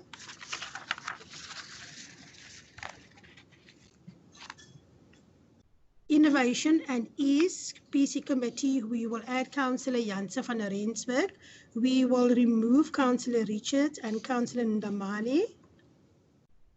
Future planning, we will remove Councillor Beneke and Councillor Hendricks. Water resilience, the chairperson for this committee, speaker will be the mayor himself, Alderman Jordan E. Lewis. The deputy chair will be Alex Lansdowne. Other members to serve on the committee, Alderman Andrews, Councillor Badruddin, Alderman Limburg, Alderman Nielsen, Alderman Tweak, Councillor Cotti, Councillor Gungwe, and Councillor Ngumbole. The disciplinary, the chairperson, as I've mentioned, is Alderman Ian Nielsen, and we will add Councillor Mwesa Reis and remove Councillor Sono. Civilian oversight will be Councillor Bressler and Councillor Badela from the ANC. General appeals, we will add Councillor Harris, Councillor Matutu, Councillor Thompson, and Councillor Yeku. Now, Speaker, I tabled this council committee membership, and I would just like to emphasize that there were other queries and requests even after these changes that I read in, after these changes were made. Thus, any other changes will be tabled at the next council meeting. I see there is already one or two in the chat box, so we will make the changes and then table it at the next meeting, as well as the rest of the membership of the Civilian Oversight and the Water Resilience Committee.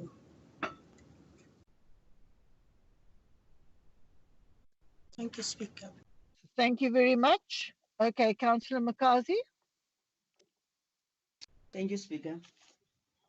You know, as much as we know that a appointment of the chairpersonship of the MPEC chair is a prerogative of the ruling party, which is in this case yourselves as the DA. But I think we should not be micromanaged here and be abused. Because, you know, when you are raising issues and talking to us in your beautiful speeches and think we're sleeping, we're not. The mayor at the beginning said he's open to an engagement and consultation with opposition parties. But in this manner, it's just a spit on our faces. Because, you know, CMC, Yahya Adams, the one that has been appointed, has not been effective in that position for the past term. And now you are repeating yourselves and putting him back. We can understand that you're covering up your rot as the DA because he is the most a person that you can rely on, as we are seeing him as an extension of the DA. He can represent CMC here. Shame on him and the people that have elected him to be in this council. I'm not sure what's going to happen, sorry, in this MPEC committee, because while we're discussing issues here in council now, finance issues, matters and items that are so serious, he is busy sleeping in the chamber. So it's so embarrassing that you continue to have you know, trust that you put him again to be the chair. And secondly, Speaker, this council is multi-party government. So it means, therefore, that you should allow other political parties to have to chair this portfolio so that it can keep the executive accountable and not put who you are comfortable with so that he can just sleep and you continue to shelve and put things under the carpet. It's unacceptable and we don't accept, support that you know, nomination of him as the chair of MPEC. We would propose that another party be given that opportunity because here there are many things that needs to be uncovered and dealt with in this administration. Thank you, Speaker. Thank you, Councillor Little. Thank you, Speaker. I must admit that I don't think that the role of that chairperson is to be effective, and that can be seen by the number of findings in the AG's reports, the number of condemnations, verminting, all of those things. The effectiveness of that particular chairperson is questionable. But Madam Chair, my question is, we just previously adopted terms of reference for impact that was so encouraging, promoting good governance, transparency, accountability. These are the standards that we are supposed to be upholding in impact. This brings me to a member. We've just heard the Chief Whip moving members around and making sure that there is a fit. Now, we are concerned as good, and the DA must make sure that they employ and stop employing this double standards, that they treat everybody the same. We've just read in the media a serious allegation made against Albert Fritz, based on an affidavit and a complainant speaking to Alderman Smith. The DA acted and removed him immediately. Yet in the city of Cape Town, we have a councillor charged by the Hawks for fraud, money laundering, and is currently out on bail.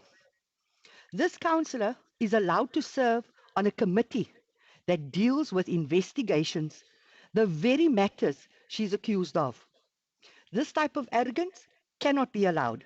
We therefore request that the item be amended to remove Councillor Gross from impact, as she does not meet the criteria for membership as per the terms of reference adopted. We wish this council to note our disapproval of this appointment, and that the council must record our disapproval of this lady This councillor, sorry, in the minute. Thank you, Madam Speaker. Thank you. We have a recommendation in front of us as given to us amended by Councillor Fasahi. And so we are going to move with that recommendation. Type there, we object. Your objection and comments will be noted for future. Thank you. Any people other than Good wanting to vote against this recommendation? Please indicate.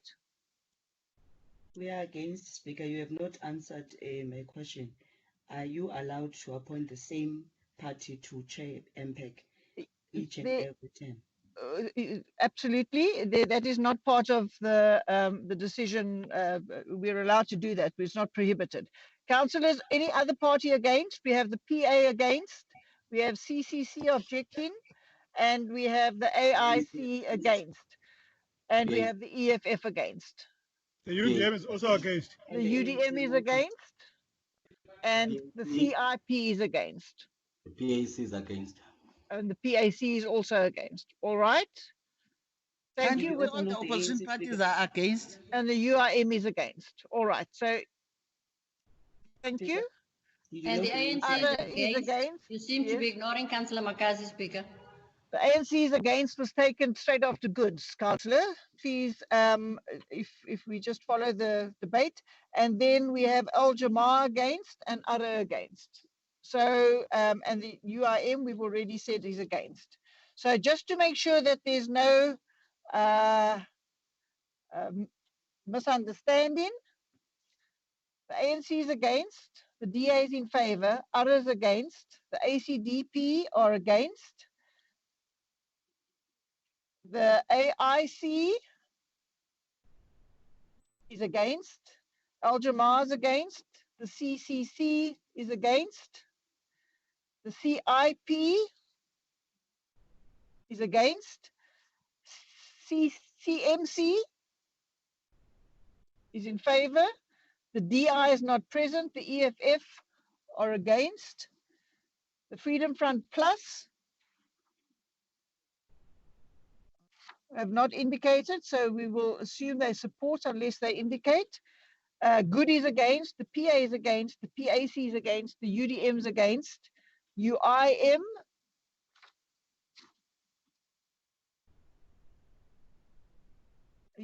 has not indicated.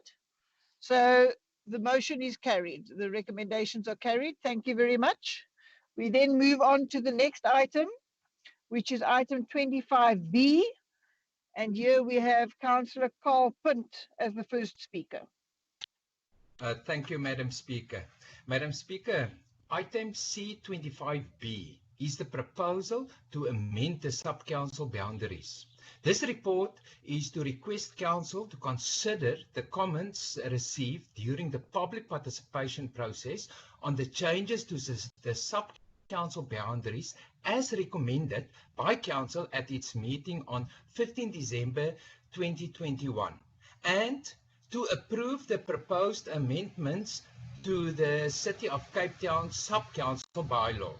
Madam Speaker, due to the demarcation board that amended ward boundaries, the need to change sub-council boundaries arise as most wards boundaries changed, and this impacts on sub-council boundaries. Madam Speaker, these changes were discussed in the multi-party committee meeting, and thus the 6 proposals of new sub-council boundaries that were recommended by Council on 15 December 2021 went for public comment. The proposed boundaries were advertised widely in the major newspapers and also on the City of Cape Town's website. The public participation process was successful, as much more comments were made in this process than any other sub-council boundary process before. Madam Speaker, today, after debating of this item, Council needs to consider the public comments that's part of this debate, make a final decision and amend the sub-council bylaw. If Council look at page 32 to page 116 of this item, the 1,171 comments received from the public indicate their support as follow. Madam Speaker, 52% support for the Democratic Alliance, 32% for the Cape Independent Party, 11% did not support any of the proposals, and Madam Speaker, about 5% supported one of the other 4 proposals. Madam Speaker, it's very clear that the public participation process, that the DA proposal is the way forward, and that Council can support it and thus amend the sub-council bylaw accordingly. Madam Speaker, also to go now to the Cape Party's proposal, we can see clearly that the Cape Party is maybe confused between what is a sub-council and what is ward committees. Chair, if you look through the comments of the Cape Party's supporters, you will see comments raised from people want to have a say, greater public oversight, greater community input in service delivery and funding to communities, take power back to the communities. Madam Speaker, that is precisely why we have ward committees in every ward. Madam Speaker, Council also need to note that there were objections received regarding the public participation process that was held during the festive season, and also the reduction from 24 to 21 sub-councils and what impact it will have on service delivery to communities. For this, Council need to note that although the public participation process was in the festive season, 1,171 comments were made, which is a big improvement from previous processes around sub-council boundaries. We also need to note that the City of Cape Town is one municipality, not 116 entities, and also the only one that have sub-councils to assist with the working of council and to improve service delivery and assist residents. Madam Speaker, to also comment on the, I think it's about 2% support that the ANC received for their proposal, I maybe want to say, maybe the ANC needs to smell the coffee. Maybe they need to look at the Zondo Commission.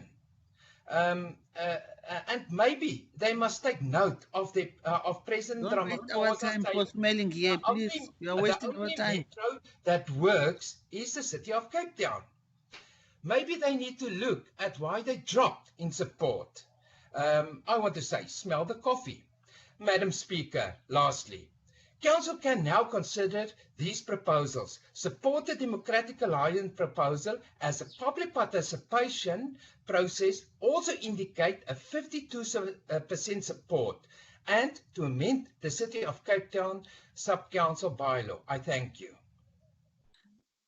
Thank you. Can we have Councillor Kay from the Cape Independence Party? You're unmuted, sir. You can proceed.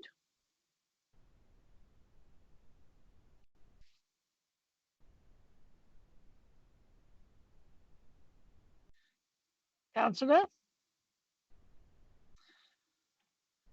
All right. Go to Councillor Dambuza, please. Sorry, Madam Oh, Speaker. you're there. Sorry. All right, carry on. Sorry about that. Thank you, Madam Speaker. Council will be aware that at a time when public confidence in political institutions in this country is at an all-time low, the public participation process in commenting on the 6 sub-council proposals saw an increase of over 300% versus 2016. There is clearly a greater yearning now than ever before on the part of residents in the city to directly participate in the decisions that get made by us in this chamber. The results of the public participation process are before us, and with a full 32% of the participants supporting the Cape Independence Party proposal, it is clear that my advice to colleagues in December was proven correct. Yes, in fact, the public do want a greater say in the affairs of their local communities. Yes, our constituents are in fact demanding powers back from us. Madam Speaker, this council and this city administration has the most modest mandate of any in recent times. With only 47% of voters turning out on election day, what choice do we really have but to be humble in these seats that we occupy? Colleagues, the question before us today is whether we as council will heed this public hunger for change. Surely we cannot prompt the public to participate and comment on the decisions made here and then flatly ignore their opinions.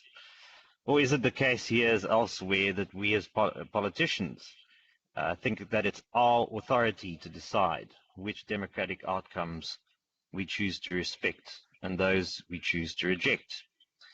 It has amazed me to listen to DA representatives speak about the proposal on sub-councils in purely practical terms, as though their only role in this effort is to preemptively protect the residents of Cape Town from the consequences of their own democratic decisions. Unfortunately, the ANC has only provided token opposition on this particular matter, and that has been a particular disappointment. Madam Speaker, in closing, I urge my colleagues to not reduce the public participation process to a mere sham. The votes in this chamber must reflect the will of the public, and the final proposal must reflect the full opinion of the public on this matter. Otherwise, we will have little reason to blame voters if they continue to turn their backs on us. I thank you, and I cede the rest of my time to you, Madam Speaker. Thank you very much. Councillor Dembuza. Thank you very much, Speaker. We see Councillor Punt getting totally excited about a public opinion that really creates a clear picture that the DA is throwing a criminal state. If you look deep into that public commentary, you'll see all these upper leafy suburbs are the ones that have commented, having no problem with this sub-council proposal that is brought here by the DA. Whereas the people that are struggling with service delivery within Nyanga, Gugulethu, Danun, Philippi, Mitchell's Plain are ones that have not given a proper platform to comment in this thing. We said that the December period will not give you a thorough reflection. Now, Punt Councillor comes here getting totally excited about 1,100, whereas we have over 2 million registered voters here in the city of Cape Town. And now we must be glorified about 1,100. It's the expectation that we get from the DA that only 1,100 should be exciting us. Now, the issue that is at hand, you can even see the design and the proportion of this report. I mean, here in this city of Cape Town, the leading party is the DA, the ANC is the second largest. But even when you are looking at this whole thing, they are sitting there at the bottom because we have said it, that the constituency that is struggling carries problems with network issues, does not have data to go through these electronic gadgets that you want them to utilize. And on top of it, you are closing libraries that you want the same people to go and be able to get public commentary on. On top of it, halls that these people are supposed to go into and make sure that they are giving their public commentary are not there for them to be able to do so. And on top of it, we knew that most of our people are not there this December. They are enjoying their kitties because their young boys have come back. But you have made sure that you are exploiting the process without giving prompt. Councillor Majingo.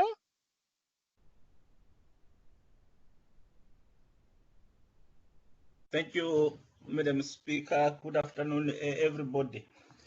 I'm not going to go back to the legislation part of it, which Councillor Punt has covered in relation to Municipal Structures Act and the Demarcation Act. But the point that I want to make is that the process itself and the period, we understand that we're coming from elections in November, which is an awkward period. But the rush for the DA was not meant to conclude the process. but the intention to make sure it arrives at appointing the chairpersons of sub-councils so that they can benefit the month of January. That's all what it was rushing for. The public participation was just a process that was you cannot recognize, because part of it, which the DA is grandstanding with the numbers, you have used the state to do your party work in the process so that you get more survey on what the sub-council should look like. So we know that. The city of Cape Town is not disappointing because it has rushed to do this thing. The DA, in trying to gerrymander, since the numbers have dropped and reducing the numbers from 24 to 21, now they have tried to gerrymander the sub-council and maximize the number of wards per council to 7, so that it can suit them in the end.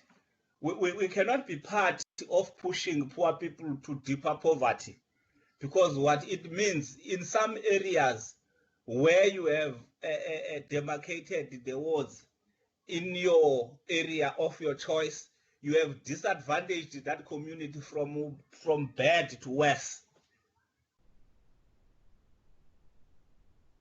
Thank you. Is that?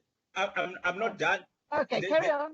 Yeah, for instance, I will make an example about Philippi and Mfuleni. Those people were struggling to use one taxi from Philippi, or say 135 to Fezeka. Now they are going to use 3 to Mitchell's Plain. The people of Mfuleni are going to use how many taxis to go to Khayelitsha? And there are only 2 exits in Mfuleni going to Khayelitsha. And the taxis that are running there, people must use taxis that are going to Wynberg and pay the amount of money for the taxi that goes to Wynberg. But they do not care about that. So the consideration of the demarcation in terms of Section 24 and 25 of the Demarcation Act has not been fully complied with. Because at the end of the day, looking at the numbers, because we know the performance in Mfuleni of other parties and the ANC will give that sub-council in Kells River somebody else. So the DA is preventing that. The performance of other parties in Guguletu and Philip will give other political parties something that the DA did not expect in sub-council 13 and 14. So we know that.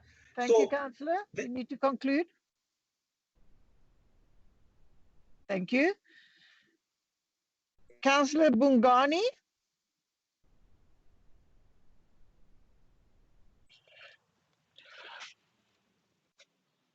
Am I muted? No, you're ready. Carry on. The City of Cape Town municipality structure is made up of 24 sub-councils. They exist to make sure that the issues affecting neighborhood are heard and supposedly dealt with. They serve as the link between local communities in Cape Town and the City Council. It is sub-council that receive the municipal budget, and so the selection of wards within sub-council is greatly contested.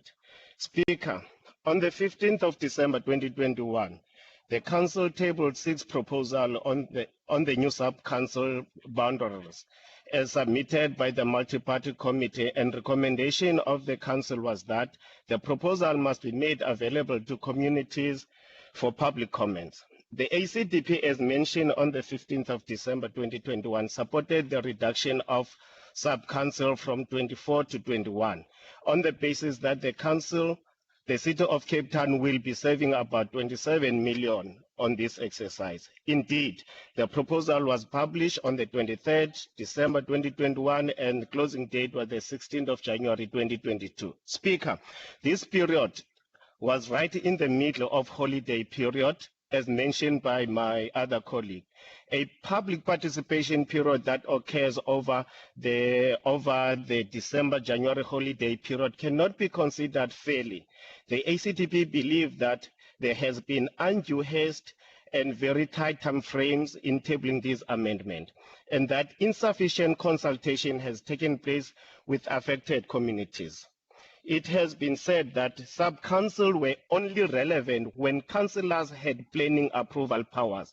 But since the introduction of Special Planning and Land Use Management Act in 2015, councillors are no longer involved in planning approval, which renders the sub-council with few meaningful powers that are not enough to justify sub-council chairperson each earning over R1 million a year doing very little in between monthly sub-council meetings.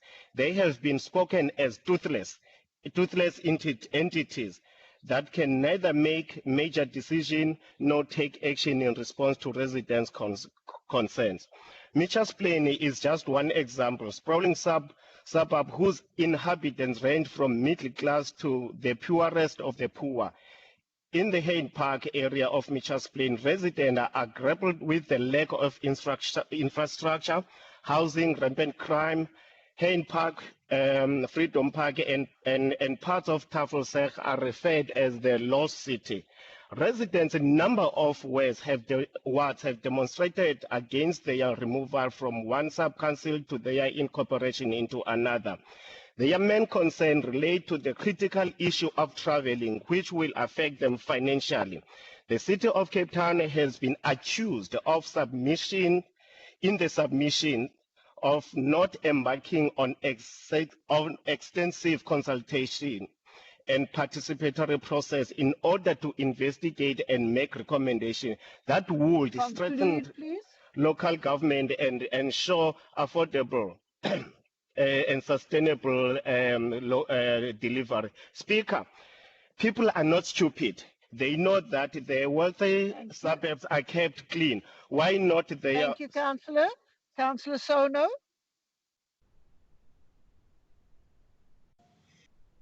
Thank you, Madam Speaker. Am I audible?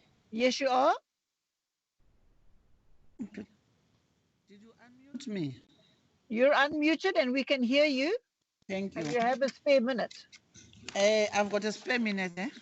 Yes. Ne? Yes, correct. Yes, Madam Speaker, no, on the issue of these sub-council boundaries, we put it up front as a party that we see no need of the reduction of sub-council from 24 to 21 sub-councils, because that affects service delivery directly. And we were told of the cost cutting, which we don't know how does it affect or how does it assist our people in terms of them accessing their service delivery points.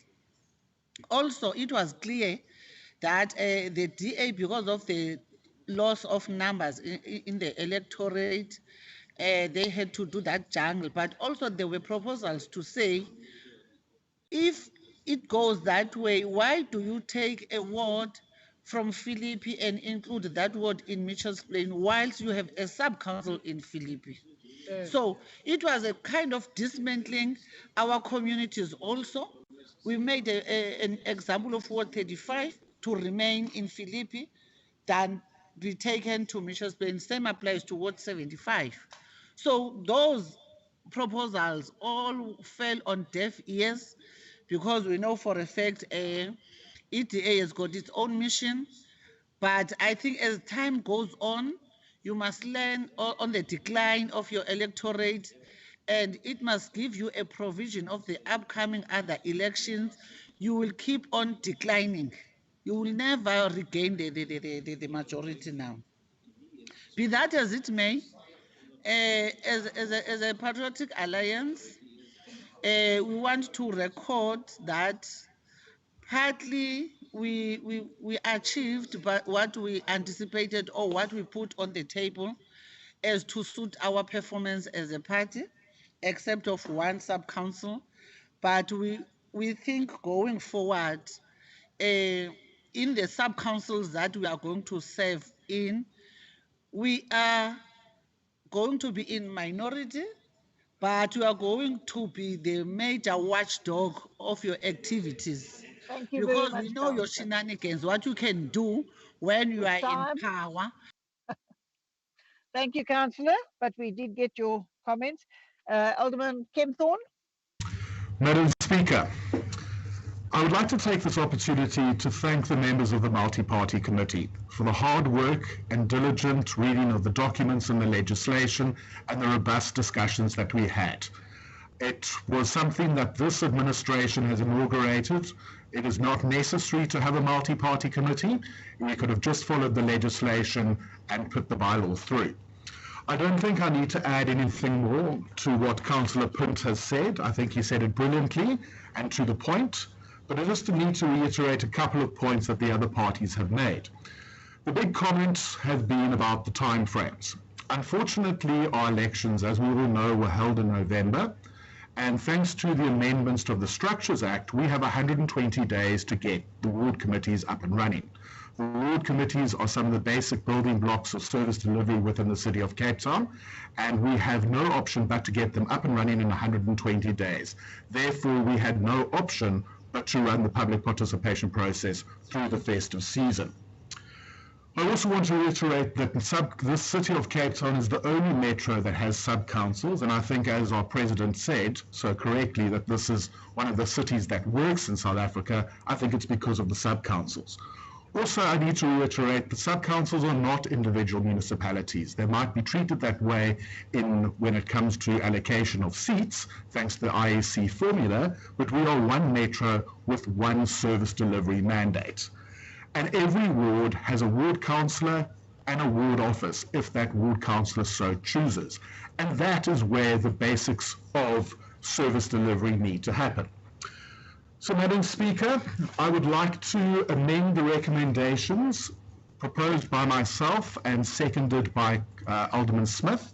Can I read the recommendations to the Chamber, or would you like read them out? Okay. It is recommended, A, Council consider the comments received from various organisations and individual community members as set out in Attachment A. B, Council resolve that 116 wards for the City of Cape Town be clustered accordingly into sub-councils, and that one of the proposals as initially recommended, set out below at the Council meeting on 15th of December 2021, be either approved or amended after taking into consideration the comments received above. C, Council to note the objections that were received from the community as obtained in Annex A and resolve that the objections not be upheld. D, Council resolve that after taking into consideration the comments received during the public participation process, the 116 wards of the City of Cape Town be clustered accordingly into sub-councils as set out in the Proposal 1 of the Democratic Alliance, with the sub-council numbers remaining the same except for sub-council 23 now being renumbered to sub-council 17 and sub-councils numbered 22, 23 and 24 falling away.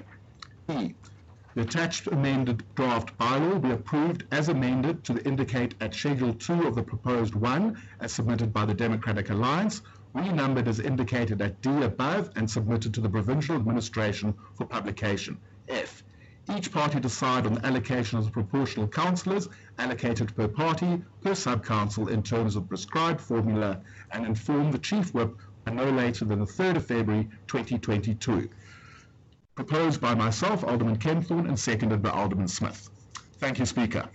Thank you. With that amendment, we put the recommendation to the vote. Can the parties indicate whether they support the amendment?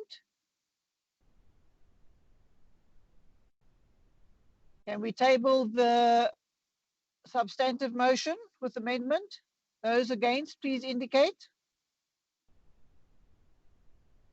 I have no comments in the iron box against this item, so the motion is carried. Thank you. We move then on to volume 4 and item 26, and our first speaker there is Councillor Sutashi. Oh, 25C. Okay, sorry, I haven't got that here, but I've got it. Sorry, councillors. I apologize. Councillor, we've got Councillor Gabuza for item 25C.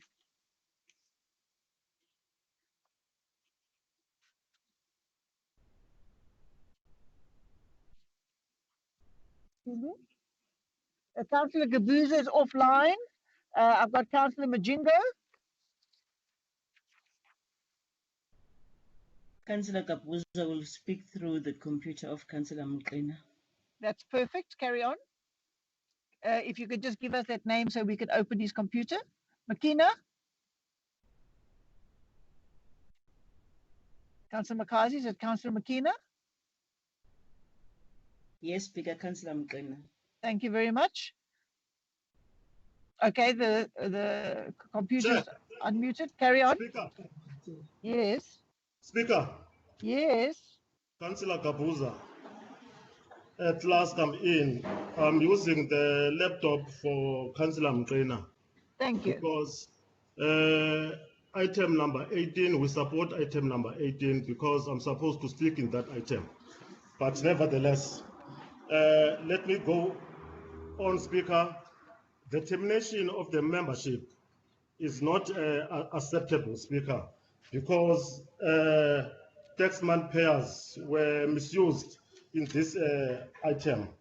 The subscription fees for the membership of this organization amount to irregular if the city now decides to withdraw without any clear indication or reasons why the city did not continue to participate in this organization. When the city decided to join, what was the intentions or benefits envisaged for the city of Cape Town and its people?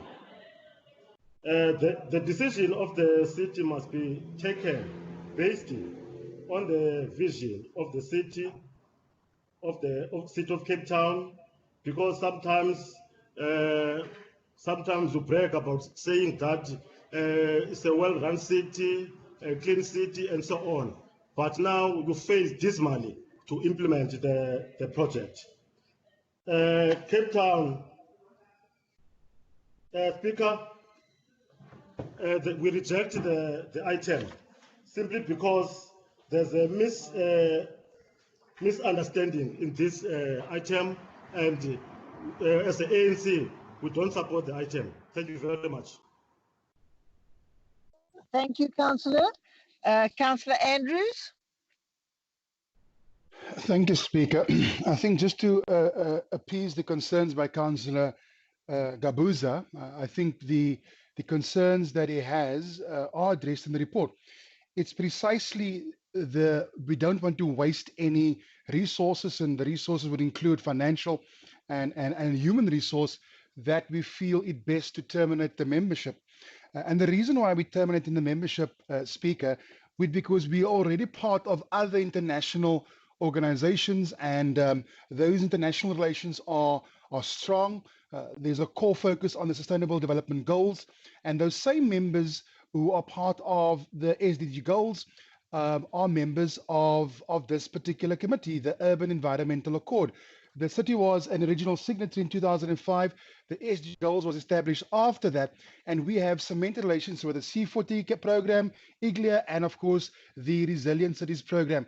And that's the reason why we feel as a city that it best be that we, given that the value, the strategic value being a member is minimal, that we terminate the relationship with that. So I think, and also just to the final comment, Speaker, the decision is informed by a strategic focus, precisely for the reasons I've alluded to, and hence we propose or ask the Council favorably consider the recommendations on page 4. Thank you. Councillor Majingo.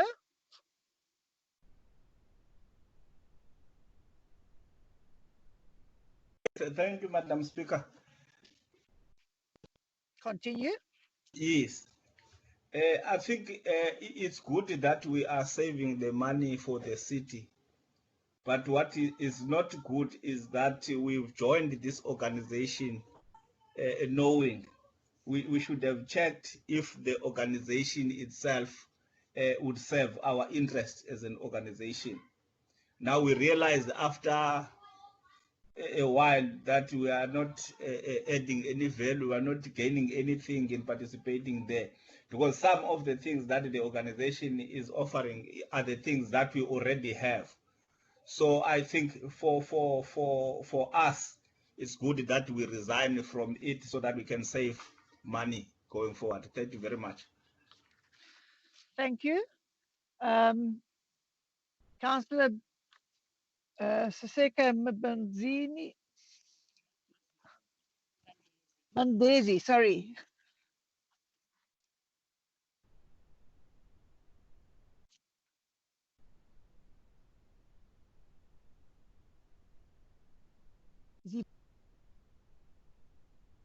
Okay, thank you. There are no other speakers on this item, so we are going to take the vote according to the recommendation.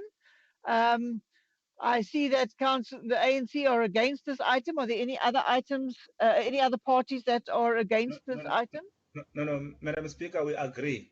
You agree, sorry. Okay, thank you.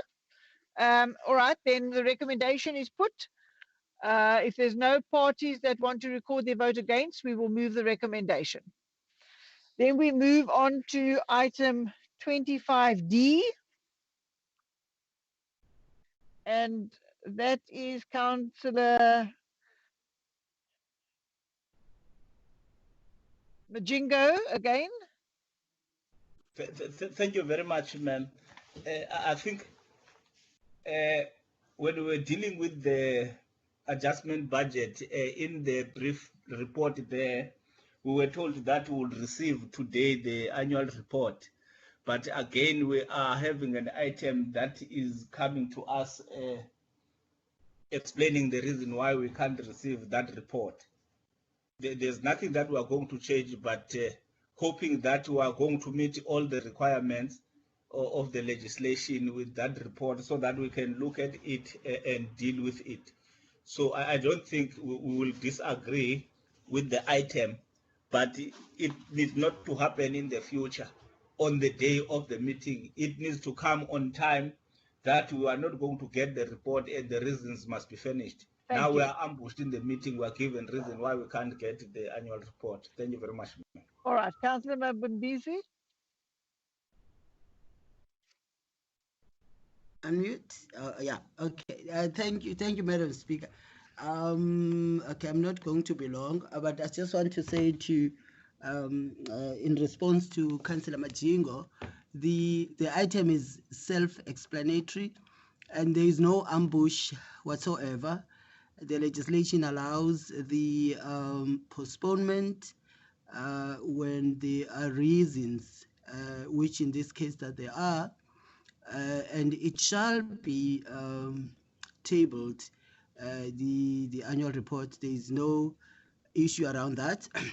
There's just been an ongoing engagements with the AG and the city, correctly so, and rightfully so for the city, and a process of the engagement is its stage gate, and all the stages needs to be exhausted.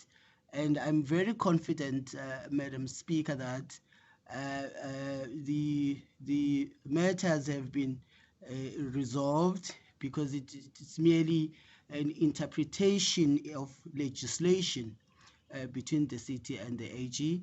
And there's nothing sinister about it. The legislation allows for it, and it shall come. The report shall serve before this council, in the next council, I think, and the council would have an opportunity, and the public, to digest the report and comment on the report, and it shall also further go to MPEC. So nothing is hidden.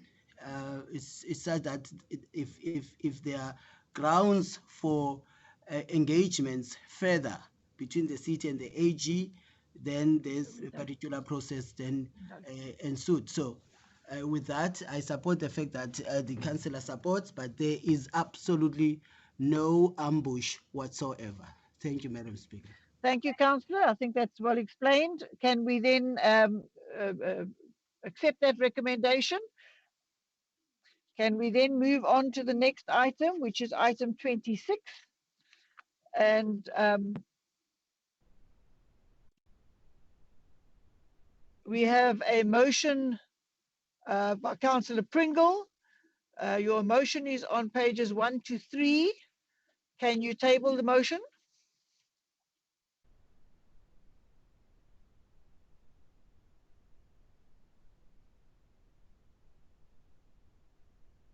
Councillor Pringle? Thank you, Madam Speaker. Can you hear me? Yes, carry on. Thank you very much.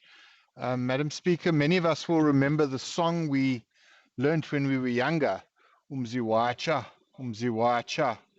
But who among us ever thought that one day the house burning our nation's parliament. I'm thankful to my colleague, Councillor Peter Helfrich, for seconding this motion in congratulating the courageous firefighters who responded to the parliamentary fire after receiving the call at 5 on the 2nd of January 2022. The Roland Street Fire Station is a few hundred meters from the parliamentary precinct, and the fire crews were on site within 6 minutes of the call. And after assessment, additional crews joined, some as far afield as Milnerton and other stations. According to preliminary reports, had the alarm systems been working, the officials would have been on site even sooner. In fact, had there been guards on site and had the CCTV cameras been monitored, the fire might not even have started in the first place. However, these are aspects which will have to be dealt with through due process.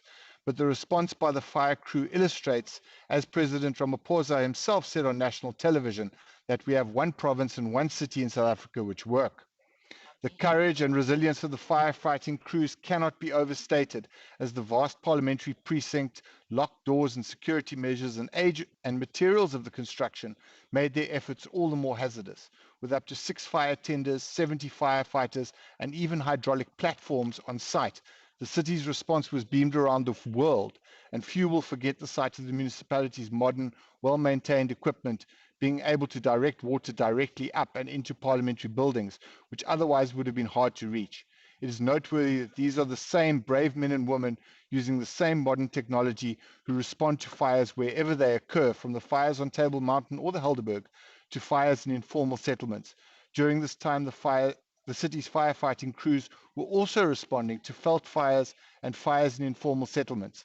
The investment by the DA-led City of Cape Town over particularly the last 2 years, driven by Mayor Dan Plato and Alderman JP Smith, is clearly evidenced by the response to the fire at Parliament. Unlike elsewhere in SA, where cadre deployment and corruption have robbed communities of the protection they are entitled to, this investment in additional vehicles, employment of additional firefighters, and a world-class training academy have certainly borne fruit, but much more remains to be done. And under leadership of Mayor Jordan Hill-Lewis, I'm sure that it will be. The community fire safety bylaw is due to be reviewed this year, and given the shocking failure by the national government to protect its own assets, will allow us to review the exemption in law which assets of national government currently enjoy from the requirements of the national building regulations and the city bylaws, and bring these matters into alignment with the powers which the city does have. I move this motion to congratulate and thank the firefighters for their courageous efforts and to express gratitude that there were no fatalities or injuries. So I so move. Thank you. Can we have Councillor M. Christians from the ACDP? Thank you, Speaker. Speaker, the ACDP welcomes this motion with great enthusiasm. To the over 300 men and women who were deployed, you showed unspeakable courage and a bravery to contain the fire. As mentioned, a response time of 6 minutes and a duration in excess of 71 hours. Every firefighter involved can and should be proud of themselves. Speaker, there is a matter of concern that we would like to highlight. Several firefighters who were part of this large crew dispatched to douse the flames that engulfed Parliament claim they were not given any food or water while on duty.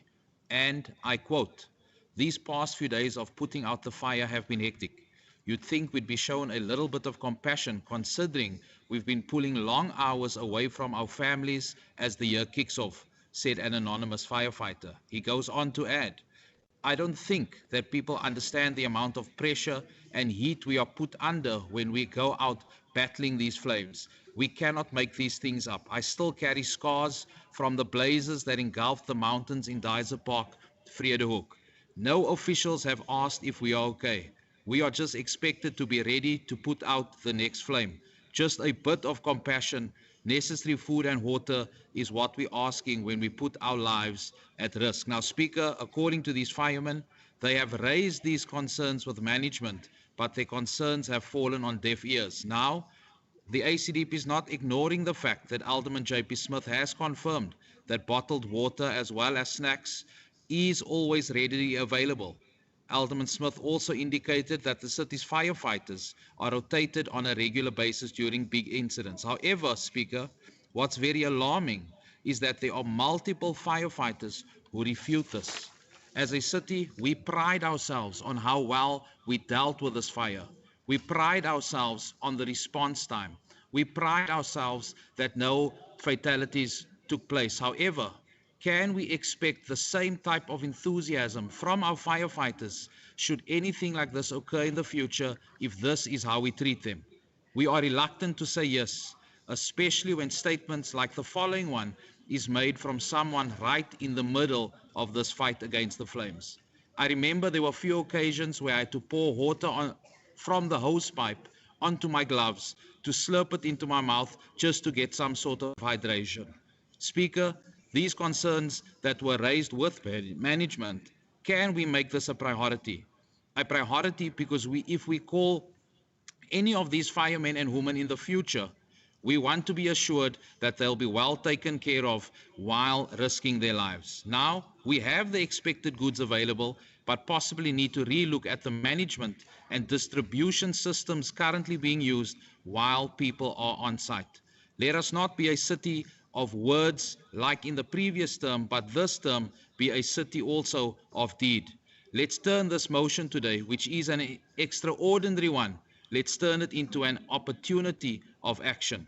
Madam Speaker, it's also disappointing to learn that the South African Municipal Workers Union in the Western Cape has acknowledged these allegations regarding our firefighters, and they are taking it up. Can we do our own investigation? Speaker, in conclusion, I quote one of the firemen who put his life on the line during this tragic event. If the Parliament fire does not make the department and the city see us as essential workers and realize how important our line of work is, then I really don't know what will. Thank you. Thank you. Can we have Councillor Gadini, please?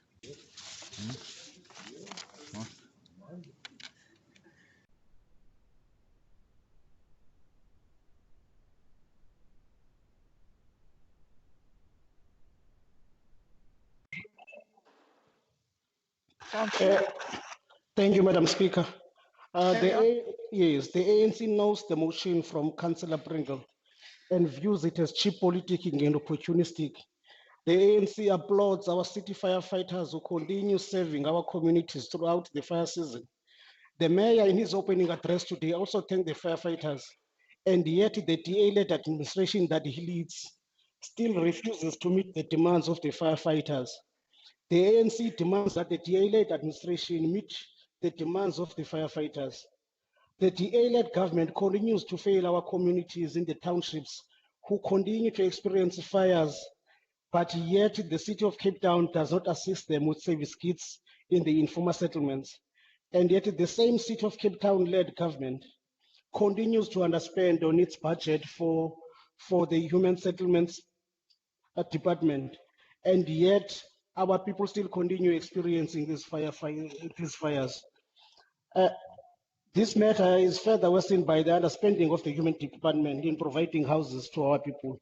Now, if the mayor is really serious about what he says, he really needs to talk the talk and walk the walk so that he meets the demands of the firefighters, so that the people on the ground who are experiencing these fires continue to get great service from the men in black who continue to serve our communities. Thank you very much, Madam Speaker. Thank you, Councillor Joachim.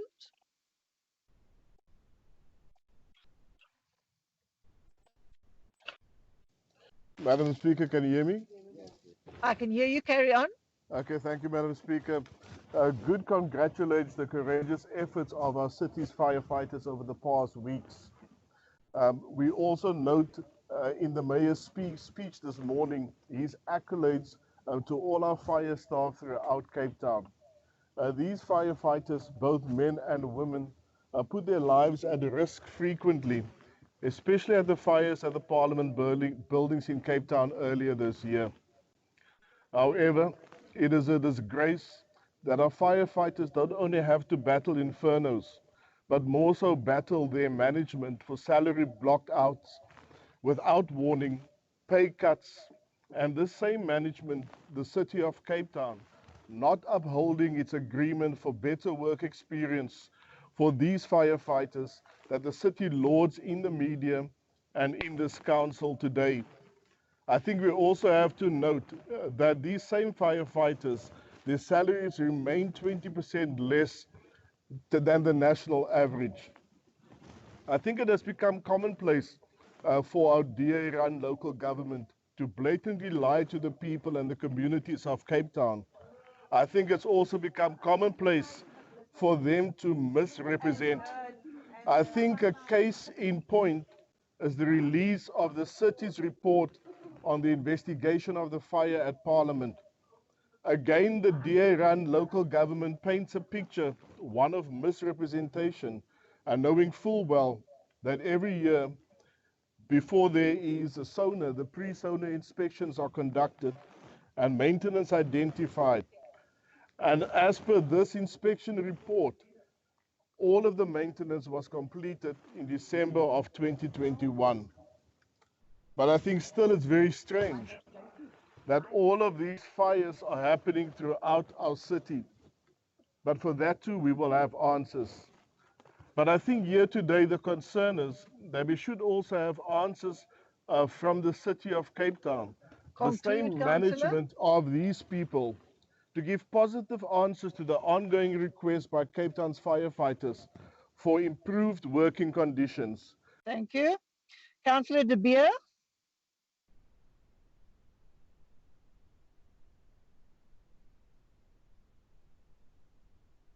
The deep step.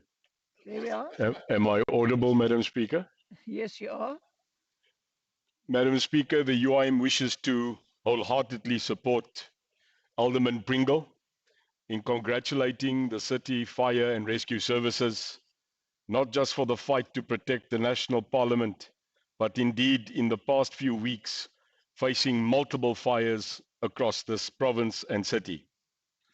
Agbare Speaker, 'n mens wil nie 'n positiewe punt negatief maak nie, maar die volgende is nodig om meer te help. I must state that much must be done for all our members of law enforcement and uniformed members by giving them more support on duty. The past weekend, more than 38 degrees Celsius on various beaches were reached, and I was called in the Strand down to actually see that 3 units of law enforcement on the beaches ran out of water, food, but worst, they had no toilets outside their duty roster. I purchased out of my own pocket 35 cases of water and dropped it at all law enforcement bases, not as a political ploy, but as a man that served more than 28 years in uniform. This is not what we expect. We will do better. Thank you. It's a right. Councillor Satoshi, please. Thank you very much, Speaker. Speaker, Amilcar Cabral once said, I quote, "Hide nothing from the masses of our people. Tell no lies, expose lies whenever they are told. Mask no difficulties, mistakes, failures. Claim no easy victories," close quote. No amount of blackmailing and deceiving will convince us that the DA has changed its heart. Whilst we are commending these patriots, hypocrites, demagogues, chameleons like Alderman Stuart Pringle must be exposed for who they are. These firefighters have been calling on the DA administration to better the conditions of their employment. Unfortunately, their cries have been fallen in deaf ears. They have been calling for the increment, yet hypocrites like Alderman Stuart Pringle never said a word. There is a saying that says, real men are measured where they stand in times of difficulties, not where they stand in times of convenience.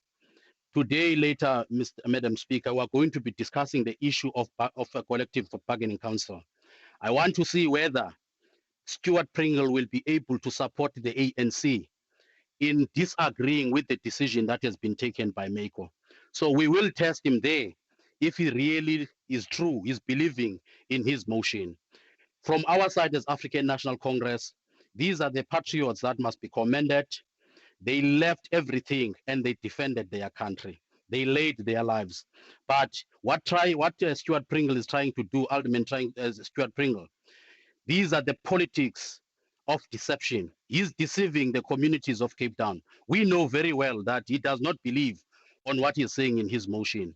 We will continue to expose demagogues like himself. Thank you very much. Thank you.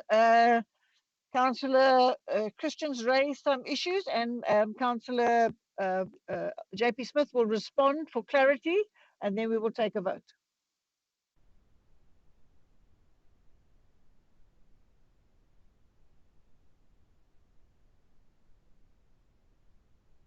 Councillor JP Smith, are you available to give the clarity?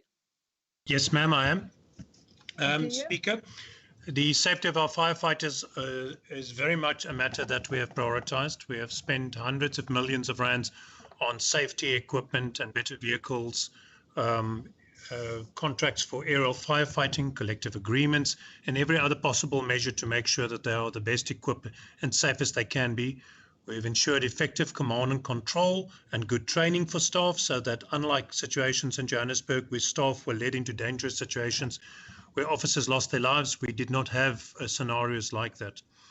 The provision of food and meals happens at predetermined times, and meals and beverages were planned and were supplied, but this was unfortunately preempted by a little bit of opportunistic politics when some people showed up on scene and thought they could make a point, maybe to distract from the chaos that their political management had caused. The fire staff started doing active firefighting at that scene at around 2 p.m. and were due to receive beverages and food at around 10. And this is the normal process. Before that, they were on standby, were able to move around, and there are numerous venues there where, like every other staff member of the city, they are then required to purchase food and water for themselves. So only during the active firefighting that we take up that responsibility, because they can't leave their posts. I think it is important that we just caution councillors like Councillor Jokums not to trip over his own double speak. The annual fire reports to Parliament are a courtesy inspection that we do. As Councillor Alderman Pringle says, maybe when we review our fire safety bylaw, we need to look at whether we can hold Parliament responsible for complying with our fire safety measures in the future, because perhaps we would not have had a situation where the lack of maintenance had been allowed to go as far as it had.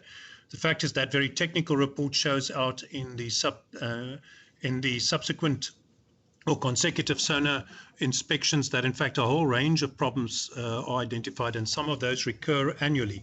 So he must be careful that he isn't used by his colleagues in National Cabinet to cover up the shortcomings in their maintenance of this incredibly important national state asset. Chairperson, the matters raised by some of the others in relation to the bargaining processes are not really suitable for discussing in this forum, but as they've been raised, I'm happy to do so. Our firefighters are amongst the best resourced in South Africa. Those investments have allowed them to respond to the fires to the extent they have. We have seen the fire death rate from people in backyards and informal settlements drop substantially to about half of what it used to be in 2006 when we took over from the ANC and started rebuilding the fire department after they had all but gutted it. And those figures have substantially improved. So we've made life a lot safer for people who live with the most vulnerable fire risk conditions. We are busy with negotiations to review the collective agreement. It is a great pity that a couple of years ago, when we were busy with those and we had offered an improved, when the old agreement was being reviewed, and we offered an alternative, that some will misled their members by walking away from the process. They did a massive disservice to their members, which I think many now acknowledge. And I'm delighted to say that after the illegal strike that they led their members into, negotiations have now resumed, and these are going quite well. And having had conversations with the ED and others, I'm quite excited about the possibilities that are presented to us. But as these are formal and technical processes, it is not suitable for political office bearers to make commitments or comment in this manner. So we will let those play out, but I'm confident that a more positive scenario will be possible, assuming that Samu doesn't walk away from the process again. Beyond that, I just want to echo the words of Alderman Pringle by thanking our staff. They are consistently excellent. and reflect that those achievements, whether it's the toughest firefighter competition or the accreditation, the international fire training accreditation that they've obtained recently, even achieving representation on international accreditation bodies, one of only two such voices in South Africa. We really have to commend them, and we know that we're looking after them absolutely as well as a local government can, and hopefully very soon we'll be able to put this long legacy issue, which I will again remind Councillor Jokums occurred when his national party leader and now Minister of Public Works, Patricia de Lille, was the mayor, when she declined to address the matter and abided by the old collective agreement, which I think the new mayor will finally have the opportunity to do something else with. Thank you very much, Speaker. Thank you. I see that Councillor Jokum has another point of clarity he wishes to make. I don't want to prolong the debate, and I don't want to get into conditions of service of firemen. So if you have something else, Councillor Jokum. Yes, Speaker, I do. I just want to make Councillor Alderman Smith also aware, and I think he's well aware of the process. Every year there is a pre-SONA investigation and inspection of all the buildings at Parliament. Chair, with respect, that's not a point of clarity, ma'am, and it doesn't relate to the motion, ma'am. Okay, thank you very much, Councillor. That's quite correct. We are not going to listen to that debate. Further, we are going to now take a vote on the motion. We have a motion from Councillor Pringle. Those that support the motion, please indicate. Or should I say those that don't? Councillor, I'm sorry, I can't. McCarthy, Councillor McCarthy? Yes. On the Is issue it that you... Is it a point of clarity? Only a point of clarity? Yes. Thank you. And a point of clarity on you, how do we then tackle an issue that is raised in response by Councillor Smith, and then you cut off a person and say it's not part of the motion, when in fact he has responded and provoked a discussion that needs to clarity from him? Okay, we are not going to go into conditions of service, and we're Then not you going should not to allow the... re-debate them. I shouldn't have allowed him to respond in the first place. Councillor, the speakers opened the item by bringing up issues which needed clarity. So we now have the motion on the table. Those that do not support the motion indicate. Otherwise, I will take it that we are all supporting the motion, notwithstanding the debate. It was not even. Thank you very much. Thank you very much. The motion is carried. We are moving then on to the next item, which is item 28, and I've got Councillor Majuza.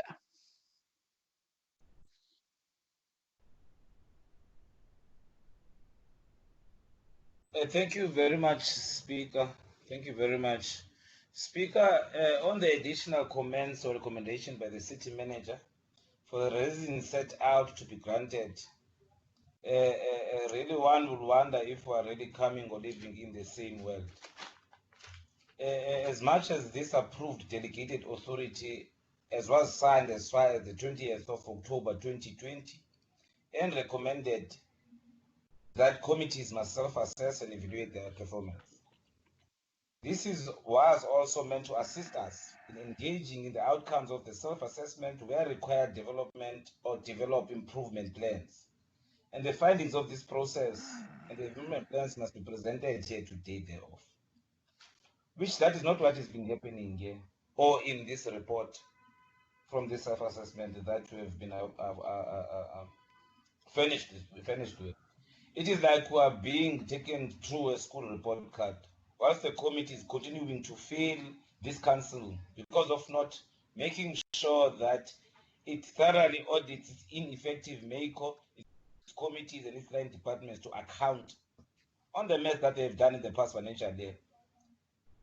As you are still answering questions with no answers posed at us that have been done by these line departments, particularly in our areas, in projects undertaken by departments such as human settlements, roads, water and sanitations, and even law enforcement.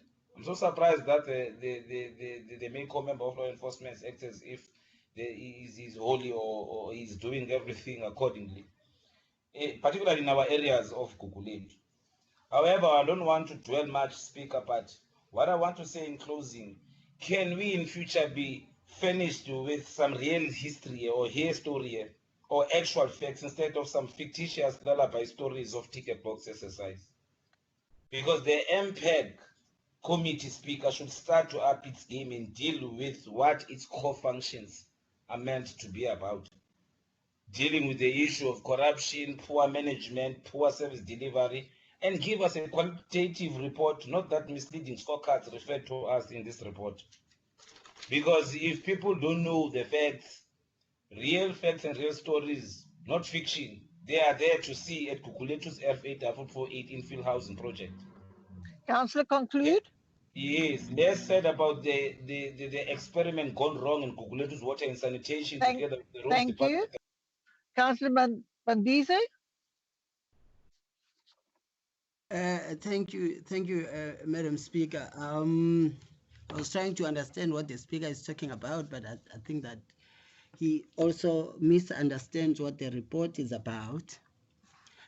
Madam Speaker, in terms of the amendment, terms of reference of the APEC, not MPEC, APEC committee, which reads as follows: committee must self-assess and evaluate its performance and achievements of both APEC as a collective and also of its individual membership on an annual basis. That is what the report is about. And that, Madam Speaker, amendment to the terms of reference was crucial because it is for accountability, and it's also for responsibility of individual members at APEC and the collective itself. And that is the DA difference, Madam Speaker. And sadly, this is what has been lacking in many ANC government state-owned enterprises. We have seen it for ourselves, Madam Speaker, how SAA, Transnet, and Eskom, to say the few, has been ambushed by the Guptas with the We're help not speaking of about former SAA here, we're speaking President, about municipal business. We're with speaking the about help of municipal former business. President Zuma. And the lack of that self-assessment and evaluating performance in those entities by the independent audit committee Show us has proof. resulted Show in us proof that of what you're speaking catastrophic about. events that we've seen, which South Africans now must bear the brunt of it. And Madam Speaker, the councillor, if you read the report, have seen what the outcome has been of the self-assessment and the stakeholders assessment. There has been an improvement from the year before, both by the committee self-assessment and the stakeholders assessment. And also we are happy with this self-assessment, Madam Speaker. Therefore, I move the recommendation on the recommendation on page 15. Thank you. Thank you very much, councillors. The report is for noting. Can we note the report? Thank you. Item 32, Councillor Cupido. Thank you, Speaker. Good note, continual receipt of deviations of which is never discussed, and many councillors right within the Democratic Alliance do not read or understand the very serious nature of these items, which is for noting only. The introduction to this item speaks of providing equitable and effective service delivery to the communities. However, the tender which provides the city with maintenance of its vehicles has not been timeously finalized. This is just bad management. Should the department and supply chain not manage and monitor this? This is incompetence, yet we must note this matter. Two items have been recommended to be reported to Impact. Has this been done, Speaker? Have these items served before this council? As only via this council can it be referred to Impact. The lack of management is costing the city the citizens of this city. Mayor Lewis must remember his maiden speech when he has promised the residents of this city effective services. This process, followed by the Democratic Alliance administration to achieve clean audits, cannot be normal practice and must be noted with huge concern. Madam Speaker, good request that our comment be noted against items 32, 33, 34, 35, Thank you, 36, and Councillor. You're out of 37. time. Thank you. Thank you. We'll do that. Councillor Majuza.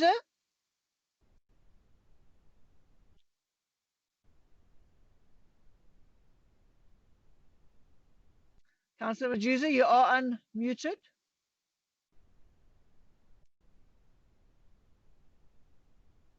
Councillor? Thank you very much. Thank you very much, Speaker. I believe we're on 32 now. No? Correct. Yes. No, I think my sentiments that were shared in the previous discussion of saying that I'm wondering, Speaker, of whether we are living in the same world.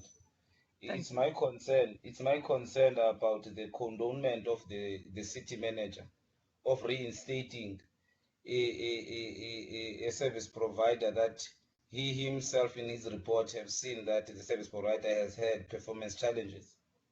The latter is informed by the premise presented here in this council, the consideration by the city manager to condone the reappointment of a company by the name of Realia Tamisa Trading and Project without prior approval for services already rendered by the service provider from the periods of 25 February and 28 May 2021. Without promulgated contingency plans, this is a total neglection of the supply chain management policies, demand management systems, Speaker. And it's not taking serious what people of Kukuletu are going through. I'm happy that the mayor will be making his visit. I hope this time there will be no COVID-19 excuses on the 4th of February. And with the brief submitted report from the city manager, self-confesses that the service provider has had performance challenges in the past. And also based on the supply chain management policy to paragraph 377.5.2 and 329 of the deviation process of the supply chain management policy, the city manager can duly commend such a directive when compliance is not the general public interest, which in this case it is. People of Guguletu are concerned who exactly is messing up with their infrastructure. So what we are commending as the ANC will much appreciate if ever we are taking serious and want to conduct this deviation process, the service provider be taken through, particularly through the sub-council that is directly affected, because we are the ones that are answering unanswerable questions from our constituencies. Thank you very much. Thank you, Councillor. Councillor Bandizi. Thank you, Speaker. Speaker, I think that as we move along, the councillor would have an understanding of what the deviation report is all about. Because I pick up much that appreciate, Speaker, but on a point of order, Speaker. The Speaker. Councillor, choose it quiet, please. The other one's on the floor. Yes, because they expose their, which I understand, their lack of knowledge on the matters of municipality. Because when the deviation and the approval of deviation by the city manager is merely an administrative process. Sub-council cannot be involved in that. What is needed, what was needed in Guguletu was the work that needed to be done, and the city manager had to approve the deviation so that service delivery proceeds. Now, how does then the sub-council get involved in that? Account on what? So that's why I'm saying it's a lack of understanding how these things work, but I do understand as we move along, they'll be able to understand. Because this is a pure administrative process. Councillors are not involved in it, and it is legislated. Supply chain management, policy does cover it. There's nothing. There's nothing that is untoward towards it, and therefore, Madam Speaker, without wasting really council's time, I would move the recommendations on page 51 that we note the report of the deviation by the city manager. Thank you. Thank you very much. Can we then note that report? Right, councillors, that concludes the end of the open agenda.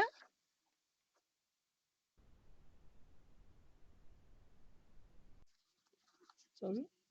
There is clarity, Speaker. Councillor McCarthy. The clarity is from Councillor Sotashe in the IM box. Clarity on that item. It's for noting, but if you want to ask clarity, Councillor Sutashi, I'll give you 30 seconds. No, thank you, Speaker. No, I just wanted to hear from Councillor Mpandezi. Did I hear him clearly that the issue of deviation is just a mere administrative exercise? Is it what he was saying? Because if he's saying that, I'll be much more worrying about the position that he occupies. If he's saying to us, deviation process is just a mere administrative process Thank to you. fast track service delivery. Did I hear him that? Councillor Bandizi.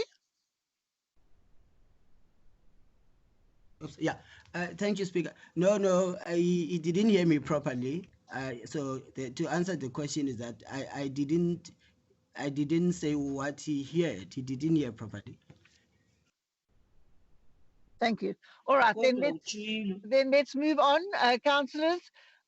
This concludes the open meeting, and before we move to the confidential agenda, can I ask that the ISNT officials terminate you on this the YouTube link now, and then can all other officials and the media connected via Skype, except those on duty, those officials on duty in the meeting,